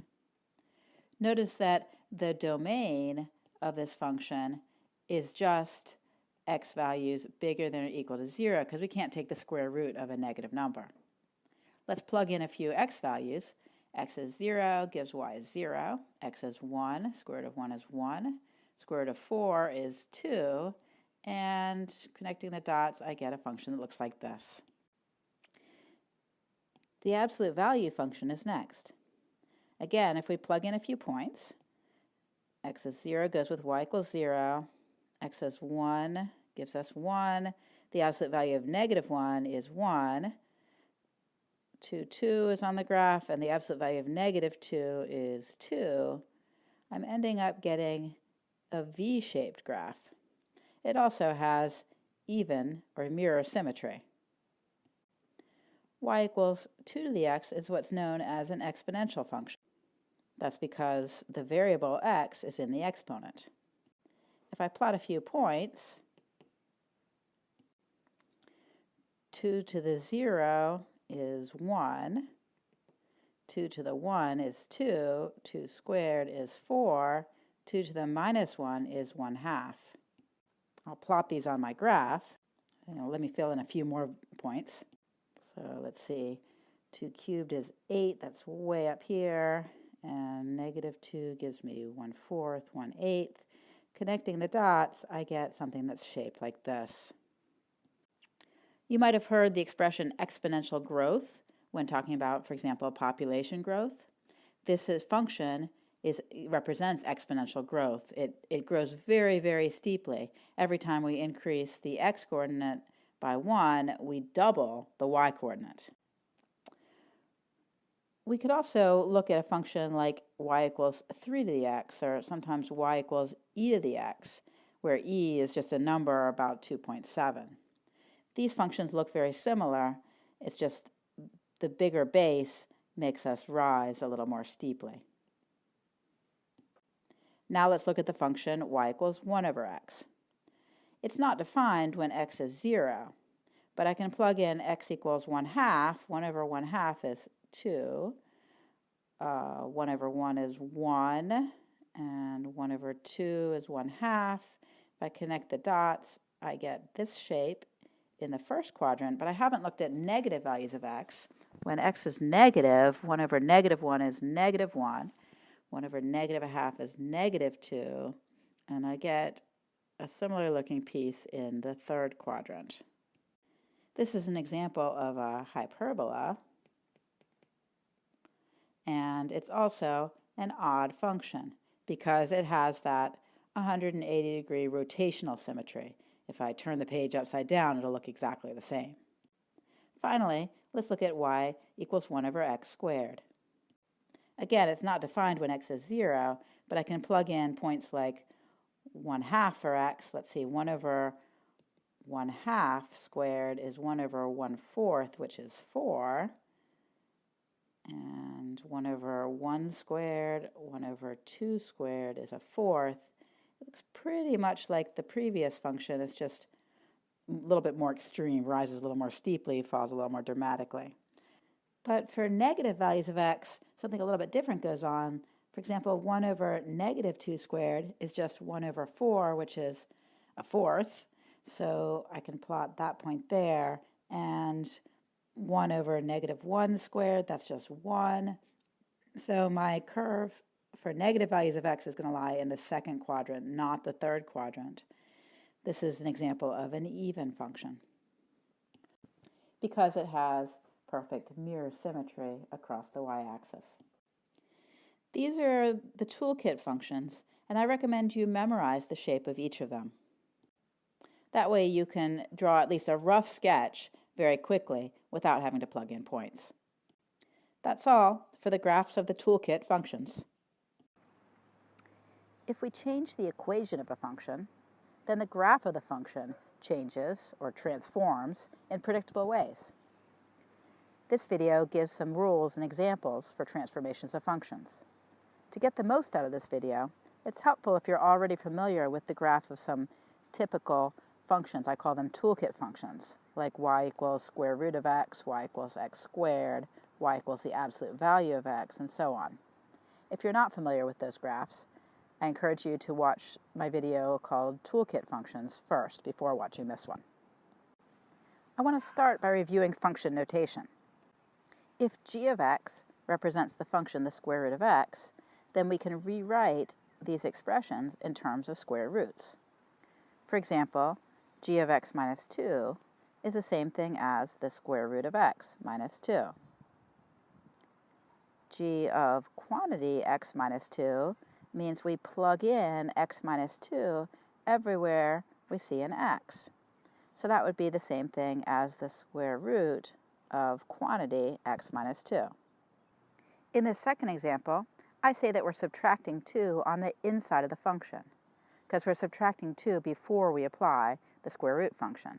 Whereas on the first example, I say that the minus 2 is on the outside of the function. We're doing the square root function first and then subtracting 2. In this third example, g of 3x, we're multiplying by 3 on the inside of the function. To evaluate this in terms of square root, we plug in the entire 3x for x in the square root function. That gives us the square root of 3x. In the next example, we're multiplying by 3 on the outside of the function. This is just 3 times the square root of x. Finally, g of minus x means the square root of minus x. This might look a little odd because we're not used to taking the square root of a negative number, but remember that if x itself is negative, like -2, then negative x will be negative negative 2 or positive 2. So we'll really be taking the square root of a positive number in that case. Let me record which of these are inside and which of these are outside of my function. In this next set of examples, we're using the same function, g of x is square root of x, but this time we're starting with an expression with square roots in it and trying to write it in terms of g of x. So the first example, the plus 17 is on the outside of my function because I'm taking the square root of x first and then adding 17. So I can write this as g of x plus 17.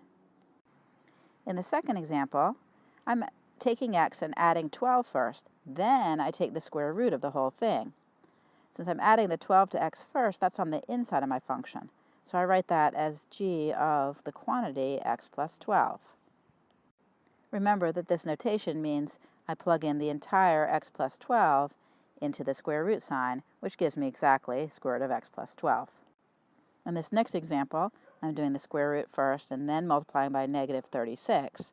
So my minus 36 multiplication is outside my function. I can rewrite this as minus 36 times g of x. Finally, in this last example, I take x, multiply by a fourth, and then apply the square root of x. So that's the same thing as g of 1/4 x. My 1/4 x is on the inside of my function. In other words, it's inside the parentheses when I use function notation. Let's graph the square root of x and two transformations of this function. Y equals the square root of x goes through the points 0, 0, 1, 1, and 4, 2, since the square root of 4 is 2, and looks something like this. In order to graph y equals the square root of x minus 2, notice that the minus 2 is on the outside of the function. That means we're going to take the square root of x first and then subtract 2.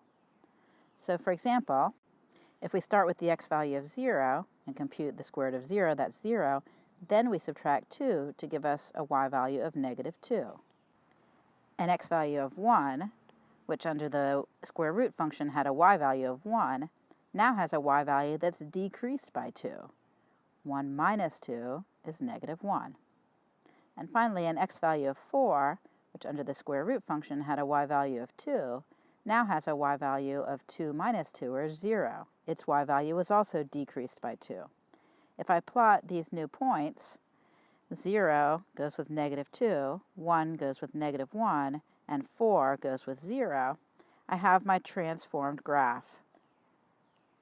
Because I subtracted 2 on the outside of my function, my y values were decreased by 2, which brought my graph down by 2 units.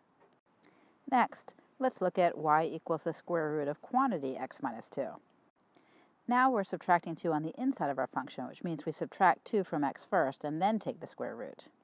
In order to get the same y value of 0 as we had in our blue graph, we need our x minus 2 to be 0, so we need our original x to be 2. In order to get the y value of 1 that we had in our blue graph, we need to be taking the square root of 1. So we need x minus 2 to be 1, which means that we need to start with an x value of 3. And in order to reproduce our y value of 2 from our original graph, we need the square root of x minus 2 to be 2, which means we need to start out by taking the square root of 4, which means our x minus 2 is 4, so our x should be up there at 6. If I plot my x values with my corresponding y values of square root of x minus 2, I get the following graph. Notice that the graph has moved horizontally to the right by 2 units.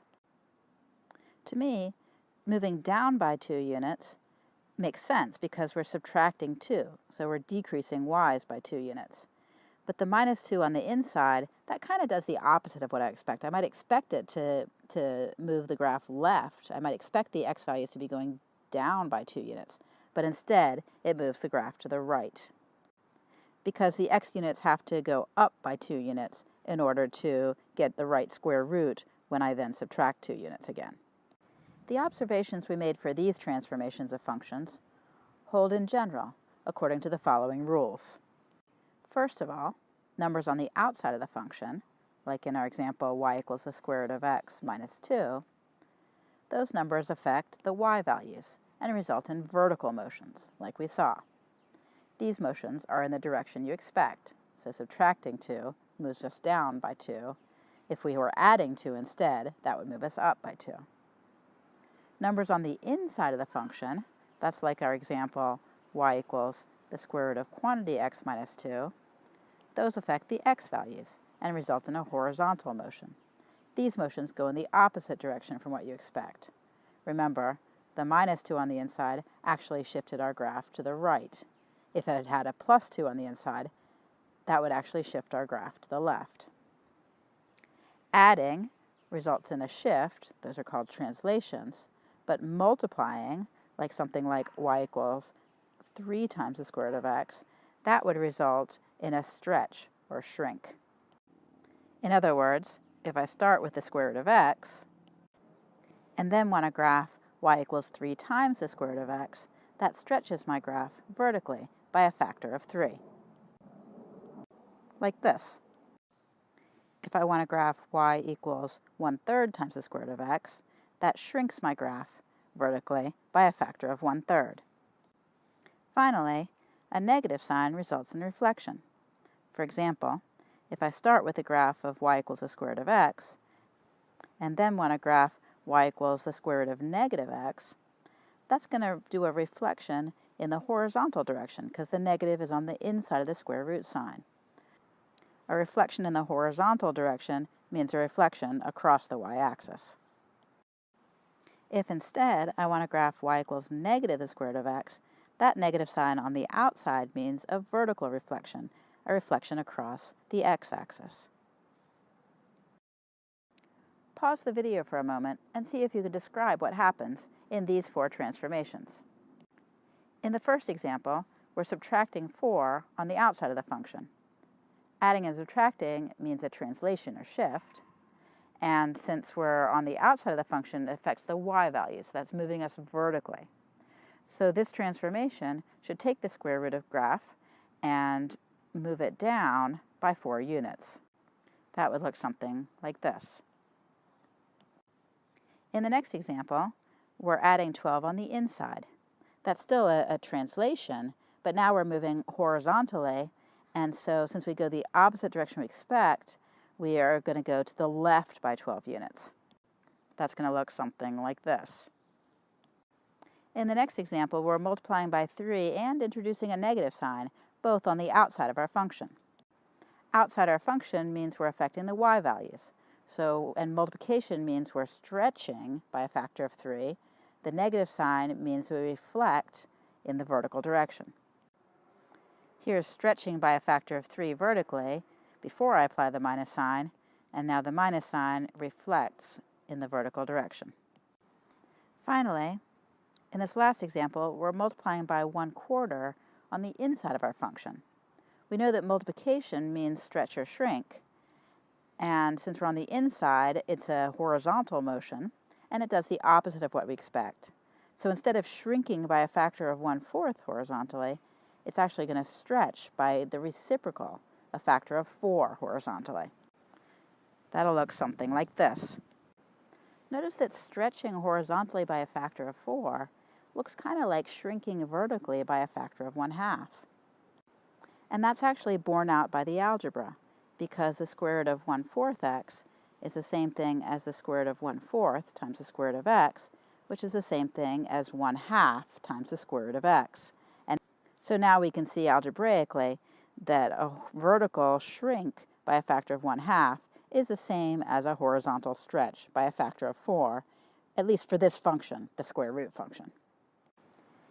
This video gave some rules for transformations of functions, which I'll repeat below.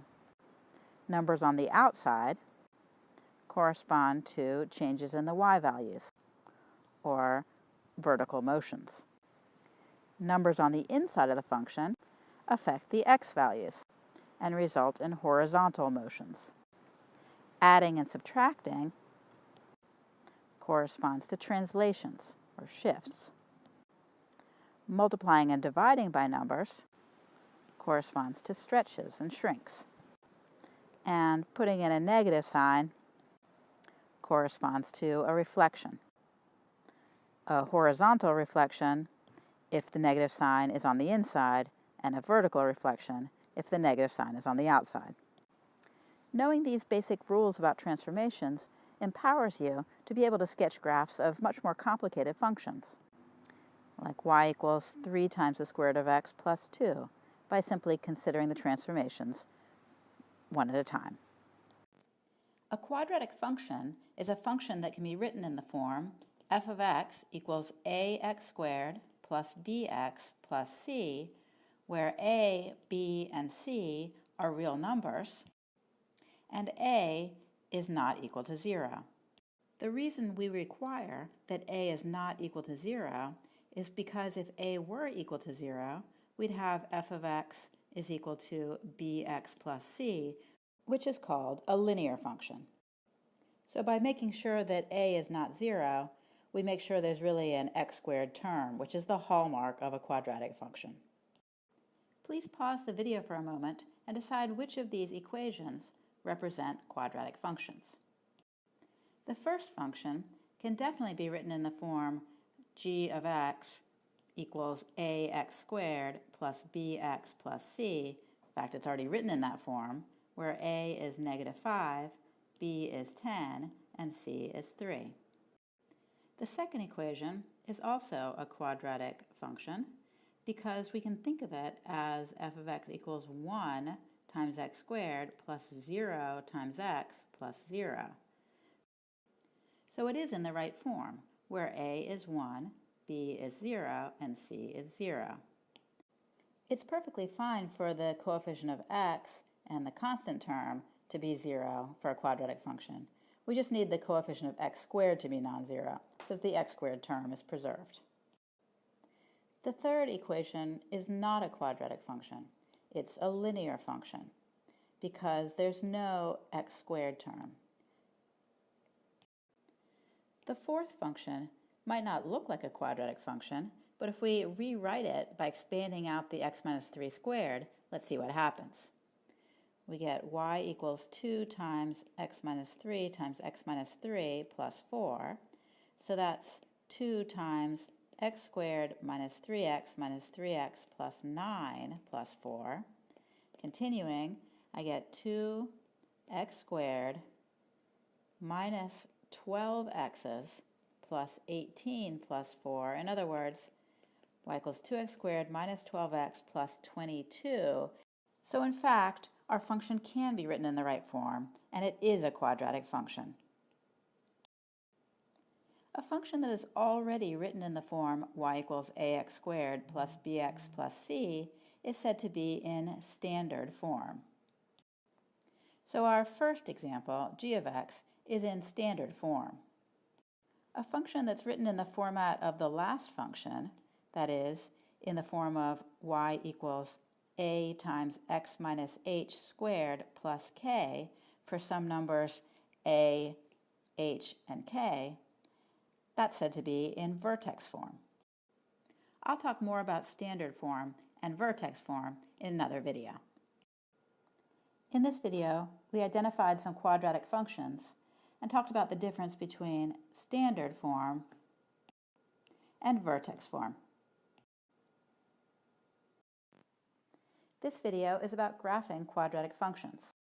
A quadratic function, which is typically written in standard form, like this, or sometimes in vertex form, like this, always has the graph that looks like a parabola. This video will show how to tell whether the parabola is pointing up or down, how to find its x-intercepts, and how to find its vertex. The bare-bones basic quadratic function is f of x equals x squared. It goes to the origin, since f of 0 is 0 squared, which is 0, and it is a parabola pointing upwards, like this. The vertex of a parabola is its lowest point if it's pointing upwards, and its highest point if it's pointing downwards. So in this case, the vertex is at 0, 0. The x-intercepts are where the graph crosses the x-axis, in other words, where y is 0. And in this function, y equals 0 means that x squared is 0, which happens only when x is 0. So the x-intercept, there's only one of them, is also 0. This second function, y equals negative 3x squared, also goes through the origin, since the function's value when x is 0 is y equals 0.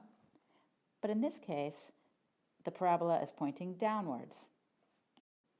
That's because, thinking about transformations of functions, a negative sign on the outside reflects the function vertically over the x-axis, making the parabola, instead of pointing upwards, reflecting to point downwards. The number 3 on the outside stretches the graph vertically by a factor of 3, so it makes it kind of long and skinny, like this.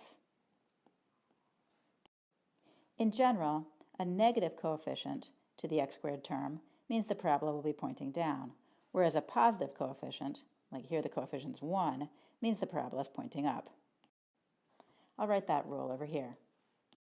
So if a is bigger than 0, the parabola opens up, and if the value of the coefficient a is less than 0, then the parabola opens down. In this second example, we can see again that the vertex is at 0, 0, and the x-intercept is x equals 0. Let's look at this third example. If we multiplied our expression out, we'd see that the coefficient of x squared would be 2, a positive number.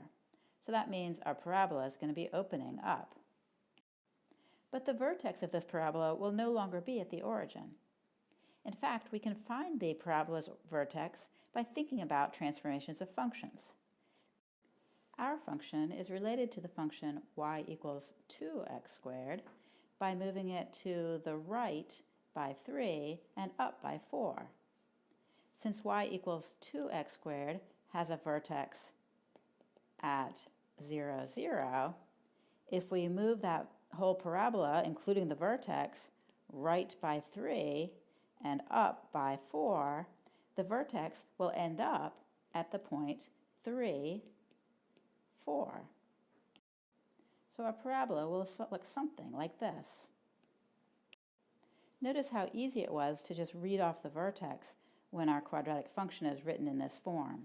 In fact, any quadratic function written in the form a times x minus h squared plus k has a vertex at hk by the same reasoning. We're moving the parabola with a vertex at the origin to the right by h and up by k. That's why this form of a quadratic function is called the vertex form. Notice that this parabola has no x-intercepts because it does not cross the x-axis. For our final function, we have g of x equals 5x squared plus 10x plus 3. We know the graph of this function will be a parabola pointing upwards because the coefficient of x squared is positive. To find the x-intercepts, we can set y equals 0.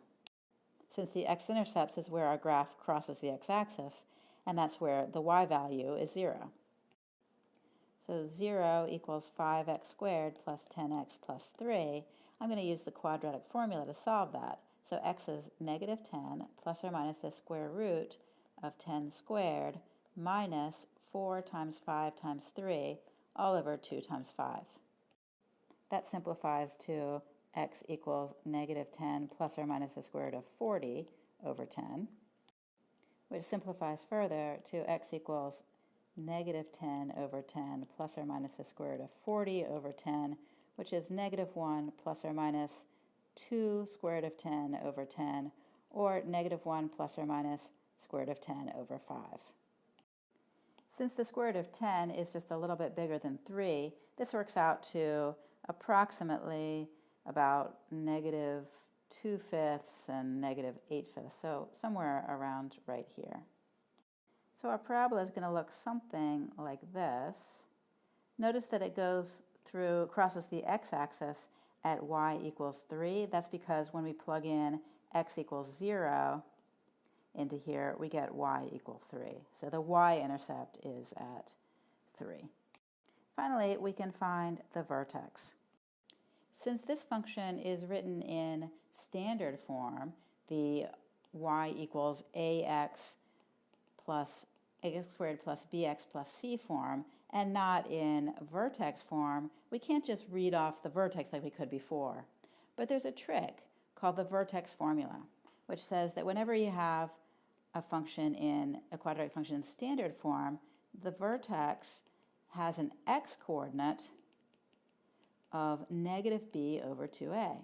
So in this case, that's an x-coordinate of negative 10 over 2 times 5, or negative 1, which is kind of like where I put it on the graph. To find the y-coordinate of that vertex, I can just plug in negative 1 into my equation for x, which gives me y equals 5 times negative 1 squared plus 10 times negative 1 plus 3, which is negative 2. So I think I better redraw my graph a little bit to put that vertex down at a y-coordinate of negative 2, where it's supposed to be. Let's summarize the steps we use to graph these quadratic functions. First of all, the graph of a quadratic function has the shape of a parabola. The parabola opens up if the coefficient of x squared, which we call a, is greater than 0, and down if a is less than 0. To find the x-intercepts, we set y equal to 0, or in other words, f of x equal to 0, and solve for x. To find the vertex, we can either read it off as hk if our function is in vertex form, or we can use the vertex formula and get the x-coordinate of the vertex to be negative b over 2a if our function is in standard form. To find the y-coordinate of the vertex in this case, we just plug in the x-coordinate and figure out what y is. Finally, we can always find additional points on the graph by plugging in values of x. In this video, we learned some tricks for graphing quadratic functions. In particular, we saw that the vertex can be read off as hk if our function is written in vertex form, and the x-coordinate of the vertex can be calculated as negative b over 2a if our function is in standard form. For an explanation of why this vertex formula works, please see my other video. A quadratic in standard form looks like y equals ax squared plus bx plus c, where a, b, and c are real numbers and a is not 0. A quadratic function in vertex form looks like y equals a times x minus h squared plus k, where a, h, and k are real numbers and a is not 0. When a function's in vertex form, it's easy to read off the vertex. It's just the ordered pair h, k. This video explains how to get from vertex form to standard form and vice versa. Let's start by converting this quadratic function from vertex form to standard form. That's pretty straightforward. We just have to distribute out. So if I multiply out the x minus 3 squared, I get minus 4 times x squared minus 6x plus 9 plus 1. Distributing the negative 4, I get negative 4x squared plus 24x minus 36 plus 1. So that works out to minus 4x squared plus 24x minus 35. And I have my quadratic function now in standard form. Now let's go the other direction and convert a quadratic function that's already in standard form into vertex form. That is, we want to put it in the form of g of x equals a times x minus h squared plus k, where the vertex is at hk. To do this, it's handy to use the vertex formula.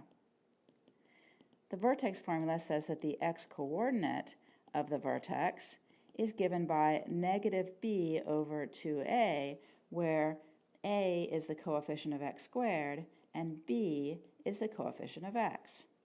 So in this case, we get an x-coordinate of negative 8 over 2 times 2, or negative 2. To find the y-coordinate of the vertex, we just plug in the x-coordinate into our formula for g of x. So that's g of negative 2, which is 2 times negative 2 squared plus 8 times negative 2 plus 6, and that works out to be negative 2 by coincidence. So the vertex for our quadratic function has coordinates negative 2, negative 2. And if I want to write g of x in vertex form, it's going to be a times x minus negative 2 squared plus minus 2.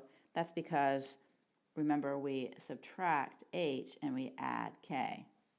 So that simplifies to g of x equals a times x plus 2 squared minus 2. And finally, we just need to figure out what this leading coefficient a is. But notice, if we were to distribute this out, then the coefficient of x squared would end up being a. So therefore, the coefficient of x squared here, which is a, has to be the same as the coefficient of x squared here, which we conveniently also called a. In other words, our a down here needs to be 2. So I'm going to write that as g of x equals 2 times x plus 2 squared minus 2. Lots of 2's in this problem. And that's our quadratic function in vertex form. If I want to check my answer, of course, I could just distribute out again. I'd get 2 times x squared plus 4x plus 2 minus 2. In other words, 2x squared plus 8x plus 6, which checks out to exactly what I started with. This video showed how to get from vertex form to standard form by distributing out, and how to get from standard form to vertex form by finding the vertex using the vertex formula. Suppose you have a quadratic function in the form y equals ax squared plus bx plus c, and you want to find where the vertex is when you graph it. The vertex formula says that the x-coordinate of this vertex is at negative b over 2a. This video gives a justification for where that formula comes from. Let's start with a specific example. Suppose I wanted to find the x-intercepts and the vertex for this quadratic function. To find the x-intercepts, I would set y equal to 0 and solve for x. So that's 0 equals 3x squared plus 7x minus 5. And to solve for x, I use the quadratic formula. So x is going to be negative 7 plus or minus the square root of 7 squared minus 4 times 3 times negative 5 all over 2 times 3. That simplifies to negative 7 plus or minus the square root of 109 over 6. I could also write this as negative 7/6 plus the square root of 109 over 6, or x equals negative 7/6 minus the square root of 109 over 6. Since the square root of 109 is just a little bit bigger than 10, this can be approximated by negative 7/6 plus 10/6 and negative 7/6 minus 10/6. So pretty close to, I guess, about half over here, and pretty close to about negative 3 over here. I'm just going to estimate so that I can draw a picture of the function. Since the leading coefficient 3 is positive, I know my parabola is going to be opening up, and the intercepts are somewhere around here and here.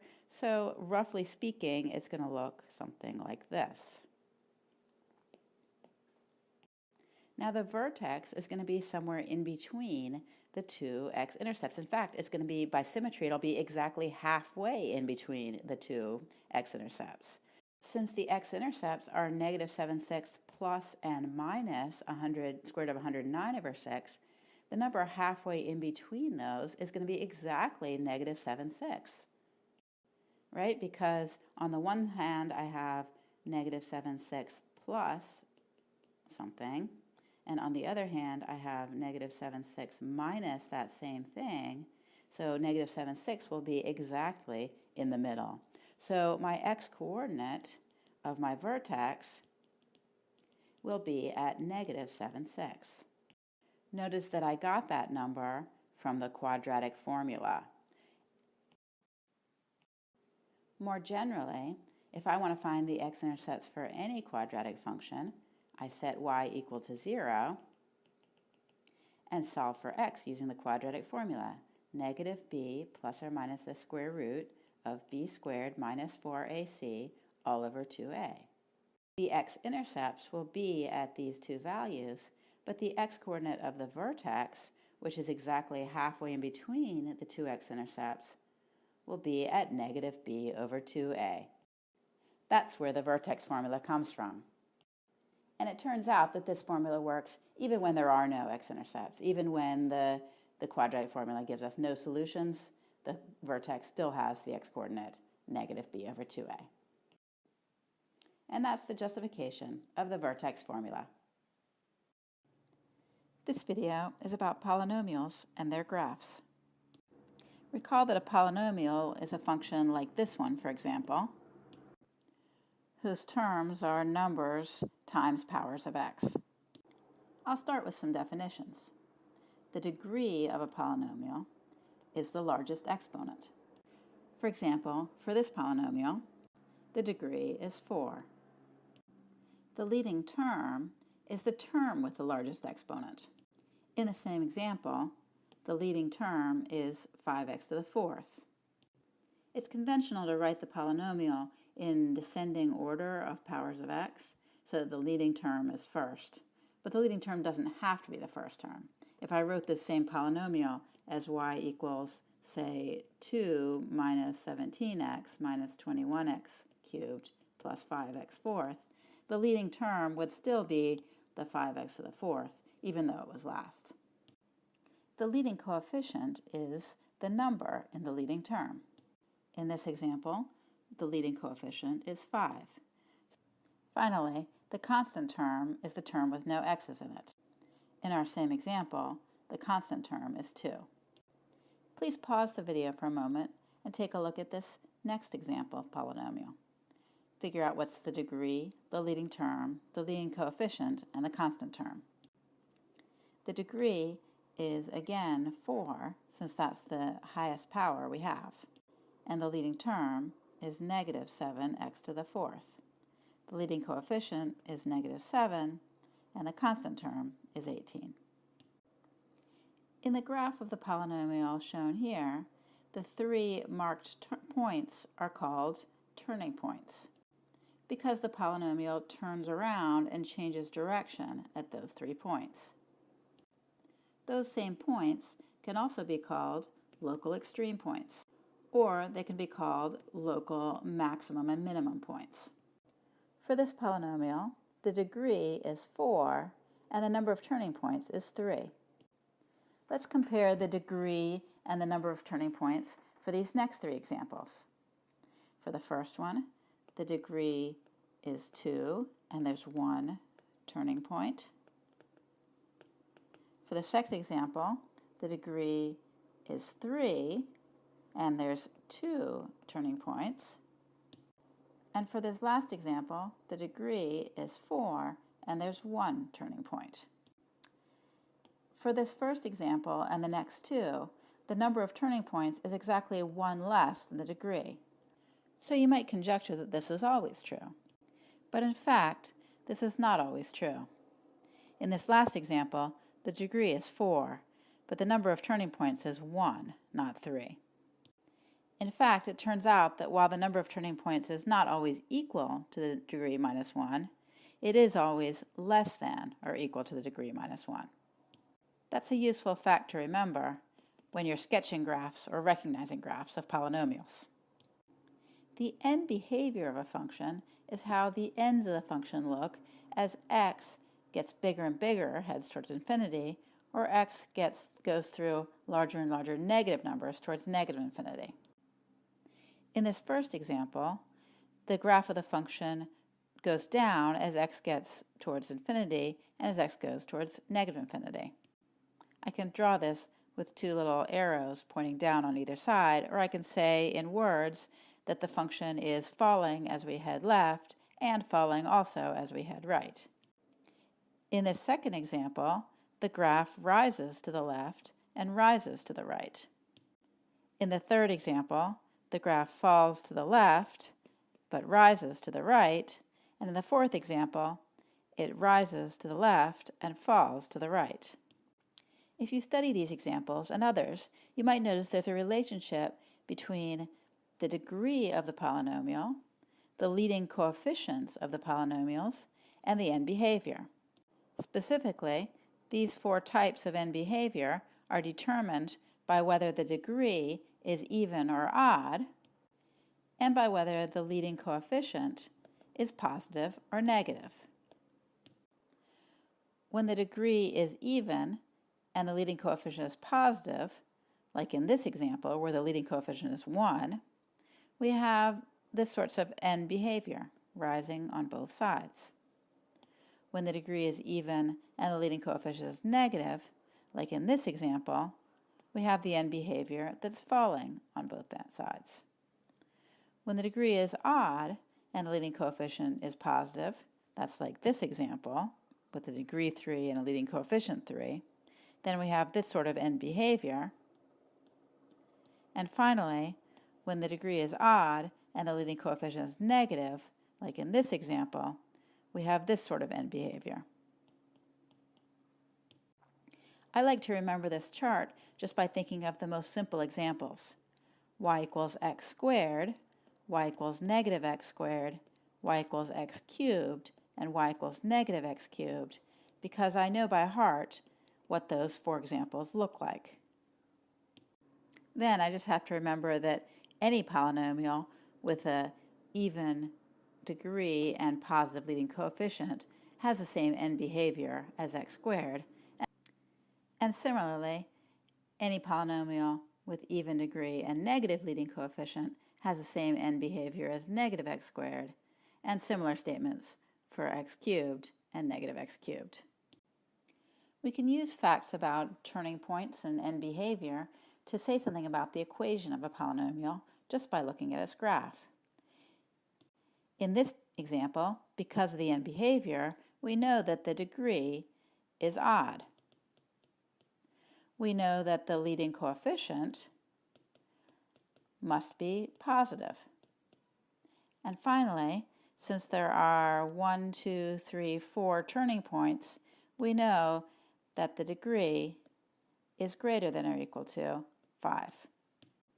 That's because the number of turning points is less than or equal to the degree minus 1, and in this case the number of turning points we said was 4,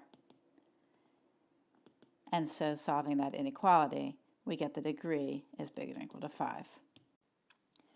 Putting some of that information together, we see that the degree could be 5 or 7 or 9 or any odd number greater than or equal to 5, but it couldn't be, for example, 3 or 6, because even numbers and also numbers less than 5 are right out. This video gave a lot of definitions, including the definition of degree, leading coefficients, turning points, and end behavior. We saw that knowing the degree and the leading coefficient can help you make predictions about the number of turning points and the end behavior, as well as vice versa. This video is about exponential functions and their graphs. An exponential function is a function that can be written in the form f of x equals a times b to the x, where a and b are any real numbers as long as a is not 0 and b is positive. It's important to notice that for an exponential function, the variable x is in the exponent. This is different from many other functions we've seen. For example, a quadratic function like f of x equals 3x squared has the variable in the base, so it's not an exponential function. For exponential functions, f of x equals a times b to the x, we require that a is not equal to 0 because otherwise we would have f of x equals 0 times b to the x, which just means that f of x equals 0, and this is called a constant function, not an exponential function, because f of x is always equal to 0.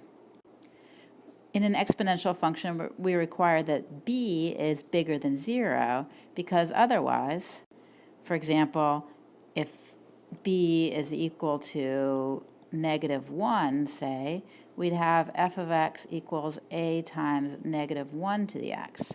Now this would make sense for a lot of values of x, but if we try to do something like f of 1/2 with our b's -1, that would be the same thing as a times the square root of -1, which is not a real number.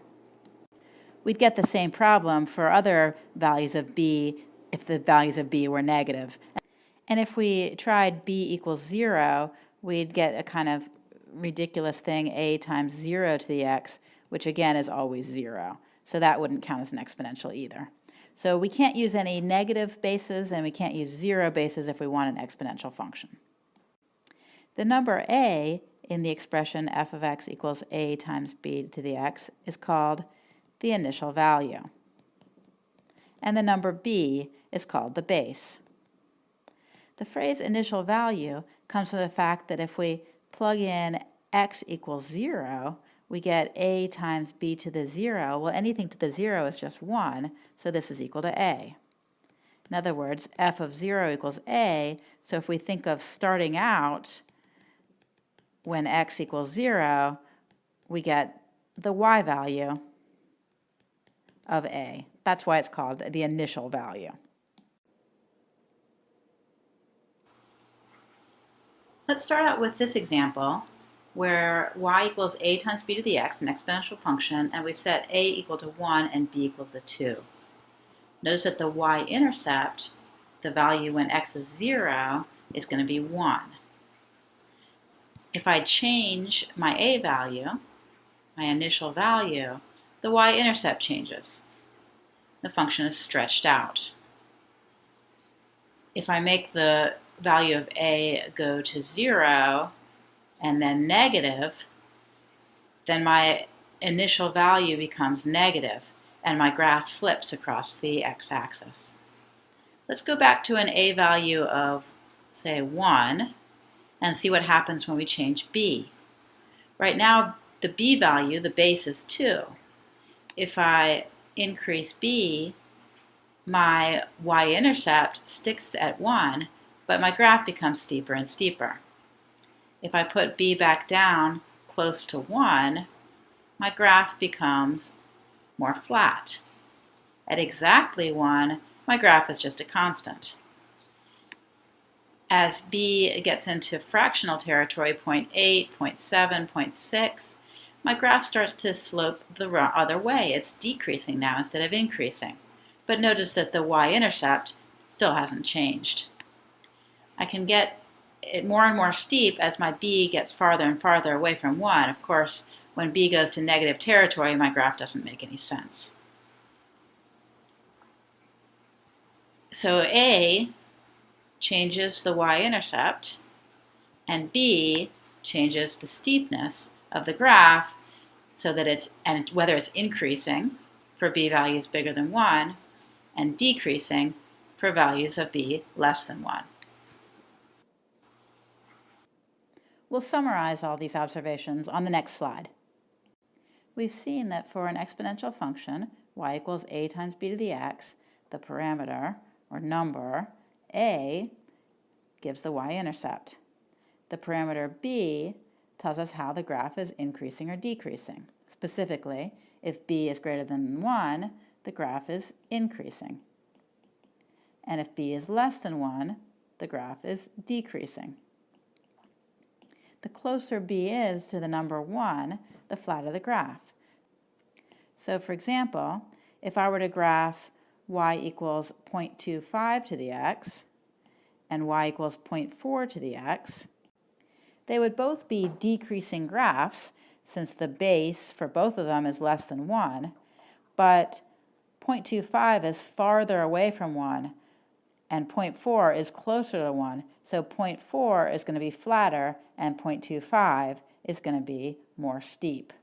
So in this picture, this red graph would correspond to 0.25 to the x, and the blue graph would correspond to 0.4 to the x.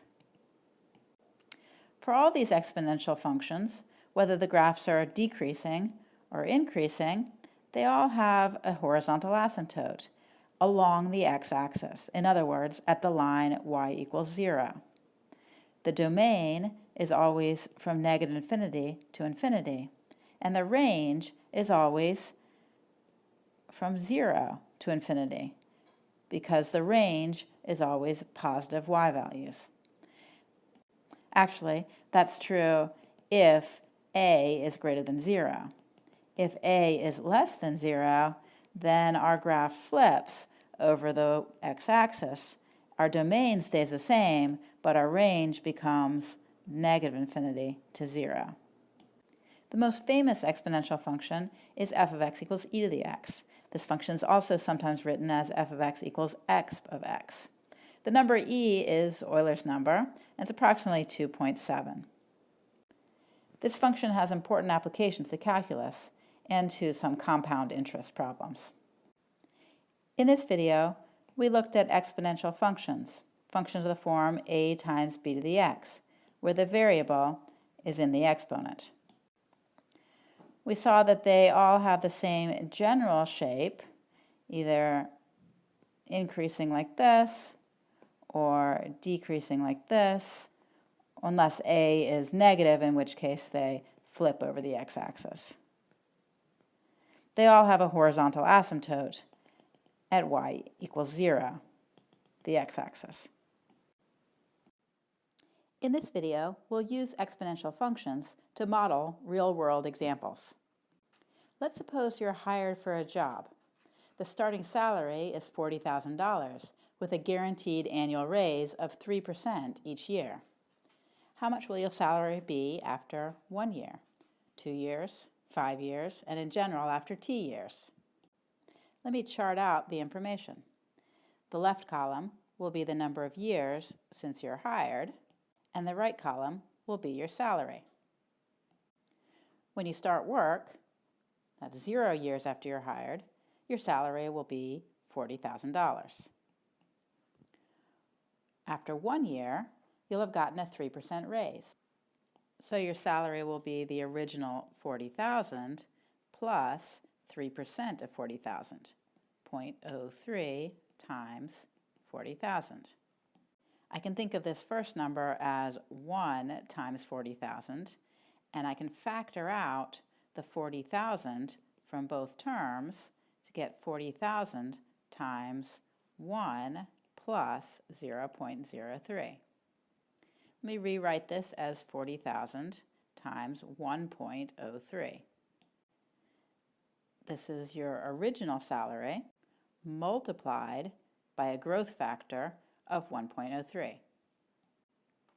After 2 years, you'll get a 3% raise from your previous year's salary. Your previous year's salary was 40,000 times 1.03, but you'll add 3% of that. Again, I can think of the first number as 1 times 40,000 times 1.03, and I can factor out the common factor of 40,000 times 1.03 from both terms to get 40,000 times 1.03 times 1 plus 0.03. Let me rewrite that as 40,000 times 1.03 times 1.03, or 40,000 times 1.03 squared. We can think of this as your last year's salary multiplied by the same growth factor of 1.03. After 3 years, a similar computation will give you that your new salary is your previous year's salary times that growth factor of 1.03. That can be written as 40,000 times 1.03 cubed. And in general, if you're noticing the pattern, after t years, your salary should be 40,000 times 1.03 to the t power. In other words, your salary after t years is your original salary multiplied by the growth factor of 1.03 taken to the t power. Let me write this as a formula. S of t, where S of t is your salary, is equal to 40,000 times 1.03 to the t. This is an exponential function, that is, a function of the form a times b to the t, where your initial value, a, is 40,000, and your base, b, is 1.03. Notice that your base is the amount that your salary gets multiplied by each year. Given this formula, we can easily figure out what your salary will be after, for example, 5 years by plugging in 5 for t. I worked that out on my calculator to be $46,370.96 to the nearest cent. Exponential functions are also useful in modeling population growth. The United Nations estimated that the world population in 2010 was 6.79 billion, growing at a rate of 1.1% per year. Assuming that the growth rate stayed the same and will continue to stay the same, we'll write an equation for the population at t years after the year 2010. 1.1% written as a decimal is 0.011. So if we work out a chart as before, we see that after 0 years since 2010, we have our initial population, 6.79 billion. After 1 year, we'll take that 6.79 billion and add 1.1% of it. That is 0.011 times 6.79. This works out to 6.79 times 1 plus 0.011, or 6.79 times 1.011. Here we have our initial population of 6.79 billion and our growth factor of 1.011. That's how much the population got multiplied by in 1 year. As before, we can work out that after 2 years, our population becomes 6.79 times 1.011 squared, since it got multiplied by 1.011 twice. And after t years, it'll be 6.79 times 1.011 to the t power. So our function that models population is going to be 6.79 times 1.011 to the t. Here, t represents time in years since 2010. Just for fun, I'll plug in t equals 40. That's 40 years since 2010, so that's the year 2050, and I get 6.79 times 1.011 to the 40th power, which works out to 10.5 billion. That's the prediction based on this exponential model. The previous 2 examples were examples of exponential growth. This last example is an example of exponential decay. The drug Seroquel is metabolized and eliminated from the body at a rate of 11% per hour. If 400 milligrams are given, how much remains in the body 24 hours later? I'll chart out my information, where the left column will be time in hours since the dose was given, and the right column will be the number of milligrams of Seroquel still in the body. 0 hours after the dose is given, we have the full 400 milligrams in the body. 1 hour later, we have the 400 milligrams minus 11% of it. That's minus 0.11 times 400. If I factor out the 400 from both terms, I get 400 times 1 minus 0.11, or 400 times 0.89. The 400 represents the initial amount.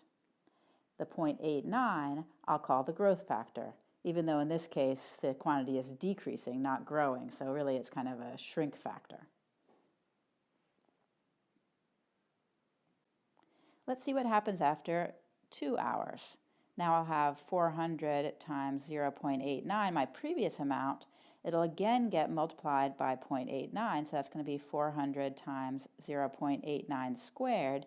And in general, after t hours, I'll have 400 multiplied by this growth or shrinkage factor of 0.89 raised to the t power. Since each hour, the amount of Seroquel gets multiplied by 0.89, that number less than 1. I'll write my exponential decay function as f of t equals 400 times 0.89 to the t, where f of t represents the number of milligrams of Seroquel in the body, and t represents the number of hours since the dose was given. To find out how much is in the body after 24 hours, I just plug in 24 for t. This works out to about 24.4 milligrams. I hope you noticed the common form for the functions used to model all three of these examples. The functions were always in the form f of t equals a times b to the t, where a represented the initial amount and b represented the growth factor. To find the growth factor b, we started with the percent increase or decrease. We wrote it as a decimal, and then we either added it or subtracted it from 1, depending on whether the quantity was increasing or decreasing. Let me show you that as a couple examples. In the first example, we had a percent increase of 3% on the raise. As a decimal, I'll call this r, this was 0.03, and to get the growth factor, we added that to 1 to get 1.03. In the world population example, we had a 1.1% increase. We wrote this as 0.011 and added it to 1 to get 1.011. In the drug example, we had a decrease of 11%. We wrote that as a decimal, and we subtracted the 0.11 from 1 to get 0.89. In fact, you can always write the growth factor b as 1 plus the percent change written as a decimal, if you're careful to make that percent change negative when the quantity is decreasing and positive when the quantity is increasing. Since here 1 plus negative 0.11 gives us the correct growth factor of 0.89, which is less than 1. As a good check, remember that if your quantity is increasing, the base b should be bigger than 1, and if the quantity is decreasing, then b should be less than 1. Exponential functions can also be used to model bank accounts and loans with compound interest, as we'll see in another video. This video is about interpreting exponential functions. An antique car is worth $50,000 now, and its value increases by 7% each year. Let's write an equation to model its value x years from now. After 1 year, its value is the 50,000 plus 0.07 times the 50,000. That's because its value has grown by 7%, or 0.07 times 50,000. This can be written as 50,000 times 1 plus 0.07. Notice that adding 7% to the original value is the same as multiplying the original value by 1 plus 0.07, or by 1.07. After 2 years, the value will be 50,000 times 1 plus 0.07 squared, or 50,000 times 1.07 squared. That's because the previous year's value is multiplied again by 1.07. And in general, after X years, V of X, the antique car's value, will be 50,000 times 1.07 to the X.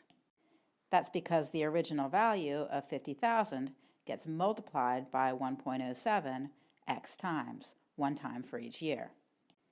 If we dissect this equation, we see that the number 50,000 comes from the original value of the car. The 1.07, which I call the growth factor, comes from 1 plus 0.07, the 0.07 being the percent increase written as a decimal.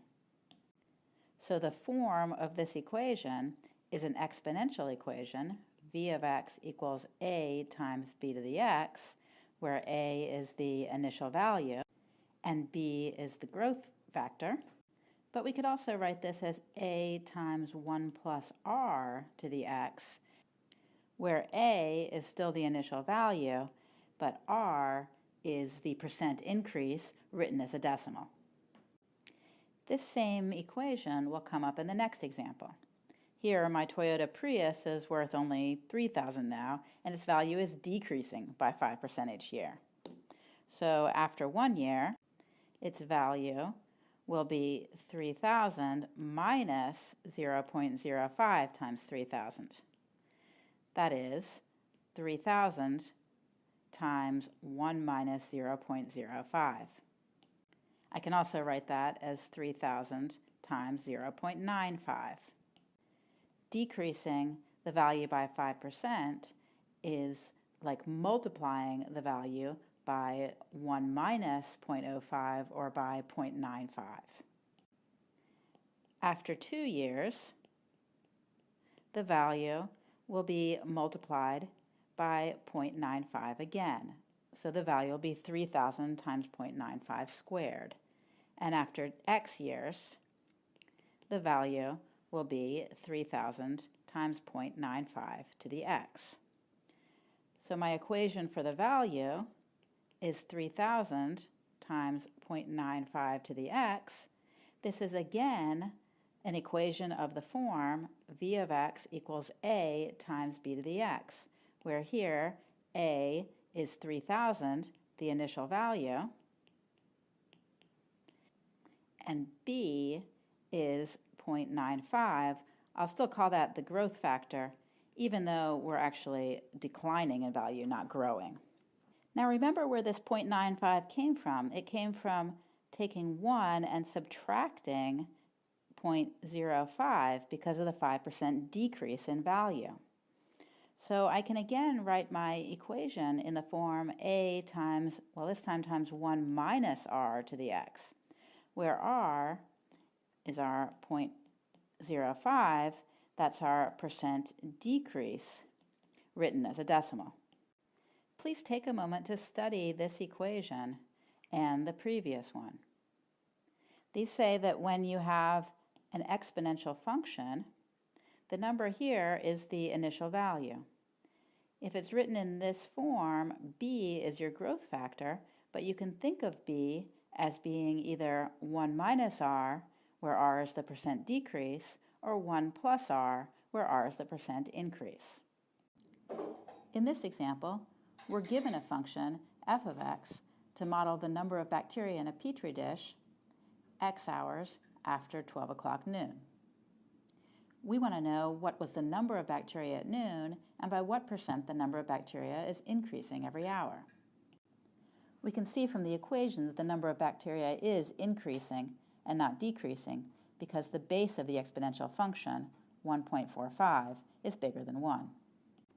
Notice that our equation, f of x equals 12 times 1.45 to the x, has the form of a times b to the x, or we can think of it as a times 1 plus r to the x. Here a is 12, b is 1.45, and r is 0.45. Based on this familiar form, we can recognize that the initial amount of bacteria is going to be 12,000, since those are our units. And this value 1.45 is our growth factor, what the number of bacteria is multiplied by each hour, while R, the 0.45, is the rate of increase. In other words, a 45% increase each hour. So our answers to the questions are 12,000 and 45%.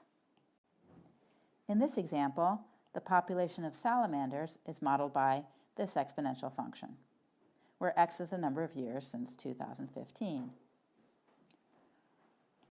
Notice that the number of salamanders is decreasing because the base of our exponential function, 0.78, is less than 1. So if we recognize the form of our exponential function, a times b to the x, or we can think of this as a times 1 minus r to the x, where a is our initial value and r is our percent decrease written as a decimal. Our initial value is 3,000, so that's the number of salamanders 0 years after 2015. Our growth factor b is 0.78, but if I write that as 1 minus r, I see that r has to be 1 minus 0.78, or 0.22. In other words, our population is decreasing by 22% each year. In this video, we saw that exponential functions can be written in the form f of x equals a times b to the x, where a is the initial value and b is the growth factor. We also saw that they can be written in the form a times 1 plus r to the x when the amount is increasing, and as a times 1 minus r to the x when the amount is decreasing. In this format, r is the percent increase or the percent decrease written as a decimal. So a 15% increase will be an r value of 0.15 and a growth factor b of 1.15, whereas a 12% decrease will be an r value of 0.12 and a b value of 1 minus 0.12, or 0.88.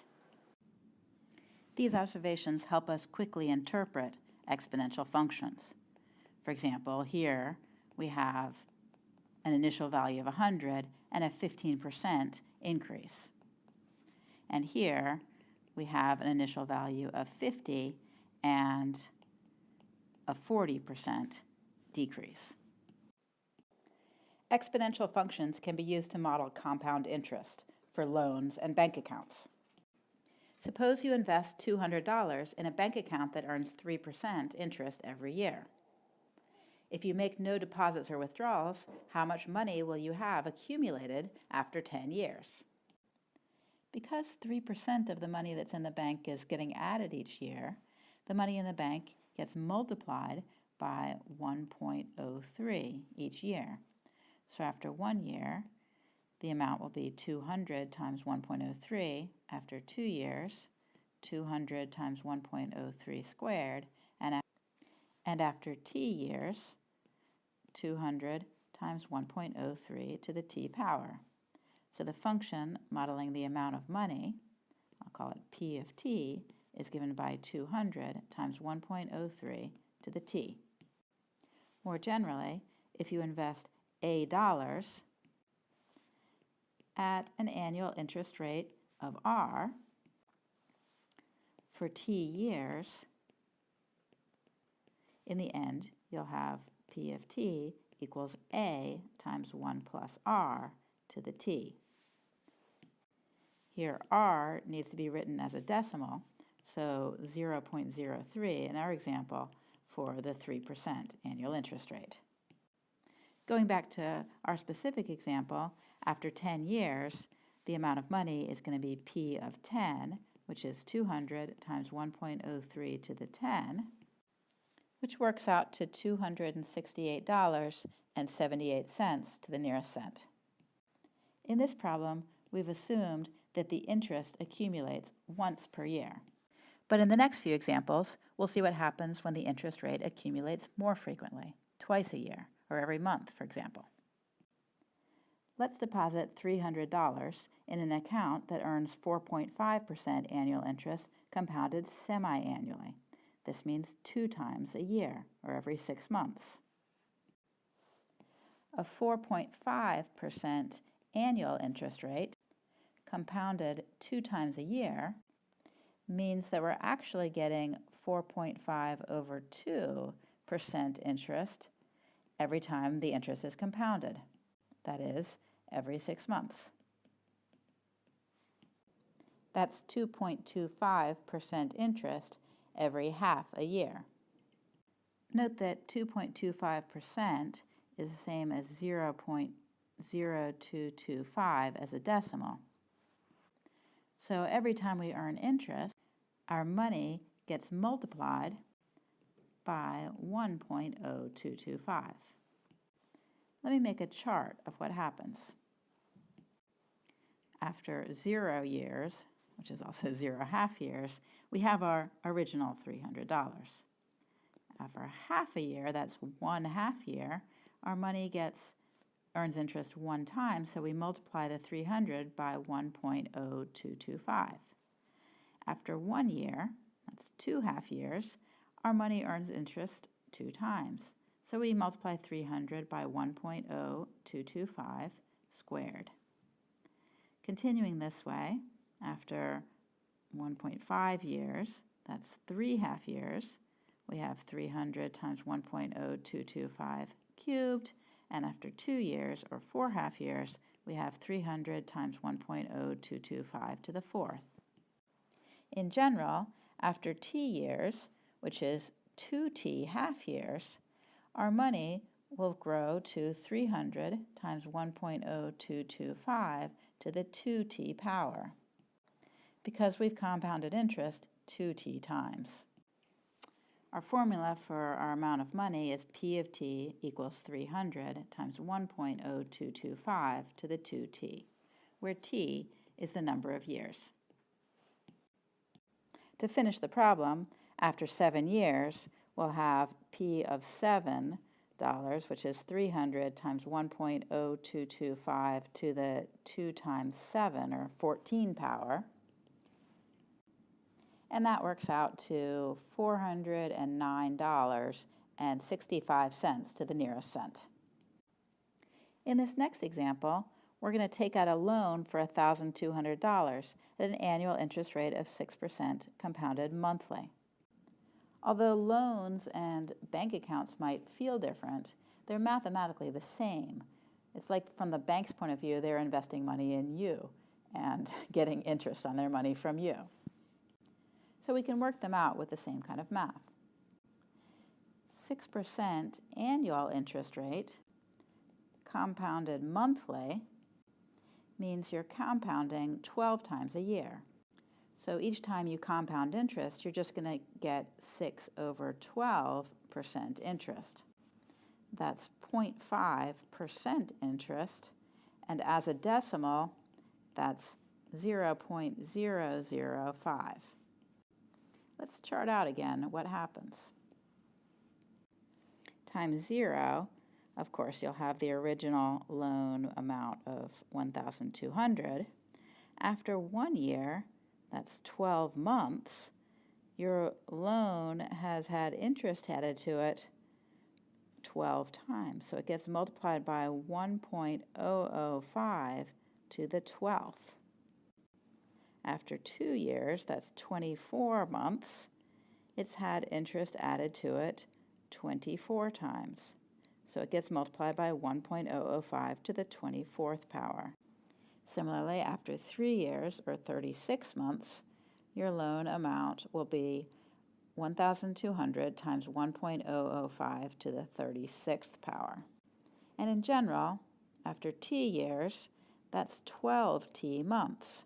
So the interest will be compounded 12t times, and so we have to raise the 1.005 to the 12t power.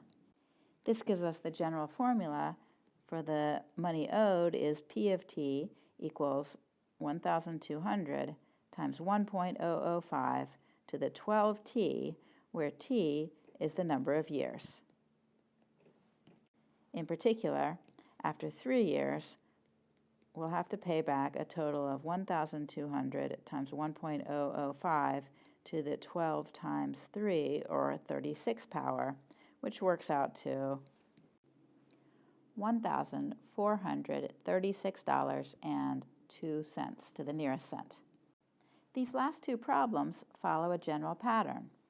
If A is the initial amount of the loan or bank account, and R is the annual interest rate, compounded n times per year, then our formula for the amount of money is going to be A times 1 plus R over n to the nt.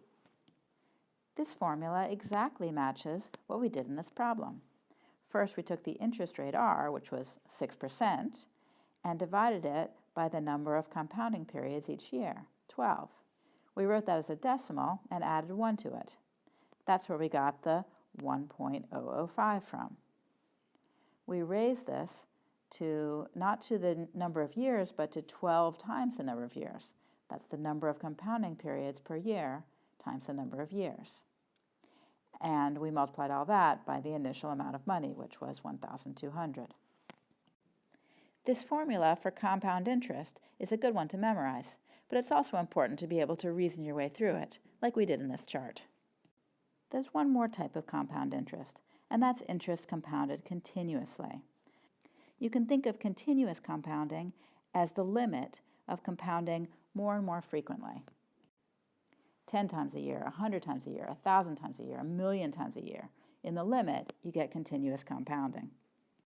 The formula for continuous compounding is P of t equals A times e to the RT, where P of t is the amount of money, t is the time in years, A is the initial amount of money, and R is the annual interest rate written as a decimal. So 0.025 in this problem from the 2.5% annual interest rate. E represents the famous constant, Euler's constant, which is about 2.718. So in this problem, we have P of t is 4,000 times e to the 0.025 t. And after 5 years, we'll have P of 5, which is 4,000 times e to the 0.025 times 5, which works out to $4,532.59 to the nearest cent. To summarize, if R represents the annual interest rate, written as a decimal, that is, 2% would be 0.02, and T represents the number of years, and A represents the initial amount of money, then for just simple annual interest compounded once a year, our formula is P of t is A times 1 plus R to the t. For compound interest compounded n times per year, our formula is P of t is A times 1 plus R over n to the nt. And for compound interest compounded continuously, we get P of t is A times e to the RT. In this video, we looked at 3 kinds of compound interest problems: simple annual interest, interest compounded n times per year, and continuously compounded interest. This video introduces logarithms. Logarithms are a way of writing exponents. The expression log base A of b equals c means that a to the c equals b. In other words, log base a of b is the exponent that you raise a to get b. The number a is called the base of the logarithm. It's also called the base when we write it in this exponential form. Some students find it helpful to remember this relationship. Log base a of b equals c means a to the c equals b by drawing arrows. A to the c equals b. Other students like to think of it in terms of asking a question. Log base a of b asks, what power do you raise a to in order to get b? Let's look at some examples. Log base 2 of 8 is 3 because 2 to the 3 equals 8. In general, log base 2 of y is asking you the question, what power do you have to raise 2 to get y?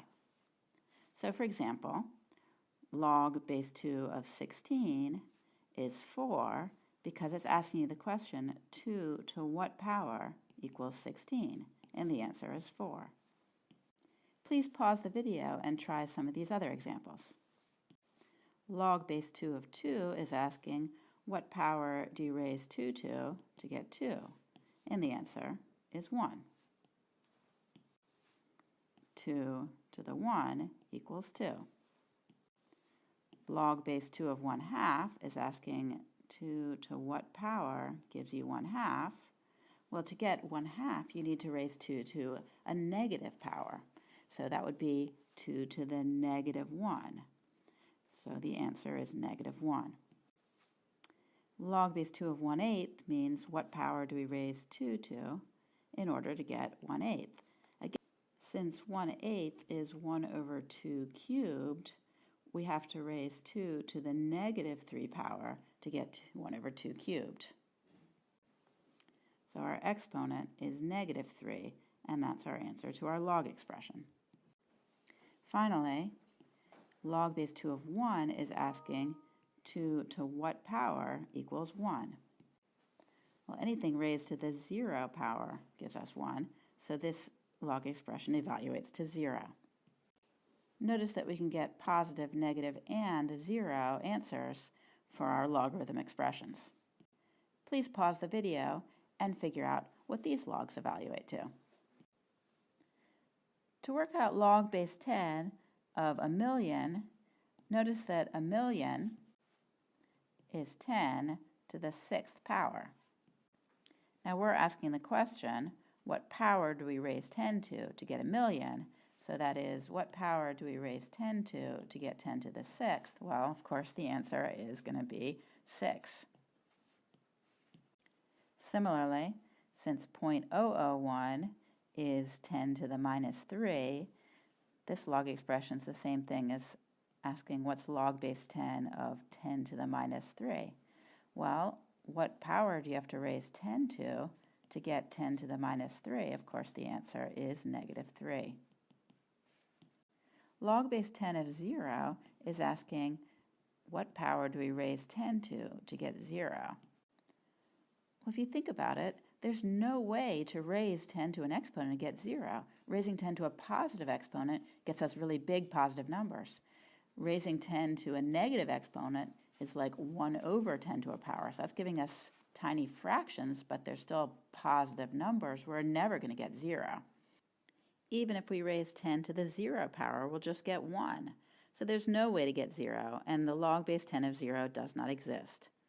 If you try it on your calculator using the log base 10 button, you'll get an error message. Same thing happens when we do log base 10 of negative 100. We're asking 10 to what power equals negative 100, and there's no exponent that will work. And more generally, it's possible to take the log of numbers that are greater than 0, but not for numbers that are less than or equal to 0. In other words, the domain of the function log base a of x, no matter what base you're using for a, the domain is going to be all positive numbers. A few notes on notation. When you see ln of x, that's called natural log, and it means the log base e of x, where e is that famous number that's about 2.718. When you see log of x with no base at all, by convention, that means log base 10 of x, and it's called the common log. Most scientific calculators have buttons for natural log and for common log. Let's practice rewriting expressions with logs in them. Log base 3 of 1/9 is -2 can be rewritten as the expression 3 to the -2 equals 1/9. Log of 13 is shorthand for log base 10 of 13, so that can be rewritten as 10 to the 1.11394 equals 13.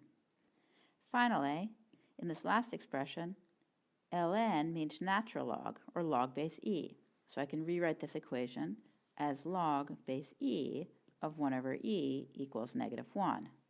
Well, that means the same thing as e to the -1 equals 1 over e, which is true. Now let's go the opposite direction. We'll start with exponential equations and rewrite them as logs. Remember that log base a of b equals c means the same thing as a to the c equals b. The base stays the same in both expressions. So for this example, the base of 3 in the exponential equation is going to be the same as the base in our log. Now I just have to figure out what's in the argument of the log and what goes on the other side of the equal sign. Remember that the answer to a log is an exponent. So the thing that goes in this box should be my exponent for my exponential equation. In other words, u. And I'll put the 9.78 as the argument of my log. This works because log base 3 of 9.78 equals u means the same thing as 3 to the u equals 9.78, which is just what we started with. In the second example, the base of my exponential equation is e, so the base of my log is going to be e. The answer to my log is an exponent, in this case the exponent 3x plus 7.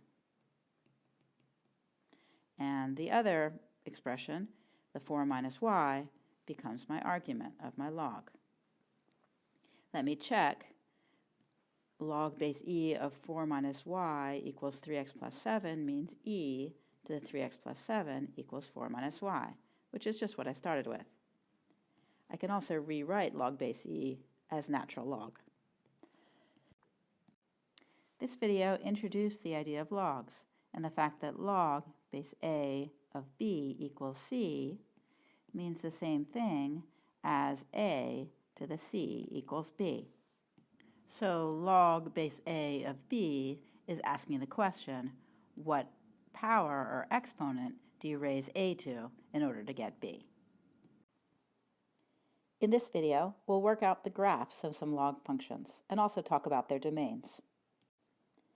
For this first example, let's graph a log function by hand by plotting some points. The function we're working with is y equals log base 2 of x. I'll make a chart of x and y values. Since we're working this out by hand, I want to pick x values for which it's easy to compute log base 2 of x. So I'll start out with the x value of 1 because log base 2 of 1 is 0. Log base anything of 1 is 0. 2 is another x value that's easy to compute. Log base 2 of 2, that's asking what power do I raise 2 to get 2? Well, and the answer is 1. Other powers of 2 are easy to work with. So for example, log base 2 of 4, that's saying what power do I raise 2 to get 4? So the answer is 2. Similarly, log base 2 of 8 is 3, and log base 2 of 16 is 4. Let me also work with some fractional values for x. If x is 1/2, then log base 2 of 1/2, that's saying what power do I raise 2 to get 1/2? Well, that needs a power of -1. It's also easy to compute by hand the log base 2 of 1/4 and 1/8. Log base 2 of 1/4 is -2, since 2 to the -2 is 1/4, and similarly log base 2 of 1/8 is -3. I'll put some tick marks on my x and y axes. Please pause the video and take a moment to plot these points. Let's see, I have the point 1, 0, that's here, 2, 1, that's here, 4, 2, that is here, and then 8, 3, which is here. And the fractional x values, 1/2 goes with -1, and 1/4 with -2, 1/8 with -3. And if I connect the dots, I get a graph that looks something like this. If I had smaller and smaller fractions, I would keep getting more and more negative answers when I took log base 2 of them. So my graph is getting more and more negative. My y values are getting more and more negative as x is getting close to 0. Now, I didn't draw any parts of the graph over here with negative x values, and I didn't put any negative x values in my chart. That omission is no accident, because if you try to take the log base 2 or base anything of a negative number, like say -4 or something, there's no answer. This doesn't exist because there's no power that you can raise 2 to get a negative number. So there are no points on the graph for negative x values, and similarly, there are no points on the graph where x is 0, because you can't take log base 2 of 0. There's no power you can raise 2 to get 0. I want to observe some key features of this graph.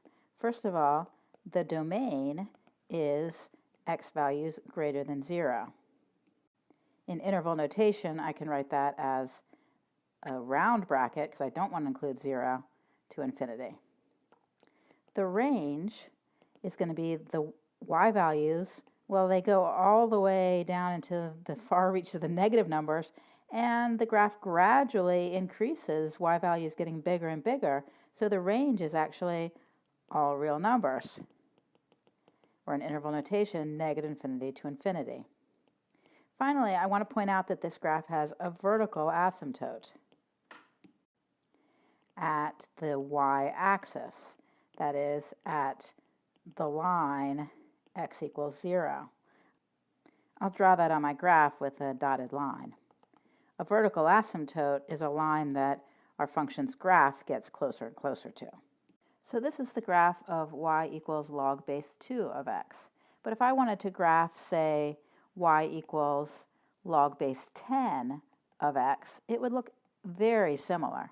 It would still have a domain of x values greater than 0, a range of all real numbers, and a vertical asymptote at the y-axis. It would still go through the point 1, 0, but it would go through the point 10, 1 instead, because log base 10 of 10 is 1. It would look pretty much the same, just a lot flatter over here. But even though it doesn't look like it with the way I've drawn it, it still gradually goes up to and towards infinity. In fact, the graph of y equals log base any a of x for a bigger than 1 looks pretty much the same and has these same 3 properties. Now that we know what the basic log graph looks like, we can plot at least rough graphs of other log functions without plotting points. Here we have the graph of natural log of x plus 5. And again, I'm just going to draw a rough graph. If I did want to do a more accurate graph, I probably would want to plot some points. But I know that roughly a log graph, if it was just like y equals ln of x, that would look something like this, and it would go through the point 1, 0, with a vertical asymptote along the y-axis. Now, if I want to graph ln of x plus 5, that just shifts our graph up by 5 units. It'll still have the same vertical asymptote, since a vertical line shifted up by 5 units is still a vertical line, but instead of going through 1, 0, it'll go through the point 1, 5. So I'll draw a rough sketch here. Let's compare our starting function y equals ln x, and the transformed version, y equals ln x plus 5, in terms of the domain, the range, and the vertical asymptote. Our original function, y equals ln x, had a domain of 0 to infinity. Since adding 5 on the outside affects the y values, and the domain is the x values, this transformation doesn't change the domain. So the domain is still from 0 to infinity. Now the range of our original y equals ln x was from negative infinity to infinity.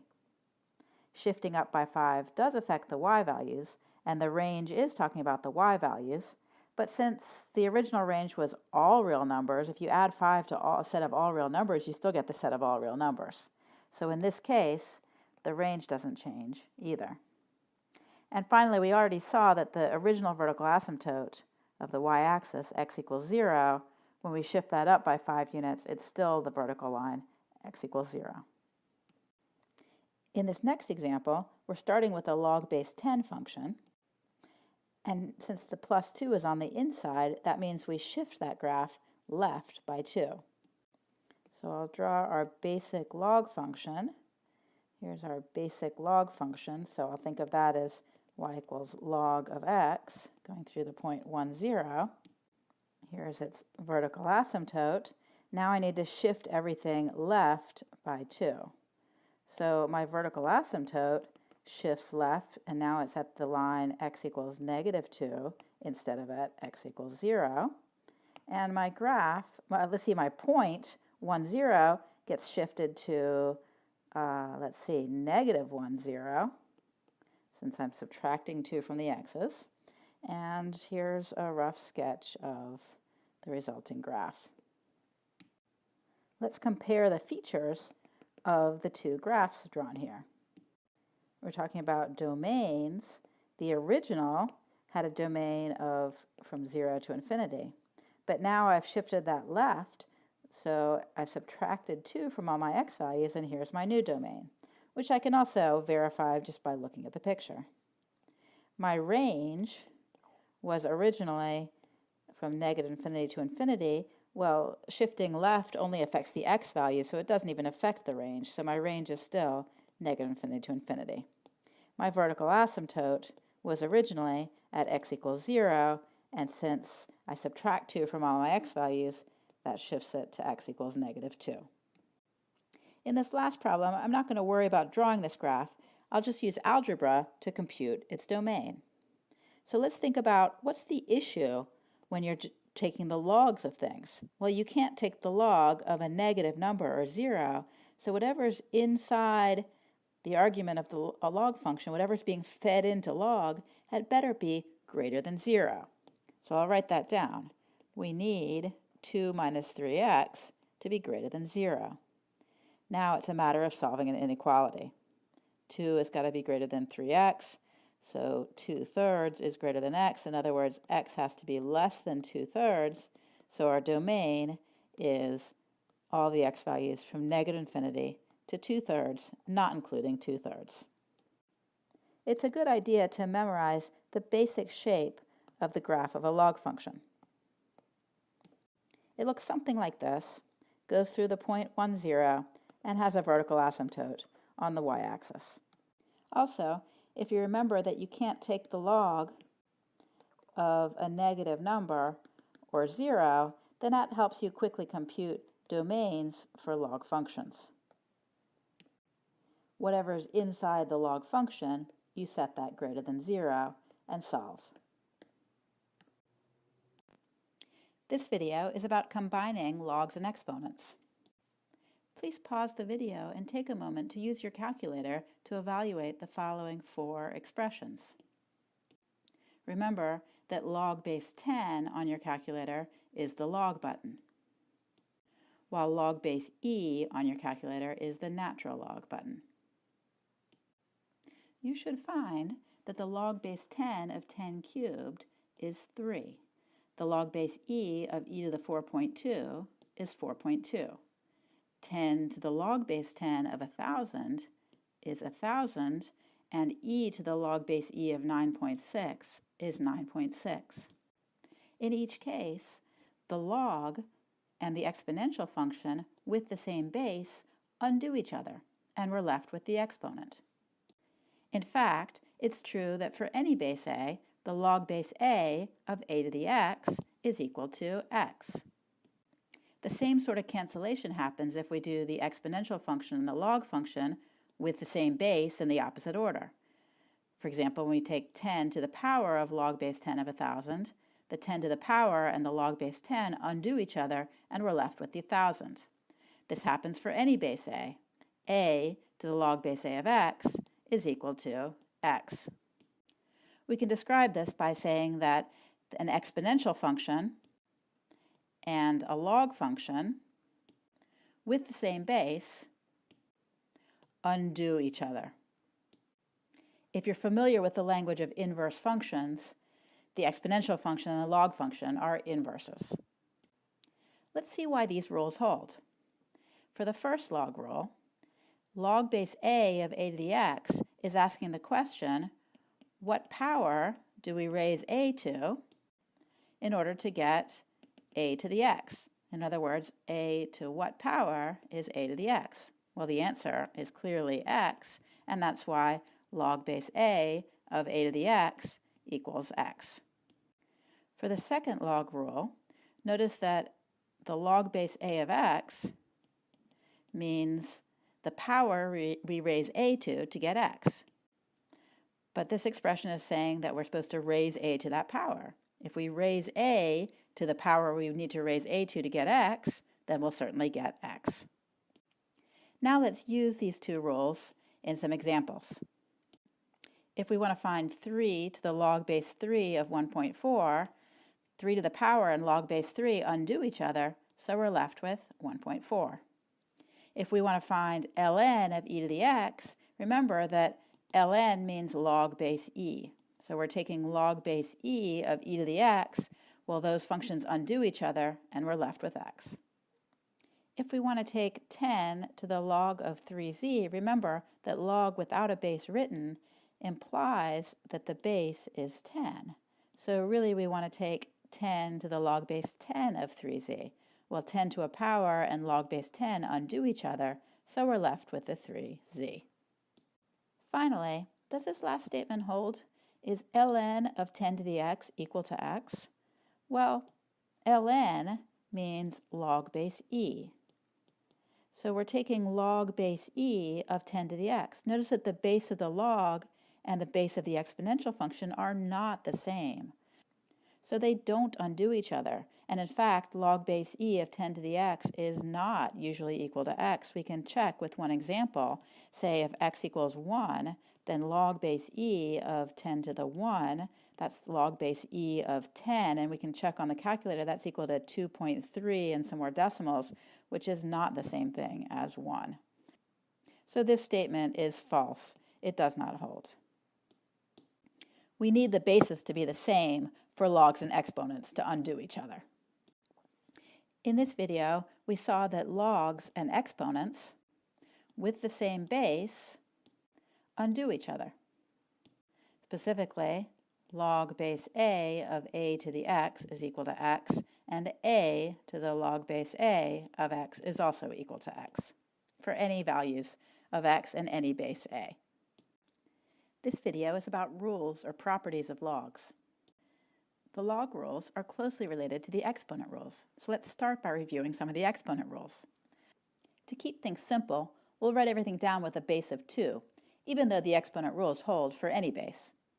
We know that if we raise 2 to the 0 power, we get 1. We have a product rule for exponents, which says that 2 to the m times 2 to the n is equal to 2 to the m plus n. In other words, if we multiply two numbers, then we add the exponents. We also have a quotient rule that says that 2 to the m divided by 2 to the n is equal to 2 to the m minus n. In words, this says that if we divide two numbers, then we subtract the exponents. Finally, we have a power rule that says if we take a power to a power, then we multiply the exponents. Each of these exponent rules can be rewritten as a log rule. The first rule, 2 to the 0 equals 1, can be rewritten in terms of logs as log base 2 of 1 equals 0. That's because log base 2 of 1 equals 0 means 2 to the 0 equals 1. The second rule, the product rule, can be rewritten in terms of logs by saying log of x times y equals log of x plus log of y. I'll make these base 2 to agree with my base that I'm using for my exponent rules. In words, this says the log of the product is the sum of the logs. Since logs really represent exponents, this is saying that when you multiply two numbers together, you add their exponents, which is just what we said for the exponent version. The quotient rule for exponents can be rewritten in terms of logs by saying the log of x divided by y is equal to the log of x minus the log of y. In words, we can say that the log of the quotient is equal to the difference of the logs. Since logs are really exponents, another way of saying the same thing is that when you divide two numbers, you subtract their exponents. That's how we described the exponent rule above. Finally, the power rule for exponents can be rewritten in terms of logs by saying the log of x to the n is equal to n times log of x. Sometimes people describe this rule by saying when you take the log of an expression with an exponent, you can bring down the exponent and multiply. If we think of x as being some power of 2, this is really saying when we take a power to a power, we multiply their exponents. That's exactly how we describe the power rule above. It doesn't really matter if you multiply this exponent on the left side or on the right side, but it's more traditional to multiply it on the left side. I've given these rules with the base of 2, but they actually work for any base. To help you remember them, please take a moment to write out the log rules using a base of a. You should get the following chart. Let's use the log rules to rewrite the following expressions as a sum or difference of logs. In the first expression, we have a log, base 10, of a quotient, so we can rewrite the log of the quotient as the difference of the logs. Now we still have the log of a product. I can rewrite the log of a product as the sum of the logs. So that is log of y plus log of z. When I put things together, I have to be careful because here I'm subtracting the entire log expression. So I need to subtract both terms of this sum. I'll make sure I do that by putting them in parentheses. Now I can simplify a little bit by distributing the negative sign. And here's my final answer. In my next expression, I have the log of a product, so I can rewrite that as the sum of two logs. I can also use my power rule to bring down the exponent t and multiply it in the front. That gives me the final expression, log of 5 plus t times log of 2. One common mistake on this problem is to rewrite this expression as t times log of 5 times 2. In fact, those two expressions are not equal. Because the t only applies to the 2, not to the whole 5 times 2, we can't just bring it down in front using the power rule. After all, the power rule only applies to a single expression raised to an exponent, and not to a product like this. In these next examples, we're going to go the other direction. Here we're given sums and differences of logs, and we want to wrap them up into a single log expression. If I look at the first two pieces, that's a difference of logs. So I know I can rewrite it as the log of a quotient. Now I have the sum of two logs, so I can rewrite that as the log of a product. I'll clean that up a little bit and rewrite it as log base 5 of A times C over B.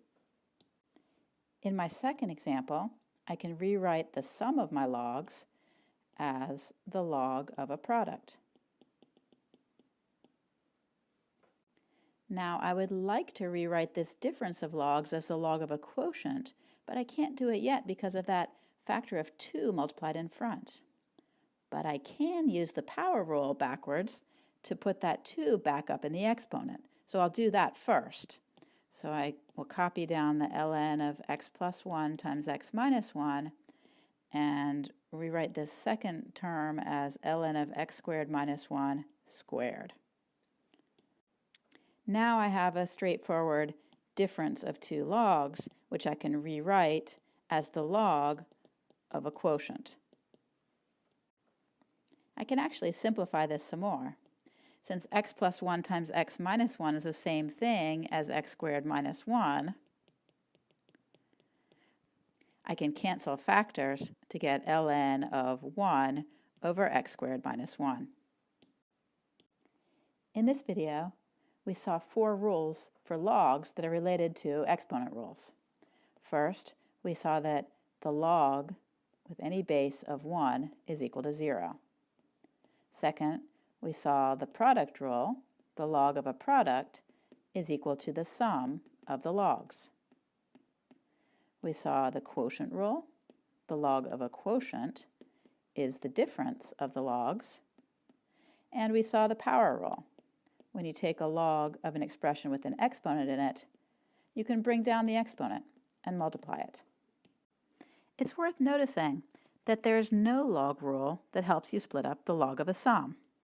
In particular, the log of a sum is not equal to the sum of the logs. If you think about logs and exponent rules going together, this kind of makes sense, because there's also no rule for rewriting the sum of 2 exponential expressions. Log rules will be super handy as we start to solve equations using logs. Anytime you have an equation, like this one, that has variables in the exponent, logs are the tool of choice for getting those variables down where you can solve for them. In this video, I'll do a few examples of solving equations with variables in the exponents. For our first example, let's solve for x the equation 5 times 2 to the x plus 1 equals 17. As my first step, I'm going to isolate the difficult spot, the part that has the variables in the exponent. In this example, I can do that by dividing both sides by 5. That gives me 2 to the x plus 1 equals 17 over 5. Next, I'm going to take the log of both sides. It's possible to take the log with any base, but I prefer to take the log base 10 or the log base e for the simple reason that my calculator has buttons for those logs. So in this example, I'll just take the log base 10. So I can omit the base because base 10 is implied here. And that gives me this expression. As my next step, I'm going to use log rules to bring down my exponent and multiply it on the front. It's important to use parentheses here because the entire x plus 1 needs to get multiplied by log 2. So that was my third step using the log rules. Now all my variables are down from the exponent where I can work with them, but I still need to solve for x. Right now x is trapped in the parentheses, so I'm going to free it from the parentheses by distributing. So I get x log 2 plus log 2 equals log of 17/5. Now I will try to isolate x by moving all my terms with x's in them to one side and all my terms without x's in them to the other side. Finally, I factor out my x, well, it's already kind of factored out, and I divide to isolate it. So I'll write out what I did so far. I distributed, I moved all the x terms on one side and the terms without x's on the other side, and then I isolated the x by factoring out and dividing. We have an exact solution for x. This is correct, but maybe not so useful if you want a decimal answer. At this point, you can type in everything into your calculator using parentheses liberally to get a decimal answer of about 0.765. It's always a good idea to check your work by typing in this decimal answer and seeing if the equation checks out. This next example is trickier because there are variables in the exponent in two places with two different bases. Our first step is normally to clean things up and simplify by isolating the tricky stuff. But in this example, there's nothing really to clean up or simplify or no way to isolate anything more than it already is. So we'll go ahead to the next step and take the log of both sides. Again, I'll go ahead and use log base 10, but we could use log base e instead. Next, we can use log rules to bring down the exponents. This gives me 2x minus 3 in parentheses, log 2 equals x minus 2 log 5. Now I'm going to distribute things out to free the x's from the parentheses. That gives me 2x log 2 minus 3 log 2 equals x log 5 minus 2 log 5. Now I need to group the x terms on one side and the other terms that don't involve x on the other side. So I'll keep the 2x log 2 on the left, put the minus log x log 5 on the left, and that gives me the minus 2 log 5 that stays on the right and a plus 3 log 2 on the right. Finally, I need to isolate x by factoring and dividing. By factoring, I just mean I factor out the x from all the terms on the left. So that gives me x times the quantity 2 log 2 minus log 5, and that equals this mess on the right.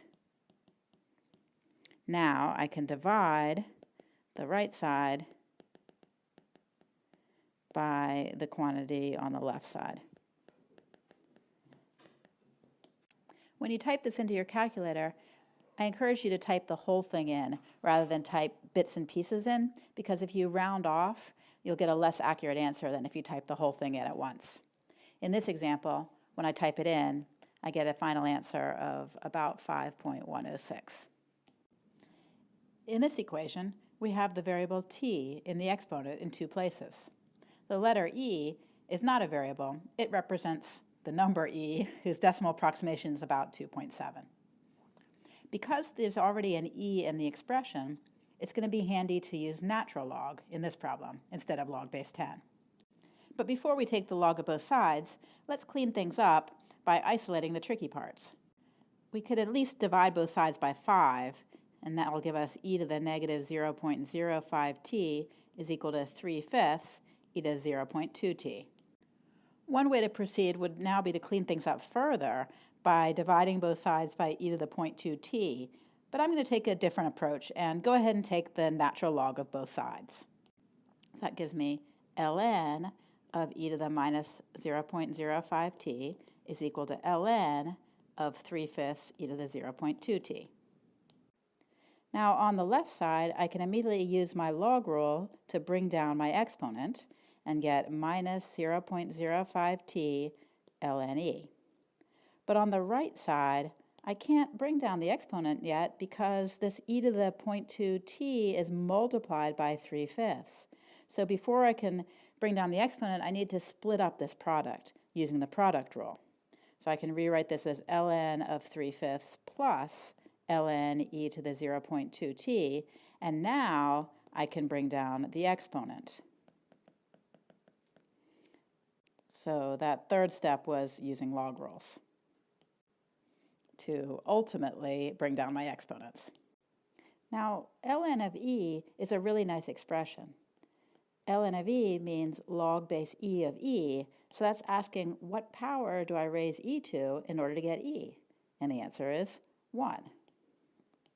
So anytime I have ln of e, I can just replace that with 1. That's why using natural log is a little bit handier here than using log base 10. You can make that simplification. Next, I'm ready to solve for t. So I don't need to distribute here, but I do need to bring my t terms to one side and my t terms without t to the other side. So let's see, I'll put my t terms on the left, and my terms without t on the right. And finally, I'm going to isolate t by factoring and dividing. So by factoring, I mean I factor out my t. And now I can divide. Using my calculator, I can get a decimal answer of 2.0433. This video gave some examples of solving equations with variables in the exponent. And the key idea was to take the log of both sides and use the log properties to bring the exponents down. This video gives some examples of equations with logs in them, like this one. In order to solve equations like this one, we have to free the variable from the log, and we'll do that using exponential functions. My first step in solving pretty much any kind of equation is to simplify it and isolate the tricky part. In this case, the tricky part is the part with the log in it. So I can isolate it by first adding 3 to both sides. That gives me 2 ln 2x plus 5 equals 4, and then I can divide both sides by 2. Now that I've isolated the tricky part, I still need to solve for x, but x is trapped inside the log function. To free it, I need to somehow undo the log function. Well, log functions and exponential functions undo each other. And since this is a log base e, I need to use the exponential function base e also. So I'm going to take e to the power of both sides. In other words, I'll take e to the ln 2x plus 5, and that's going to equal e to the power of 2. Now e to the ln of anything, I'll just write a for anything. That means e to the log base e of a. The e to the power and log base e undo each other, so we just get a. I'm going to use that principle over here. E to the ln of 2x plus 5, the e and the log base e undo each other, and we're left with 2x plus 5 on the left side. So 2x plus 5 is equal to e squared, and from there it's easy to finish the problem and solve for x by subtracting 5 from both sides and then dividing by 2. So I'll just write the third step here is I'll just say finish solving for x. There's one last step we need to do when solving equations with logs in them, and that's to check our answers because we may get extraneous solutions. An extraneous solution is a solution that comes out of the solving process but doesn't actually satisfy the original equation. And those can happen for equations with logs in them because we might get a solution that makes the argument of the log negative or 0, and we can't take the log of a negative number or 0. So let's check and plug in the solution of e squared minus 5 over 2. We'll plug that in for x in our original equation and see if that works. So let's see, the 2's cancel here. So I get 2 ln e squared minus 5 plus 5 minus 3. I want that to equal 1. Well, now my 5's cancel. And so I have 2 ln e squared minus 3 that I want to equal 1. Well, I think this is going to work out because, let's see, ln is log base e. And log base e of e squared, that's asking the question, what power do I raise e to get e squared? Well, I have to raise it to the power of 2 to get e squared. So this becomes 2 times 2 minus 3. And does that equal 1? 4 minus 3 does equal 1. So that all checks out. And we didn't have any problem with taking the log of a negative number or 0. We didn't get any extraneous solutions, so this is our solution. This second equation is a little bit trickier because there's a log in 2 places.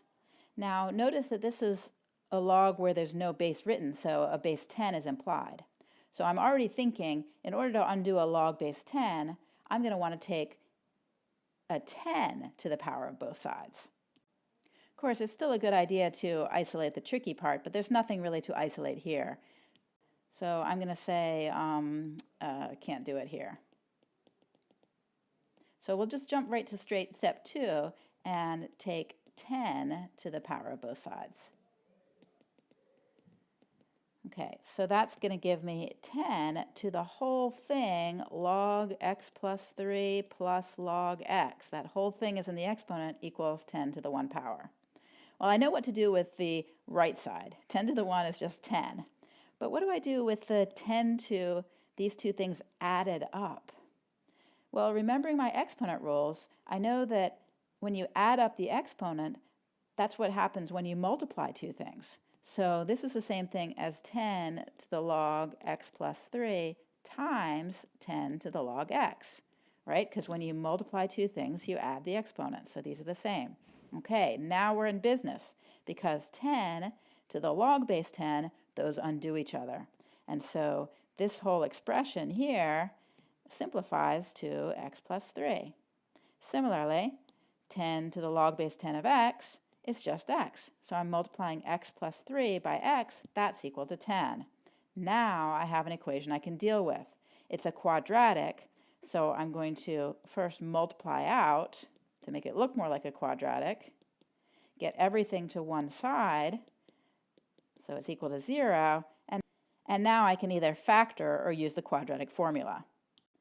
I think this one factors. It looks like x plus 5 times x minus 2, so I'm going to get x is negative 5 or x is 2. So that was all the third step to finish solving for x. Finally, we need to check our solutions to make sure we haven't gotten some extraneous ones. So let's see, if x equals negative 5, if I plug that into my original equation, that says I'm checking that log of negative 5 plus 3 plus log of negative 5, checking that's equal to 1. Well, this is giving me a queasy feeling, and I hope it's giving you a queasy feeling too, because log of negative 2 does not exist, right? You can't take the log of a negative number. Same thing with log of negative 5. So x equals negative 5 is an extraneous solution.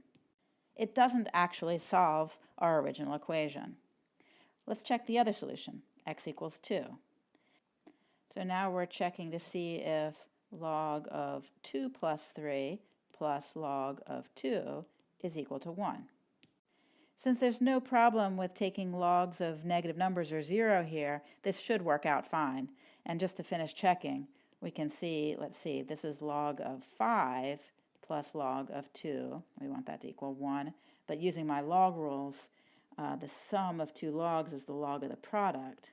So log of 5 times 2, we want that to equal 1. And that's just log base 10 of 10.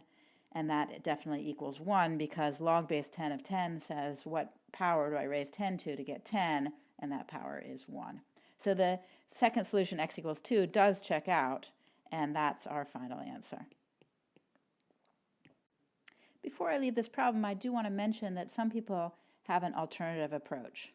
Some people like to start with the original equation and then use log rules to combine everything into one log expression. So since we have the sum of two logs, we know that's the same as the log of a product, right? So we can rewrite the left side as log of x plus 3 times x. That equals 1. Then we do the same trick of taking 10 to the power of both sides. And as before, the 10 to the power and the log base 10 undo each other, and we get x plus 3 times x equals 10, just like we did before. In the first solution, we ended up using exponent rules to rewrite things. In the second alternative method, we used log rules to rewrite things. So the methods are really pretty similar, pretty equivalent, and they certainly will get us to the same answer. So we've seen a couple examples of equations with logs in them and how to solve them. And the key step is to use exponential functions to undo the log. In other words, take e to the power of both sides to undo natural log, and take 10 to the power of both sides to undo log base 10. In this video, we'll use exponential equations in some real-life applications. like population growth and radioactive decay. I'll also introduce the ideas of half-life and doubling time. In this first example, let's suppose we invest $1,600 in a bank account that earns 6.5% annual interest, compounded once a year. How many years will it take until the account has $2,000 in it, if we don't make any further deposits or withdrawals? Since our money is earning 6.5% interest each year, that means that every year the money gets multiplied by 1.065. So after t years, my 1,600 gets multiplied by 1.065 to the t power.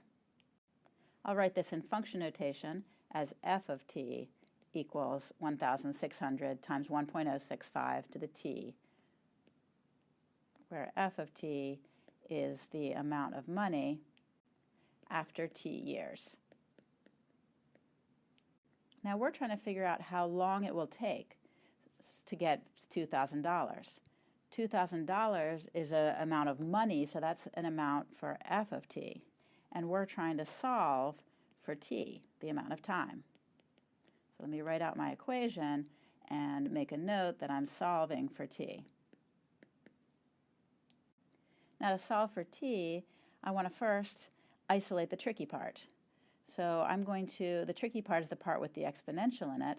So I'm going to divide both sides by 1,600. So that gives me 2,000 over 1,600 equals 1.065 to the t.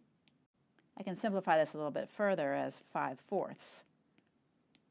Now that I've isolated the tricky part, my next step is going to be to take the log of both sides.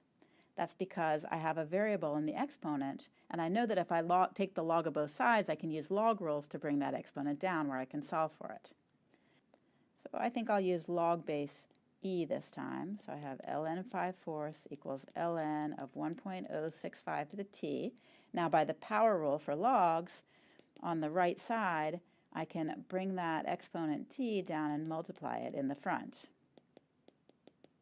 Now it's easy to isolate t just by dividing both sides by ln of 1.065. Typing that into my calculator, I get that t is approximately 3.54 years. In the next example, we have a population of bacteria that initially contains 1.5 million bacteria, and it's growing by 12% per day. We want to find the doubling time. The doubling time means the amount of time it takes for a quantity to double in size. For example, the amount of time it takes to get from the initial 1.5 million bacteria to 3 million bacteria would be the doubling time. Let's start by writing an equation for the amount of bacteria. So if, say, P of t represents the number of bacteria in millions, then my equation, and t represents time in days, then P of t is going to be given by the initial amount of bacteria times the growth factor 1.12 to the t. That's because my population of bacteria is growing by 12% per day. That means the number of bacteria gets multiplied by 1.12. Since we're looking for the doubling time, we're looking for the t value when P of d will be twice as big. So I can set P of t to be 3 and solve for t. As before, I'll start by isolating the tricky part, taking the log,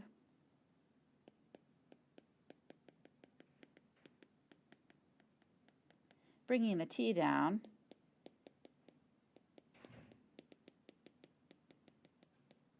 and finally solving for t. Let's see, 3 over 1.5 is 2, so I can write this as ln 2 over ln 1.12. Using my calculator, that's about 6.12 days. It's an interesting fact that doubling time only depends on the growth rate, that 12% growth, not the initial population. In fact, I could have figured out the doubling time without even knowing how many bacteria were in my initial population. Let me show you how that would work. If I didn't know how many I started with, I could still write P of t equals A times 1.12 to the t, where A is our initial population that I don't know what it is. Then if I want to figure out how long it takes for my population to double, well, if I start with A and double that, I get 2A. So I'll set my population equal to 2A, and I'll solve for t. Notice that my a's cancel, and so when I take the log of both sides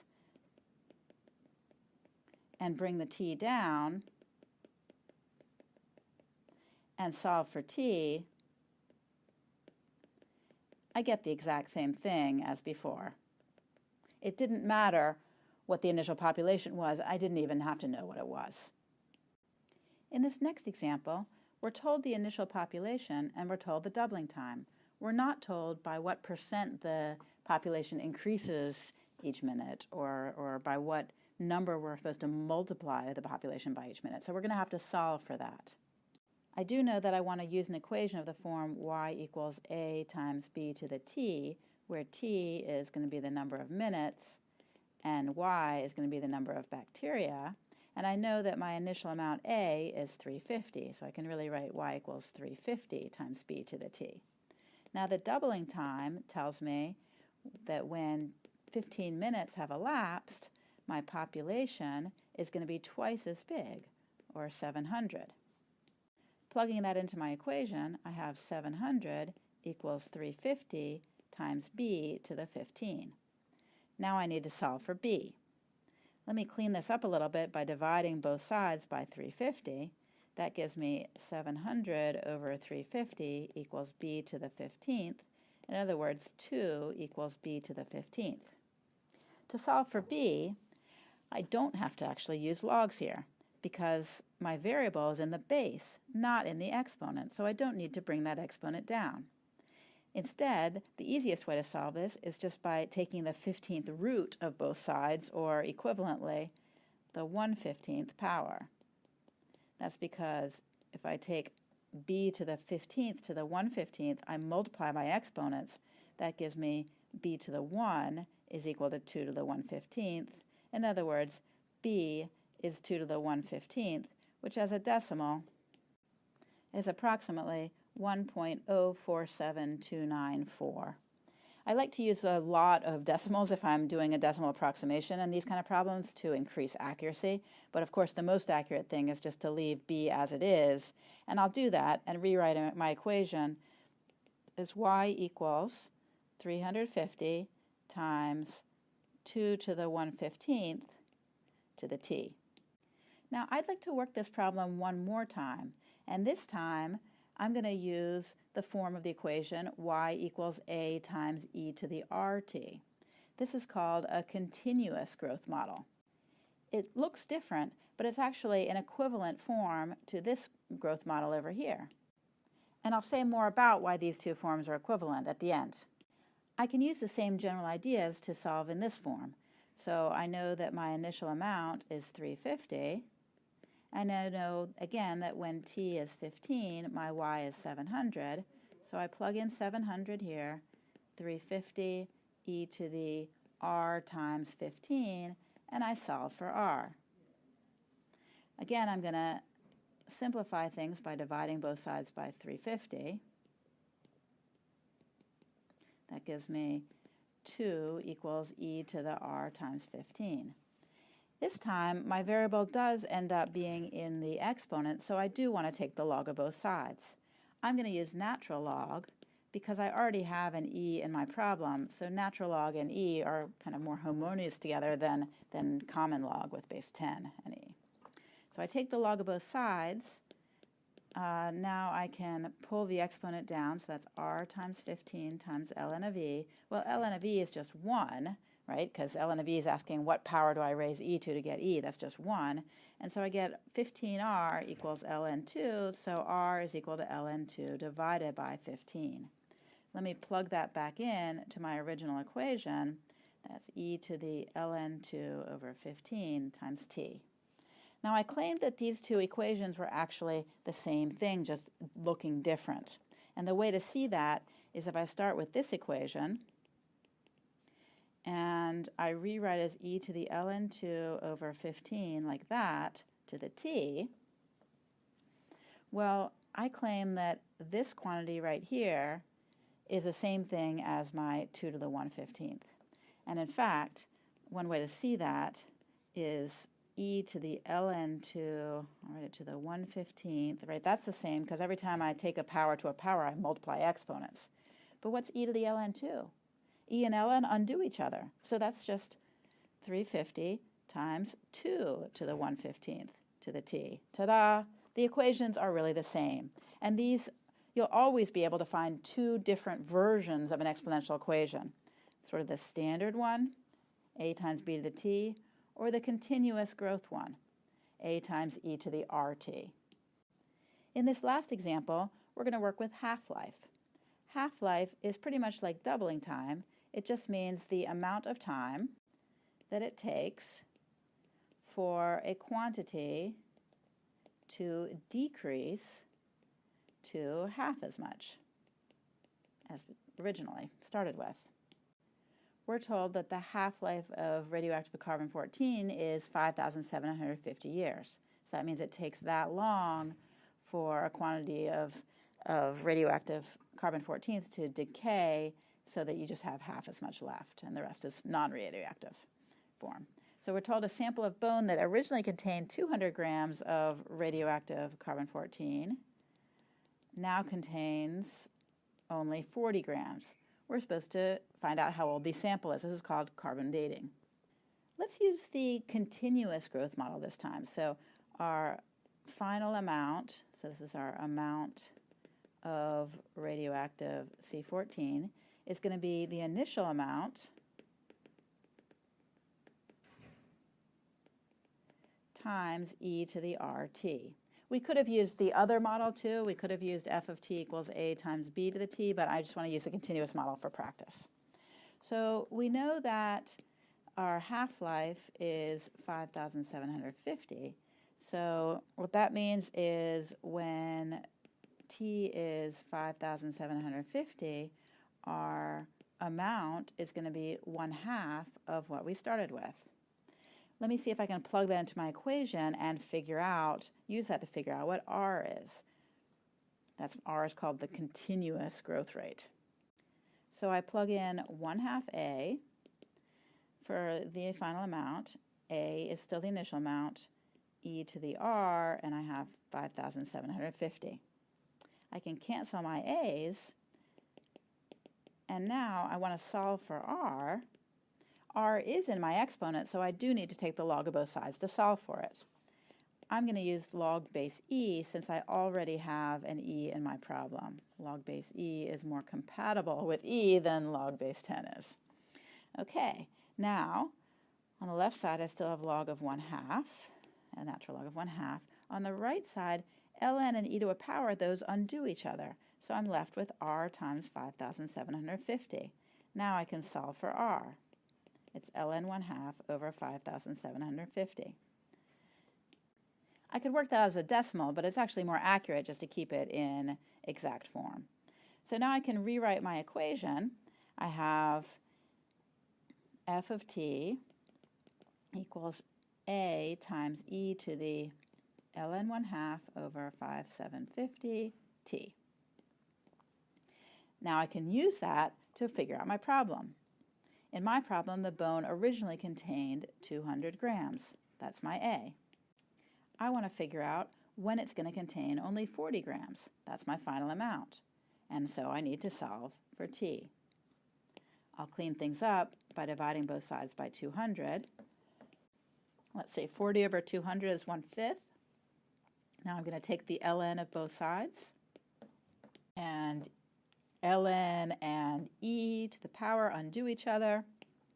So I'm left with ln of 1/5 equals ln of 1/2 divided by 5,750 t, and finally I can solve for t. That's super messy, but Careful use of my calculator gives me an answer of 13,351 years, approximately.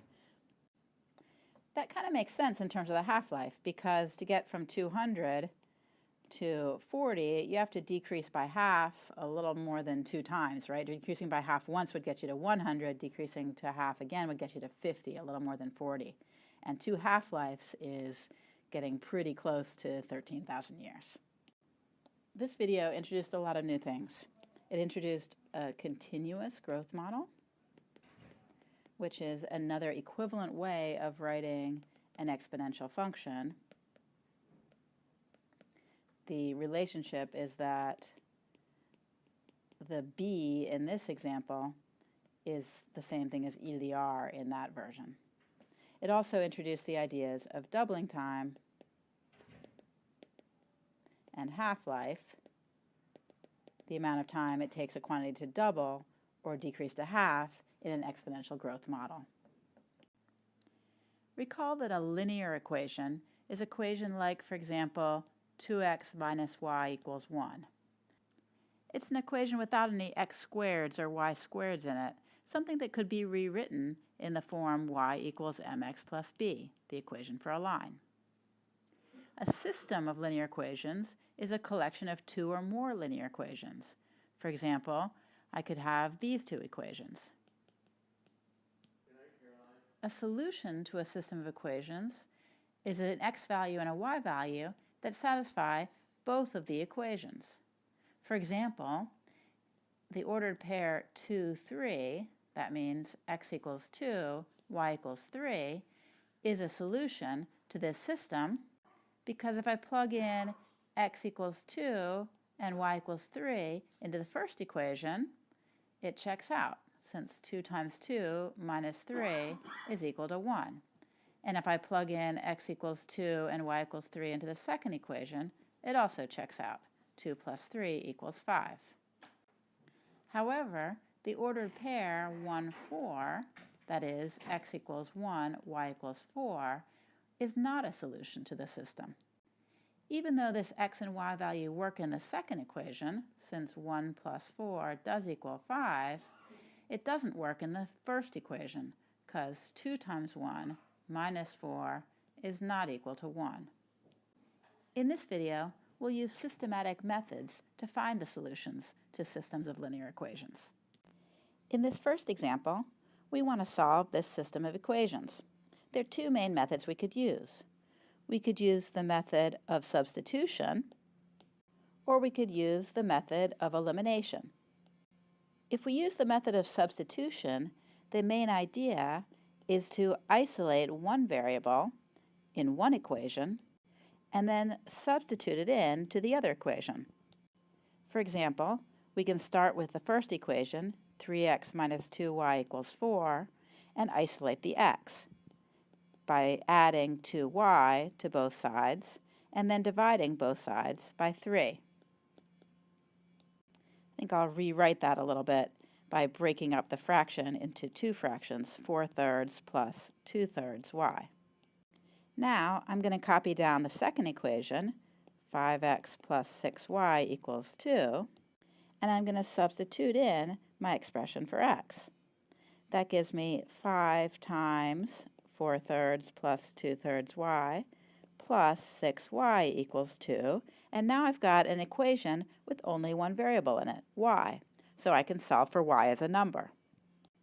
First, I'm going to distribute the 5, so that gives me 20/3 plus 10/3 y plus 6y equals 2, and now I'm going to keep all my y terms, my terms with y's in them, on the left side, but I'll move all my terms without y's in them to the right side.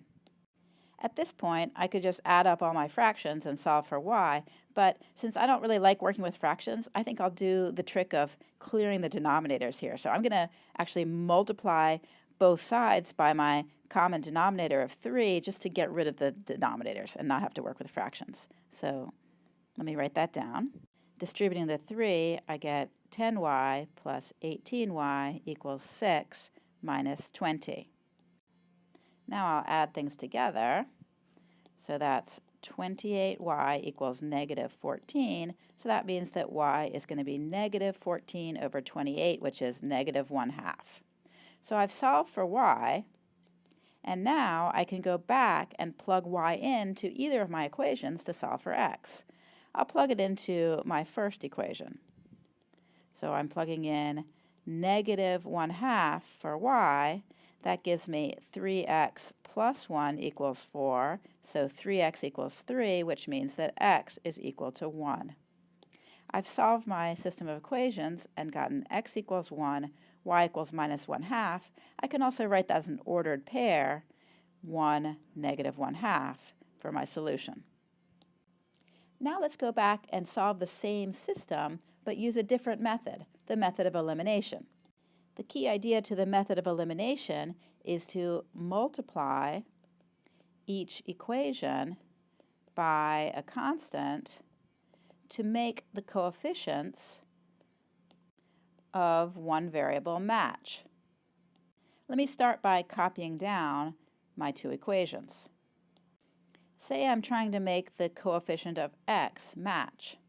One way to do that is to multiply the first equation by 5 and the second equation by 3. That way, the coefficient of x will be 15 for both equations. So let me do that. So for the first equation, I'm going to multiply both sides by 5, and for the second equation, I'm going to multiply both sides by 3. That gives me, for the first equation, 15x minus 10y equals 20, and for the second equation, 15x plus 18y is equal to 6. Notice that the coefficients of x match, so if I subtract the second equation from the first, the x term will completely go away. It'll be 0 times x. And I'll be left with, let's see, negative 10y minus 18y is going to give me minus 28y. And if I do 20 minus 6, that's going to give me 14. Solving for y, I get y is 14 over minus 28, which is minus 1/2, just like before. Now we can continue, like we did in the previous solution, and substitute that value of y into either one of the equations. I'll put it again in here, and my solution proceeds as before. So once again, I get the solution that x equals 1 and y equals minus 1/2. Before we go on to the next problem, let me show you graphically what this means. Here I've graphed the equations 3x minus 2y equals 4 and 5x plus 6y equals 2, and we can see that these two lines intersect in the point with coordinates 1, negative 1/2, just like we predicted by solving the equations algebraically. Let's take a look at another system of equations. I'm going to rewrite the first equation so that the x term is on the left side with the y term, and the constant term stays on the right. And I'll rewrite or copy down the second equation. Since the coefficient of x in the first equation is minus 4 and the second equation is 3, I'm going to try using the method of elimination and multiply the first equation by 3 and the second equation by 4. That'll give me a coefficient of x of negative 12 in the first equation and 12 in the second equation. Those are equal and opposite, right? So I'll be able to add together my equations to cancel out x's. So let's do that. My first equation becomes negative 12x plus 24y equals 3. I multiplied everything by 3. And my second equation, I'll multiply everything by 4, so that's 12x minus 24y equals 8. Now something kind of funny has happened here. Not only do the x coefficients match with opposite signs, but the y coefficients do also. So if I add together my two equations in order to cancel out the x term, I'm also going to cancel out the y term, and I'll just get 0 plus 0 is equal to 3 plus 8 is 11. Well, that's a contradiction. We can't have 0 equal to 11. And that shows that these two equations actually have no solution. Let's look at this situation graphically. If we graph our two equations, we see that they're parallel lines with the same slope. This might be more clear if I isolate y in each equation. The first equation, I get y equals, let's see, dividing by 8, that's the same thing as 4/8 or 1/2 x plus 1/8. And the second equation, if I isolate y, let's see, minus 6y equals minus 3x plus 2 divided by minus 6, that's y equals 1/2 x minus 1/3. So indeed they have the same slope, and so they're parallel with different intercepts, and so they can have no intersection, and so it makes sense that we have no solution to our system of linear equations. This kind of system that has no solution is called an inconsistent system. In this third example, yet a third behavior happens. This time, I think I'm going to solve by substitution because I already have x with a coefficient of 1, so it's really easy to just isolate x in the first equation and then plug in to the second equation to get 3 times 6 minus 5y plus 15y equals 18. If I distribute out, I get the strange phenomenon that the 15y's cancel, and I just get 18 equals 18, which is always true. This is what's called a dependent system of linear equations. If you look more closely, you can see that the second equation is really just a constant multiple of the first equation. It's just 3 times. Every term is 3 times as big as the corresponding term in the first equation. So there's no new information in the second equation. Any x and y values that satisfy the first one will satisfy the second one. So this system of equations has infinitely many solutions. Any ordered pair x, y, where x plus 5y equals 6, or in other words, x is minus 5y plus 6, will satisfy this system of equations. That would include a y value of 0 corresponding to x value of 6, or a y value of 1 corresponding to an x value of 1, or a y value of 1/3 corresponding to an x value of 13/3, just by plugging into this equation will work. Graphically, if I graph both of these equations, the lines will just be on top of each other, so I'll just see one line. In this video, we've solved systems of linear equations using the method of substitution and the method of elimination. We've seen that systems of linear equations can have one solution when the lines that the equations represent intersect in one point. They can be inconsistent and have no solutions, that corresponds to parallel lines, or they can be dependent and have infinitely many solutions, that corresponds to the lines lying on top of each other. In this video, I'll work through a problem involving distance, rate, and time. The key relationship to keep in mind is that the rate of travel is the distance traveled divided by the time it takes to travel it in. For example, if you're driving 60 miles an hour, that's your rate, and that's because you're going a distance of 60 miles in 1 hour. Sometimes it's handy to rewrite that relationship by multiplying both sides by t, time, and that gives us that r times t is equal to d. In other words, distance is equal to rate times time. There's one more important principle to keep in mind, and that's the idea that rates add. For example, if you normally walk at 3 miles per hour, but you're walking on a moving sidewalk that's going at a rate of 2 miles per hour, then your total speed of travel with respect to something stationary is going to be 3 plus 2, or 5 miles per hour. I'll write that as a formula as R1, or the first rate plus the second rate, is equal to the total rate. Let's use those two key ideas, distance equals rate times time, and rates add, in the following problem. Elsa's boat has a top speed of 6 miles per hour in still water. While traveling on a river at top speed, she went 10 miles upstream in the same amount of time she went 30 miles downstream. We're supposed to find the rate of the river current. I'm going to organize the information in this problem into a chart. During the course of Elsa's day, there were two situations we need to keep in mind. For one period of time, she was going upstream, and for another period of time, she was going downstream. For each of those, I'm going to chart out the distance she traveled, the rate she went at, and the time it took.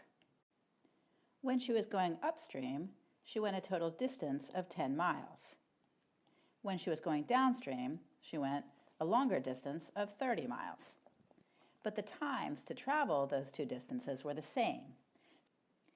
Since I don't know what that time was, I'll just give it a variable. I'll call it t. Now let's think about her rate of travel. The rate she traveled upstream was slower because she was going against the current, and faster when she was going downstream with the current. We don't know what the speed of the current is. That's what we're trying to figure out. So maybe I'll give it a variable, r. But we do know that in still water, Elsa can go 6 miles per hour. And when she's going downstream, since she's going with the direction of the current, rates should add. And her rate downstream should be 6 plus r. That's her rate in still water plus the rate of the current. On the other hand, when she's going upstream, then she's going against the current. So her rate of 6 miles per hour, we need to subtract the rate of the current from that. Now that we've charted out our information, we can turn it into equations using the fact that distance equals rate times time. We actually have two equations. 10 equals 6 minus r times t, and 30 is equal to 6 plus r times t. Now that we've converted our situation into a system of equations, our next job is to solve the system of equations. In this example, I think the easiest way to proceed is to isolate t in each of the two equations. So in the first equation, I'll divide both sides by 6 minus r, and in the second equation, I'll divide by 6 plus r. That gives me 10 over 6 minus r equals t, and 30 over 6 plus r equals t. Now if I set my t variables equal to each other, I get 10 over 6 minus r is equal to 30 over 6 plus r. I'm making progress because now I have a single equation with a single variable that I need to solve. Since the variable r is trapped in the denominator, I'm going to proceed by clearing the denominator. So I'm going to multiply both sides by the least common denominator, that is 6 minus r times 6 plus r. Once I cancel things out, I get that 6 plus r times 10 is equal to 30 times 6 minus r. If I distribute, I'm going to get 60 plus 10r equals 180 minus 30r, which I can now solve. Let's see, that's going to be 40r is equal to 120, so r, the speed of my current, is going to be 3 miles per hour. This is all that the problem asked for, the speed of the current. If I also wanted to solve for the other unknown, time, I could do so by plugging in r into one of my equations and solving for t. In this video, I solved a distance, rate, and time problem by charting out my information for the two situations in my problem, using the fact that rates add to fill in some of my boxes, and then using the formula distance equals rate times time to build a system of equations. In this video, I'll do a standard mixture problem in which we have to figure out what quantity of two solutions to mix together. Household bleach contains 6% sodium hypochlorite. The other 94% is water. How much household bleach should be combined with 70 liters of a weaker 1% hypochlorite solution in order to form a solution that's 2.5% sodium hypochlorite? I want to turn this problem into a system of equations. So I'm asking myself, what quantities are going to be equal to each other? Well, the total amount of sodium hypochlorite, that has symbol NaClO, before mixing it should equal the total amount of sodium hypochlorite after mixing. Also, the total amount of water before mixing should equal the total amount of water after. And finally, just the total amount of solution in my two jugs, sodium hypochlorite together with water, should equal the total amount of solution after. That gives me a hint for what I'm looking for, but before I start writing out equations, I find it very helpful to chart out my quantities. So I've got the 6% solution, the household bleach. I've got the 1% solution, and I've got my desired ending 2.5% solution. Now in each of those solutions, I've got a certain volume of sodium hypochlorite.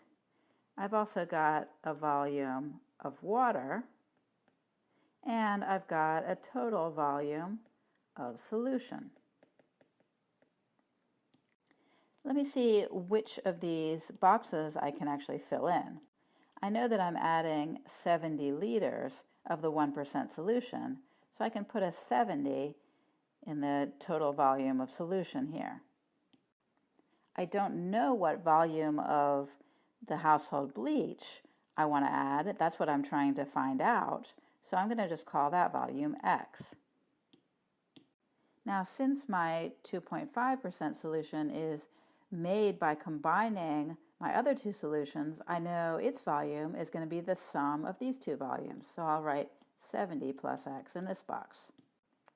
Now the 6% solution means that whatever the volume of solution is, 6% of that is the sodium hypochlorite. So the volume of the sodium hypochlorite is going to be 0.06 times X. The volume of water in that solution is whatever's left, so that's going to be X minus 0.06X, or 0.94 times X. Following the same reasoning, for the 1% solution, 1% of the 70 liters is the sodium hypochlorite, so that's going to be 0.01 times 70, or 0.7. The volume of water in that solution is going to be 99%, or 0.99 times 70. That works out to 69.3. Finally, for the 2.5% solution, the volume of the sodium hypochlorite is going to be 0.025 times the volume of solution, 70 plus X. And the volume of water is going to be the remainder, so that's 0.975 times 70 plus X. Now I've already used the fact that the volume of solutions before added up is the volume of solution after in writing a 70 plus X in this box. But I haven't yet used the fact that the volume of the sodium hypochlorite is preserved before and after. So I can write that down as an equation.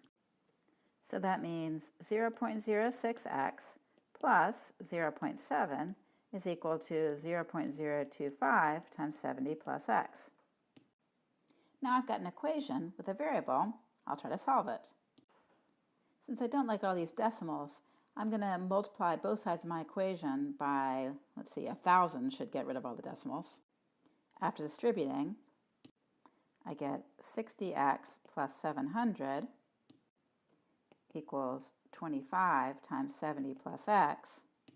Distributing some more, I get 60x plus 700 is equal to 1750 plus 25x. So let's see, 60 minus 25 is 35x is equal to 1050, which gives me that x equals 30 liters of the household bleach. Notice that I never actually had to use the fact that the quantity of water before mixing is equal to the quantity of water after. That is, I never used the information in this column. In fact, that information is redundant. Once I know that the quantities of sodium hypochlorite add up and the total volumes of solutions add up, the fact that the volume of waters add up is just redundant information. The techniques to use to solve this equation involving solutions can be used to solve many, many other equations involving mixtures of items. My favorite method is to first make a chart involving the types of mixtures and the types of items in your mixture, fill in as many boxes as I can, and then use the fact that the quantities add. This video is about rational functions and their graphs. Recall that a rational function is a function that can be written as a ratio or quotient of two polynomials. Here's an example. The simpler function f of x equals 1 over x is also considered a rational function. You can think of 1 and x as very simple polynomials. The graph of this rational function is shown here. This graph looks different from the graph of a polynomial. For one thing, its end behavior is different. The end behavior of a function is the way the graph looks when x goes through really large positive or really large negative numbers. We've seen that the end behavior of a polynomial always looks like one of these cases. That is, y marches off to infinity or maybe negative infinity as x gets really big or really negative. But this rational function has a different type of end behavior. Notice as x gets really big, the y values are leveling off at about a y value of 3. And similarly, as x values get really negative, our graph is leveling off near the line y equals 3. I'll draw that line, y equals 3, on my graph. That line is called a horizontal asymptote. A horizontal asymptote is a horizontal line that our graph gets closer and closer to as x goes to infinity or as x goes to negative infinity, or both. There's something else that's different about this graph from a polynomial graph. Look at what happens as x gets close to negative 5. As we approach negative 5 with x values on the right, our y values are going down towards negative infinity. And as we approach the x value of negative 5 from the left, our y values are going up towards positive infinity. We say that this graph has a vertical asymptote at x equals negative 5. A vertical asymptote is a vertical line that the graph gets closer and closer to. Finally, there's something really weird going on at x equals 2. There's a little open circle there, like the value at x equals 2 is dug out. That's called a hole. A hole is a place along the curve of the graph where the function doesn't exist. Now that we've identified some of the features of our rational functions graph, I want to look back at the equation and see how we could have predicted those features just by looking at the equation. To find horizontal asymptotes, we need to look at what our function is doing when x goes through really big positive or really big negative numbers. Looking at our equation for our function, the numerator is going to be dominated by the 3x squared term when x is really big, right? Because 3 times x squared is going to be absolutely enormous compared to this negative 12 if x is a big positive or negative number. In the denominator will be dominated by the x squared term again. If x is a really big positive or negative number, like a million squared will be much, much bigger than 3 times a million, or negative 10. For that reason, to find the end behavior, or the horizontal asymptote for our function, we just need to look at the term on the numerator and the term on the denominator that have the highest exponent. Those are the ones that dominate the expression in size. So as x gets really big, our function's y values are going to be approximately 3x squared over x squared, which is 3. That's why we have a horizontal asymptote at y equals 3. Now our vertical asymptotes, those tend to occur where our denominator of our function is 0.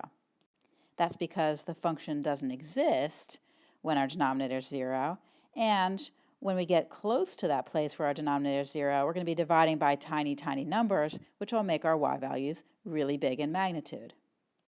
So to check where our denominator is 0, let's factor our function. In fact, I'm going to go ahead and factor the numerator and the denominator.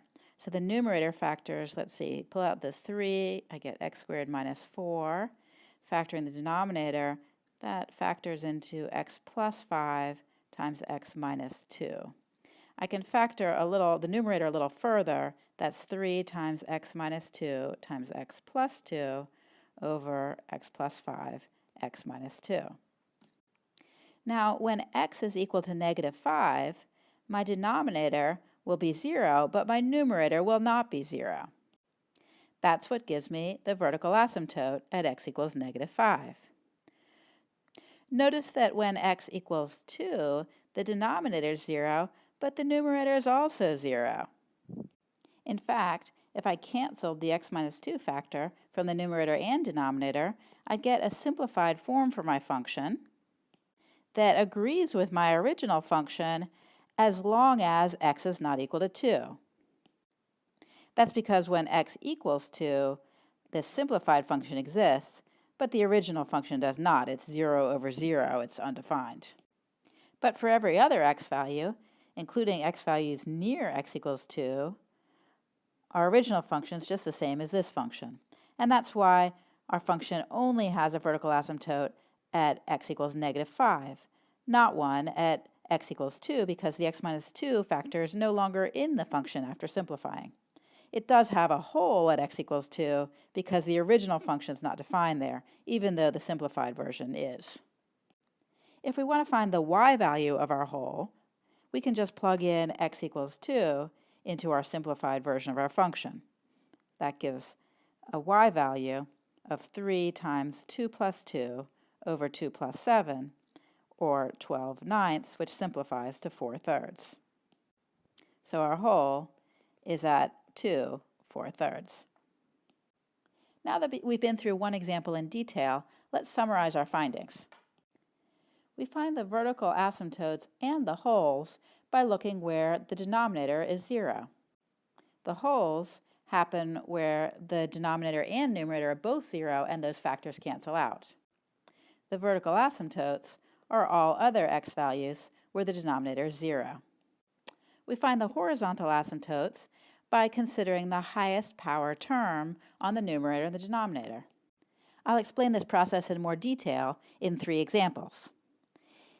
In the first example, if we circle the highest power terms, that simplifies to 5x over 3x squared, which is 5 over 3x. As x gets really big, the denominator is going to be huge. So I'm going to be dividing 5 by a huger and huger number. That's going to be going very close to 0. And therefore, we have a horizontal asymptote at y equals 0. In the second example, the highest power terms, 2x cubed over 3x cubed, simplify to 2/3. So as x gets really big, we're going to be heading towards 2/3, and we have a horizontal asymptote at y equals 2/3. In the third example, the highest power terms, x squared over 2x, simplifies to x over 2. As x gets really big, x over 2 is getting really big, and therefore we don't have a horizontal asymptote at all. This is going to infinity when x goes through big positive numbers, and it's going to negative infinity when x goes through big negative numbers. So in this case, the end behavior is kind of like that of a polynomial, and there's no horizontal asymptote. In general, when the degree of the numerator is smaller than the degree of the denominator, we're in this first case, where the denominator gets really big compared to the numerator and we go to 0. In this second case, where the degree of the numerator and the degree of the denominator are equal, things cancel out. And so we get a horizontal asymptote at the y value that's equal to the ratio of the leading coefficients. Finally, in the third case, when the degree of the numerator is bigger than the degree of the denominator, then the numerator is getting really big compared to the denominator, so we end up with no horizontal asymptote. Finally, let's apply all these observations to one more example. Please pause the video and take a moment to find the vertical asymptotes, horizontal asymptotes, and holes for this rational function.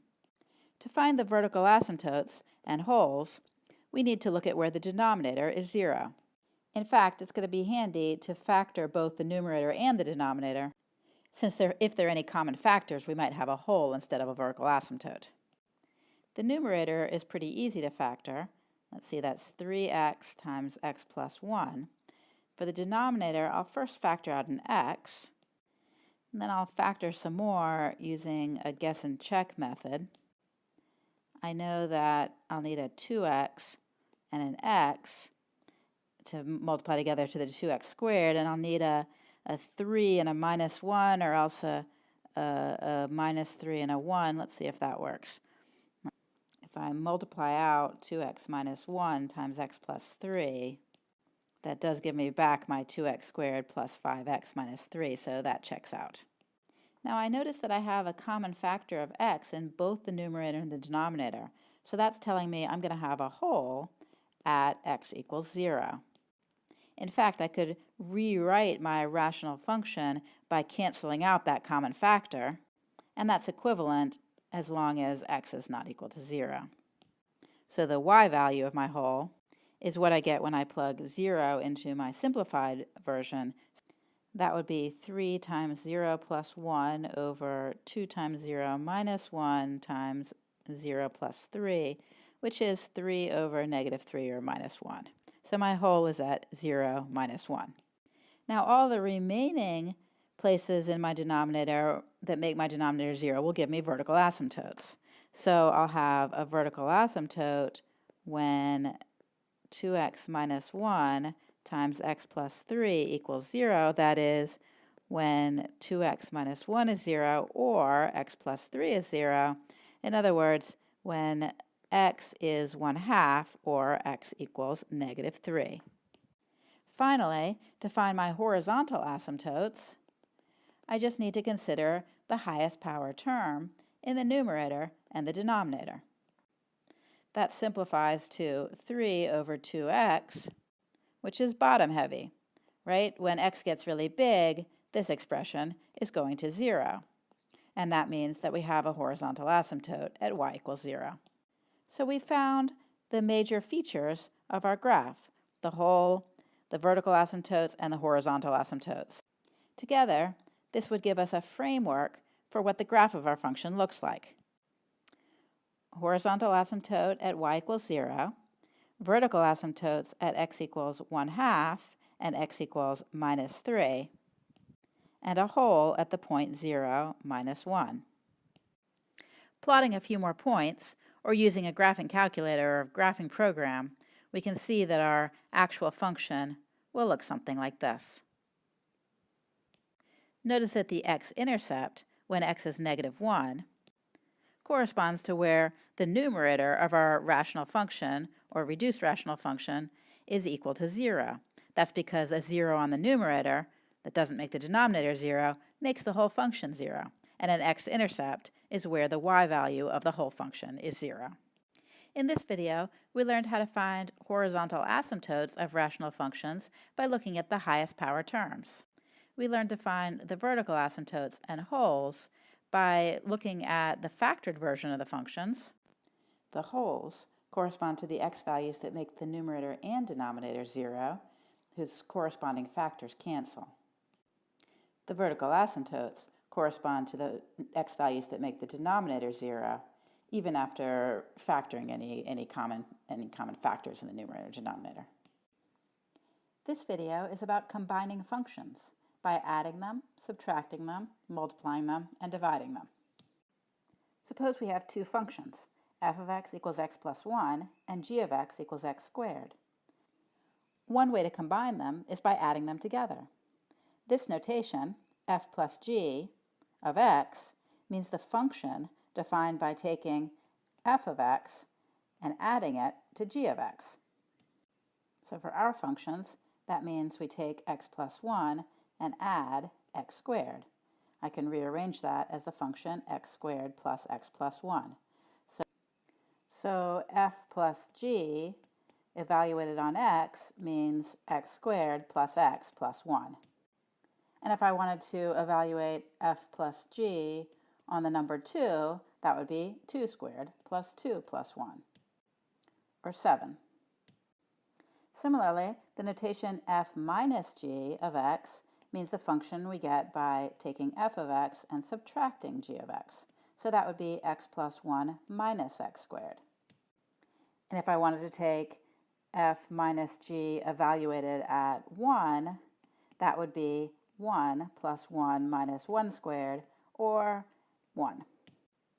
The notation f dot g of x, which is sometimes also written just as fg of x, that means we take f of x times g of x. In other words, x plus 1 times x squared, which could be simplified as x cubed plus x squared. The notation f divided by g of x means I take f of x and divide it by g of x. So that would be x plus 1 divided by x squared. In this figure, the blue graph represents h of x, and the red graph represents the function p of x. We're asked to find h minus p of 0. We don't have any equations to work with, but that's okay. We know that for any x, h minus p of x is defined as h of x minus p of x. So for x equals 0, h minus p of 0 is going to be h of 0 minus p of 0. Using the graph, we can find h of 0 by finding the value of 0 on the x-axis and finding the corresponding y value for the function h of x. So that's about 1.8. Now p of 0 we can find similarly by looking for 0 on the x-axis and finding the corresponding y value for the function p of x, and that's a y value of 1.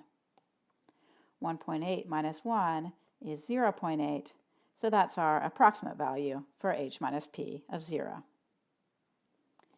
If we want to find p times h of negative 3, again, we can rewrite that as p of negative 3 times h of negative 3. And using the graphs, we see that for an x value of negative 3, the y value for p is 2, and the x value of negative 3 corresponds to a y value of negative 2 for h. 2 times negative 2 is negative 4, so that's our value for p times h of negative 3. In this video, we saw how to add two functions, subtract two functions, multiply two functions, and divide two functions in the following way. When you compose two functions, you apply the first function, and then you apply the second function to the output of the first function. For example, the first function might compute population size from time in years. So its input would be time in years since a certain date, and its output would be number of people in the population. The second function, g, might compute healthcare costs as a function of population size. So it will take population size as input, and its output will be healthcare costs. If you put these functions together, that is, compose them, then you'll go all the way from time in years to healthcare costs. This is your composition, g composed with f.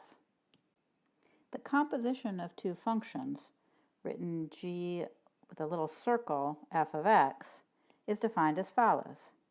G composed with f of x is g evaluated on f of x. We can think of it schematically in this diagram. F acts on a number x and produces a number f of x. Then g takes that output f of x and produces a new number, g of f of x. Our composition of functions, g composed with f, is the function that goes all the way from x to g of f of x. Let's work out some examples where our functions are defined by tables of values. If we want to find g composed with f of 4, by definition, this means g of f of 4. To evaluate this expression, we always work from the inside out.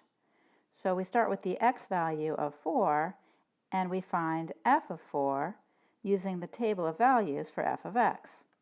When x equals 4, f of x is 7. So we can replace f of 4 with the number 7. Now we need to evaluate g of 7. 7 becomes our new x value in our table of values for g. The x value of 7 corresponds to the g of x value of 10, so g of 7 is equal to 10. We found that g composed with f of 4 is equal to 10.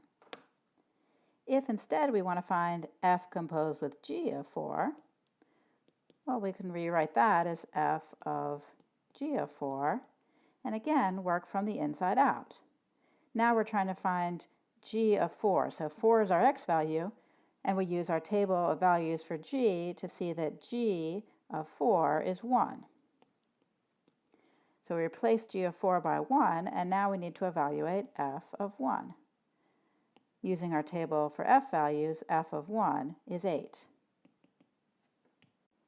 Notice that when we've computed g of f of 4, we got a different answer than when we computed f of g of 4. And in general, g composed with f is not the same thing as f composed with g. Please pause the video and take a moment to compute the next two examples. We can replace f composed with f of 2 by the equivalent expression f of 2. Working from the inside out, we know that f of 2 is 3 and f of 3 is 6.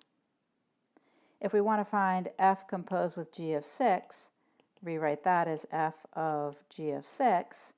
Using the table for g of 6 is 8, but f of 8 is not on the table as an x value for the f function, and so there is no f of 8. This does not exist. We can say that 6 is not in the domain for f composed with g. Even though it was in the domain of g, we couldn't follow all the way through and get a value for f composed with g of 6. Next, let's turn our attention to the composition of functions that are given by equations. P of x is x squared plus x, and q of x is negative 2x. We want to find q composed with p of 1. As usual, I can rewrite this as q of p of 1 and work from the inside out.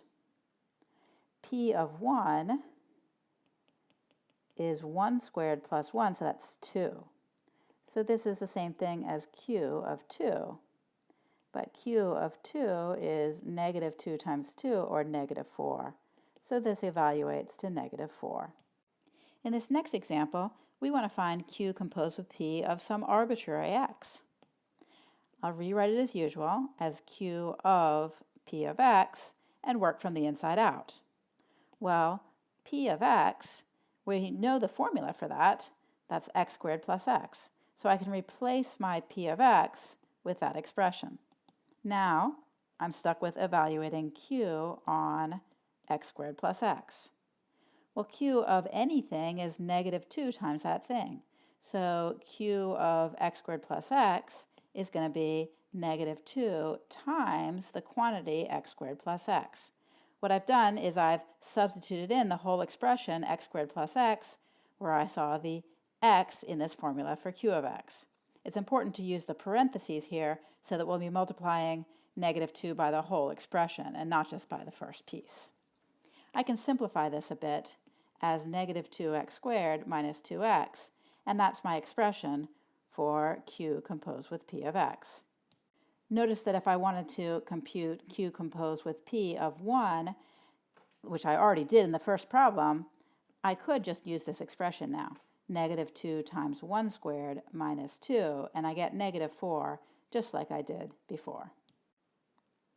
Let's try another one. Let's try p composed with q of x. First, I rewrite this, p of q of x. Working from the inside out, I can replace q of x with negative 2x. So I need to compute p of negative 2x. Here's my formula for p. To compute p of this expression, I need to plug in this expression everywhere I see an x in the formula for p. So that means negative 2x squared plus negative 2x. Again, being careful to use parentheses to make sure I plug in the entire expression in for x. Let me simplify. This is 4x squared minus 2x. Notice that I got different expressions for q of p of x and for p of q of x. Once again, we see that q composed with p is not necessarily equal to p composed with q. Please pause the video and try this last example yourself. Rewriting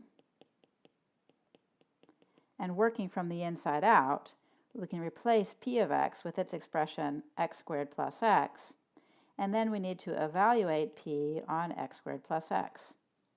That means we plug in x squared plus x everywhere we see an x in this formula. So that's x squared plus x quantity squared plus x squared plus x. Once again, I can simplify by distributing out. That gives me x to the fourth plus 2x cubed plus x squared plus x, or x to the fourth plus 2x cubed plus 2x squared plus x. In this last set of examples, we're asked to go backwards. We're given a formula for a function of h of x, but we're supposed to rewrite h of x as a composition of two functions, f and g. Let's think for a minute which of these two functions gets applied first. F composed with g of x, let's see, that means f of g of x. And since we evaluate these expressions from the inside out, we must be applying g first and then f. In order to figure out what f and g could be, I like to draw a box around something inside my expression for h. So I'm going to draw a box around x squared plus 7. Then whatever's inside the box, that'll be my function g of x, the first function that gets applied. Whatever happens to the box, in this case taking the square root sign, that becomes my outside function, my second function, f. So here we're going to say g of x is equal to x squared plus 7, and f of x is equal to the square root of x. Let's just check and make sure that this works. So I need to check that when I take the composition f composed with g, I need to get the same thing as my original h. So let's see. If I do f composed with g of x, well, by definition, that's f of g of x. Working from the inside out, I can replace g of x with its formula, x squared plus 7. So I need to evaluate f of x squared plus 7. That means I plug in x squared plus 7 into the formula for f. So that becomes the square root of x squared plus 7. Ta-da! It works because it matches my original equation. So we found a correct answer, a correct way of breaking h down as a composition of two functions. But I do want to point out this is not the only correct answer. I'll write down my formula for h of x again, and this time I'll put the box in a different place. I'll just box the x squared. If I did that, then my inside function, my first function, g of x, would be x squared. And my second function is what happens to the box. So my f of x is what happens to the box, and the box gets added 7 to it and taken the square root. So in other words, f of x is going to be the square root of x plus 7. Again, I can check that this works. If I do f composed with g of x, that's f of g of x. So now g of x is x squared, so I'm taking f of x squared. When I plug in x squared for x, I do in fact get the square root of x squared plus 7. So this is an alternative correct solution.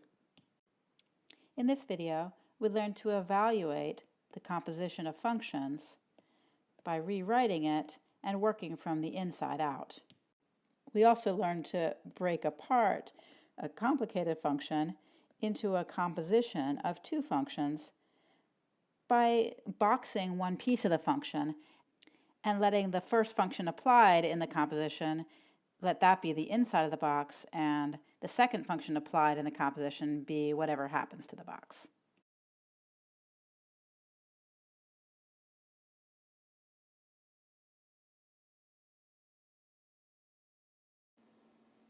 The inverse of a function undoes what the function does. So the inverse of tying your shoes would be to untie them. And the inverse of the function that adds 2 to a number would be the function that subtracts 2 from a number. This video introduces inverses and their properties. Suppose f of x is the function defined by this chart. In other words, f of 2 is 3, f of 3 is 5, f of 4 is 6, and f of 5 is 1. The inverse function for f, written f superscript -1 x, undoes what f does. Since f takes 2 to 3, f inverse takes 3 back to 2. So we write this, f superscript -1 of 3 is 2. Similarly, since f takes 3 to 5, f inverse takes 5 to 3. And since f takes 4 to 6, f inverse of 6 is 4. And since f takes 5 to 1, f inverse of 1 is 5. I'll use these numbers to fill in the chart. Notice that the chart of values when y equals f of x and the chart of values when y equals f inverse of x are closely related. They share the same numbers, but the x values for f of x correspond to the y values for f inverse of x, and the y values for f of x correspond to the x values for f inverse of x. That leads us to the first key fact. Inverse functions reverse the roles of y and x. I'm going to plot the points for y equals f of x in blue. Next, I'll plot the points for y equals f inverse of x in red. Pause the video for a moment and see what kind of symmetry you observe in this graph. How are the blue points related to the red points? You might have noticed that the blue points and the red points are mirror images. Over the mirror line, y equals x. So our second key fact is that the graph of y equals f inverse of x can be obtained from the graph of y equals f of x by reflecting over the line y equals x. This makes sense because inverses reverse the roles of y and x. In this same example, let's compute f inverse of f of 2. This open circle means composition. In other words, we're computing f inverse of f of 2. We compute this from the inside out, so that's f inverse of 3, since f of 2 is 3, and f inverse of 3 we see as 2. Similarly, we can compute f of f inverse of 3, and that means we take f of f inverse of 3. Since f inverse of 3 is 2, that's the same thing as computing f of 2, which is 3. Please pause the video for a moment and compute these other compositions. You should have found that in every case, if you take f inverse of f of a number, you get back to the very same number you started with. And similarly, if you take f of f inverse of any number, you get back to the same number you started with. So in general, f inverse of f of x is equal to x, and f of f inverse of x is also equal to x. This is the mathematical way of saying that f and f inverse undo each other. Let's look at a different example. Suppose that f of x is x cubed. Pause the video for a moment and guess what the inverse of f should be. Remember, f inverse undoes the work that f does. You might have guessed that f inverse of x is going to be the cube root function. And we can check that this is true by looking at f of f inverse of x That's f of the cube root of function, which means the cube root function cubed, which gets us back to x. Similarly, if we compute f inverse of f of x, that's the cube root of x cubed, and we get back to x again. So the cube root function really is the inverse of the cubing function. When we compose the two functions, we get back to the number that we started with. It'd be nice to have a more systematic way of finding inverses of functions besides guessing and checking.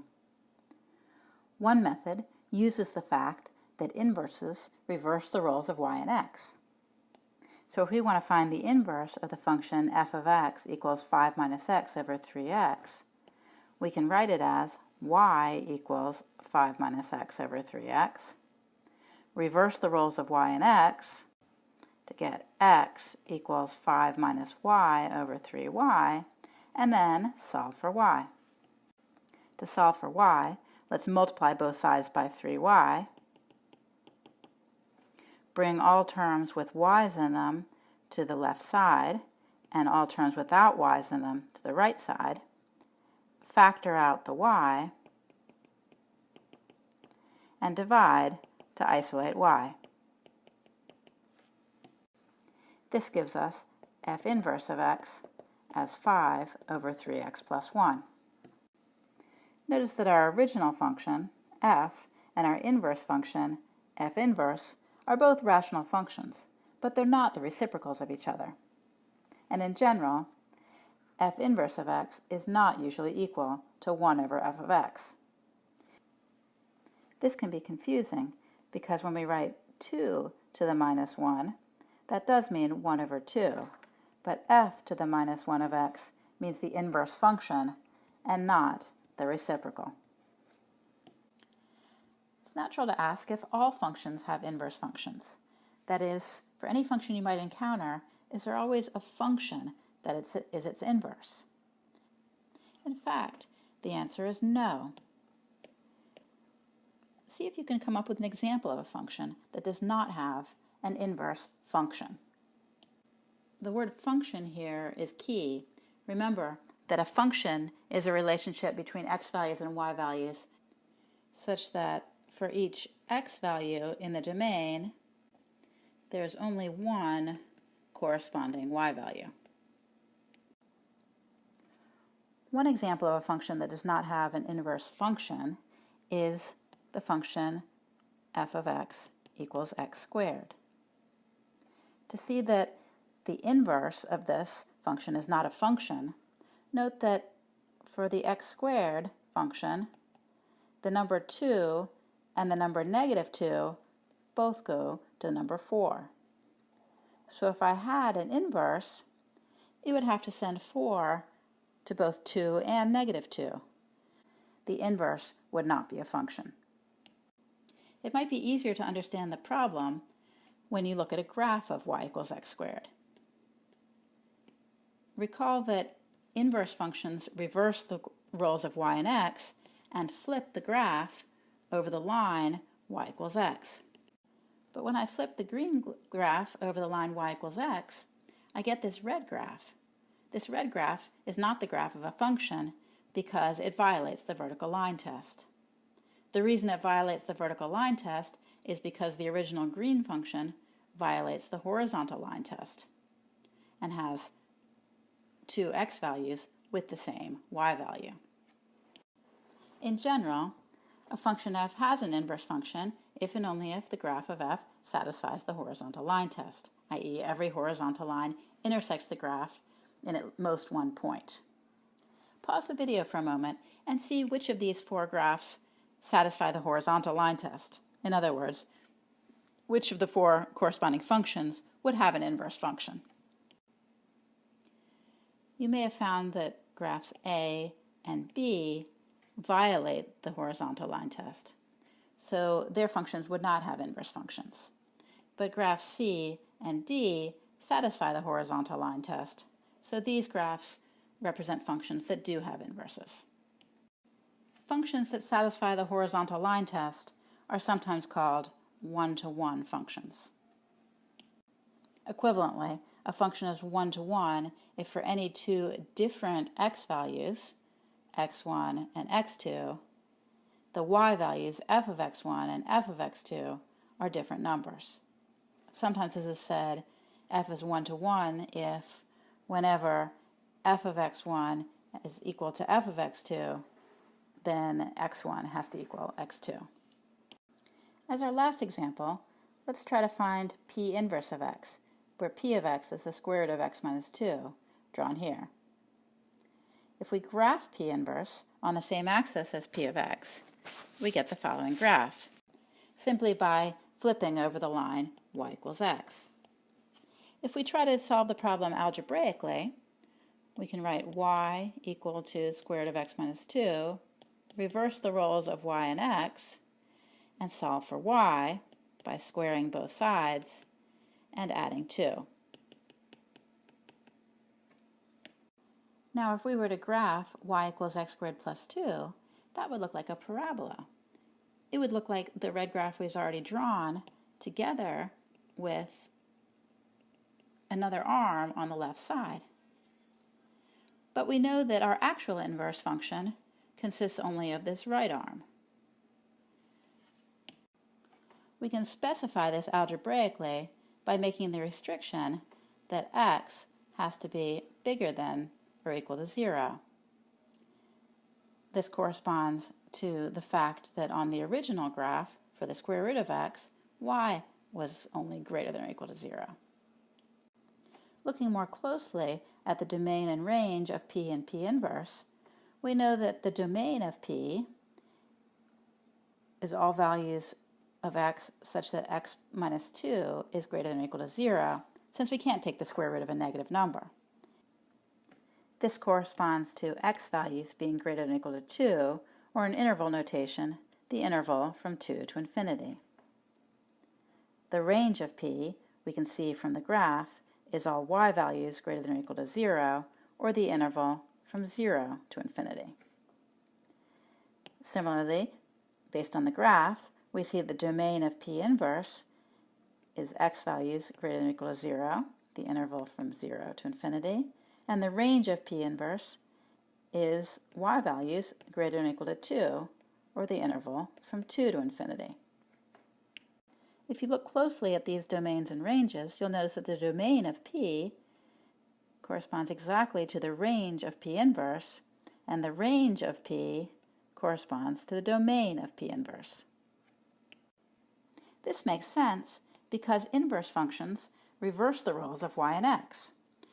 The domain of f inverse of x is the x values for f inverse, which corresponds to the y values, or the range of f. The range of f inverse is the y values for f inverse, which correspond to the x values, or the domain of f. In this video, we discussed 5 key properties of inverse functions. Inverse functions reverse the roles of y and x.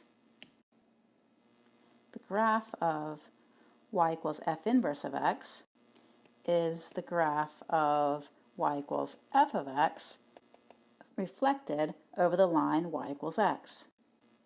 When we compose f with f inverse, we get the identity function y equals x, and similarly, when we compose f inverse with f, that brings x to x. In other words, f and f inverse undo each other.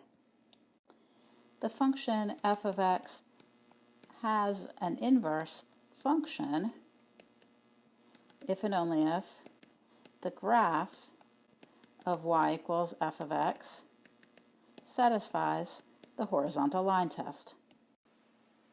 And finally, the domain of f is the range of f inverse, and the range of f is the domain of f inverse. These properties of inverse functions will be important when we study exponential functions and their inverses, logarithmic functions.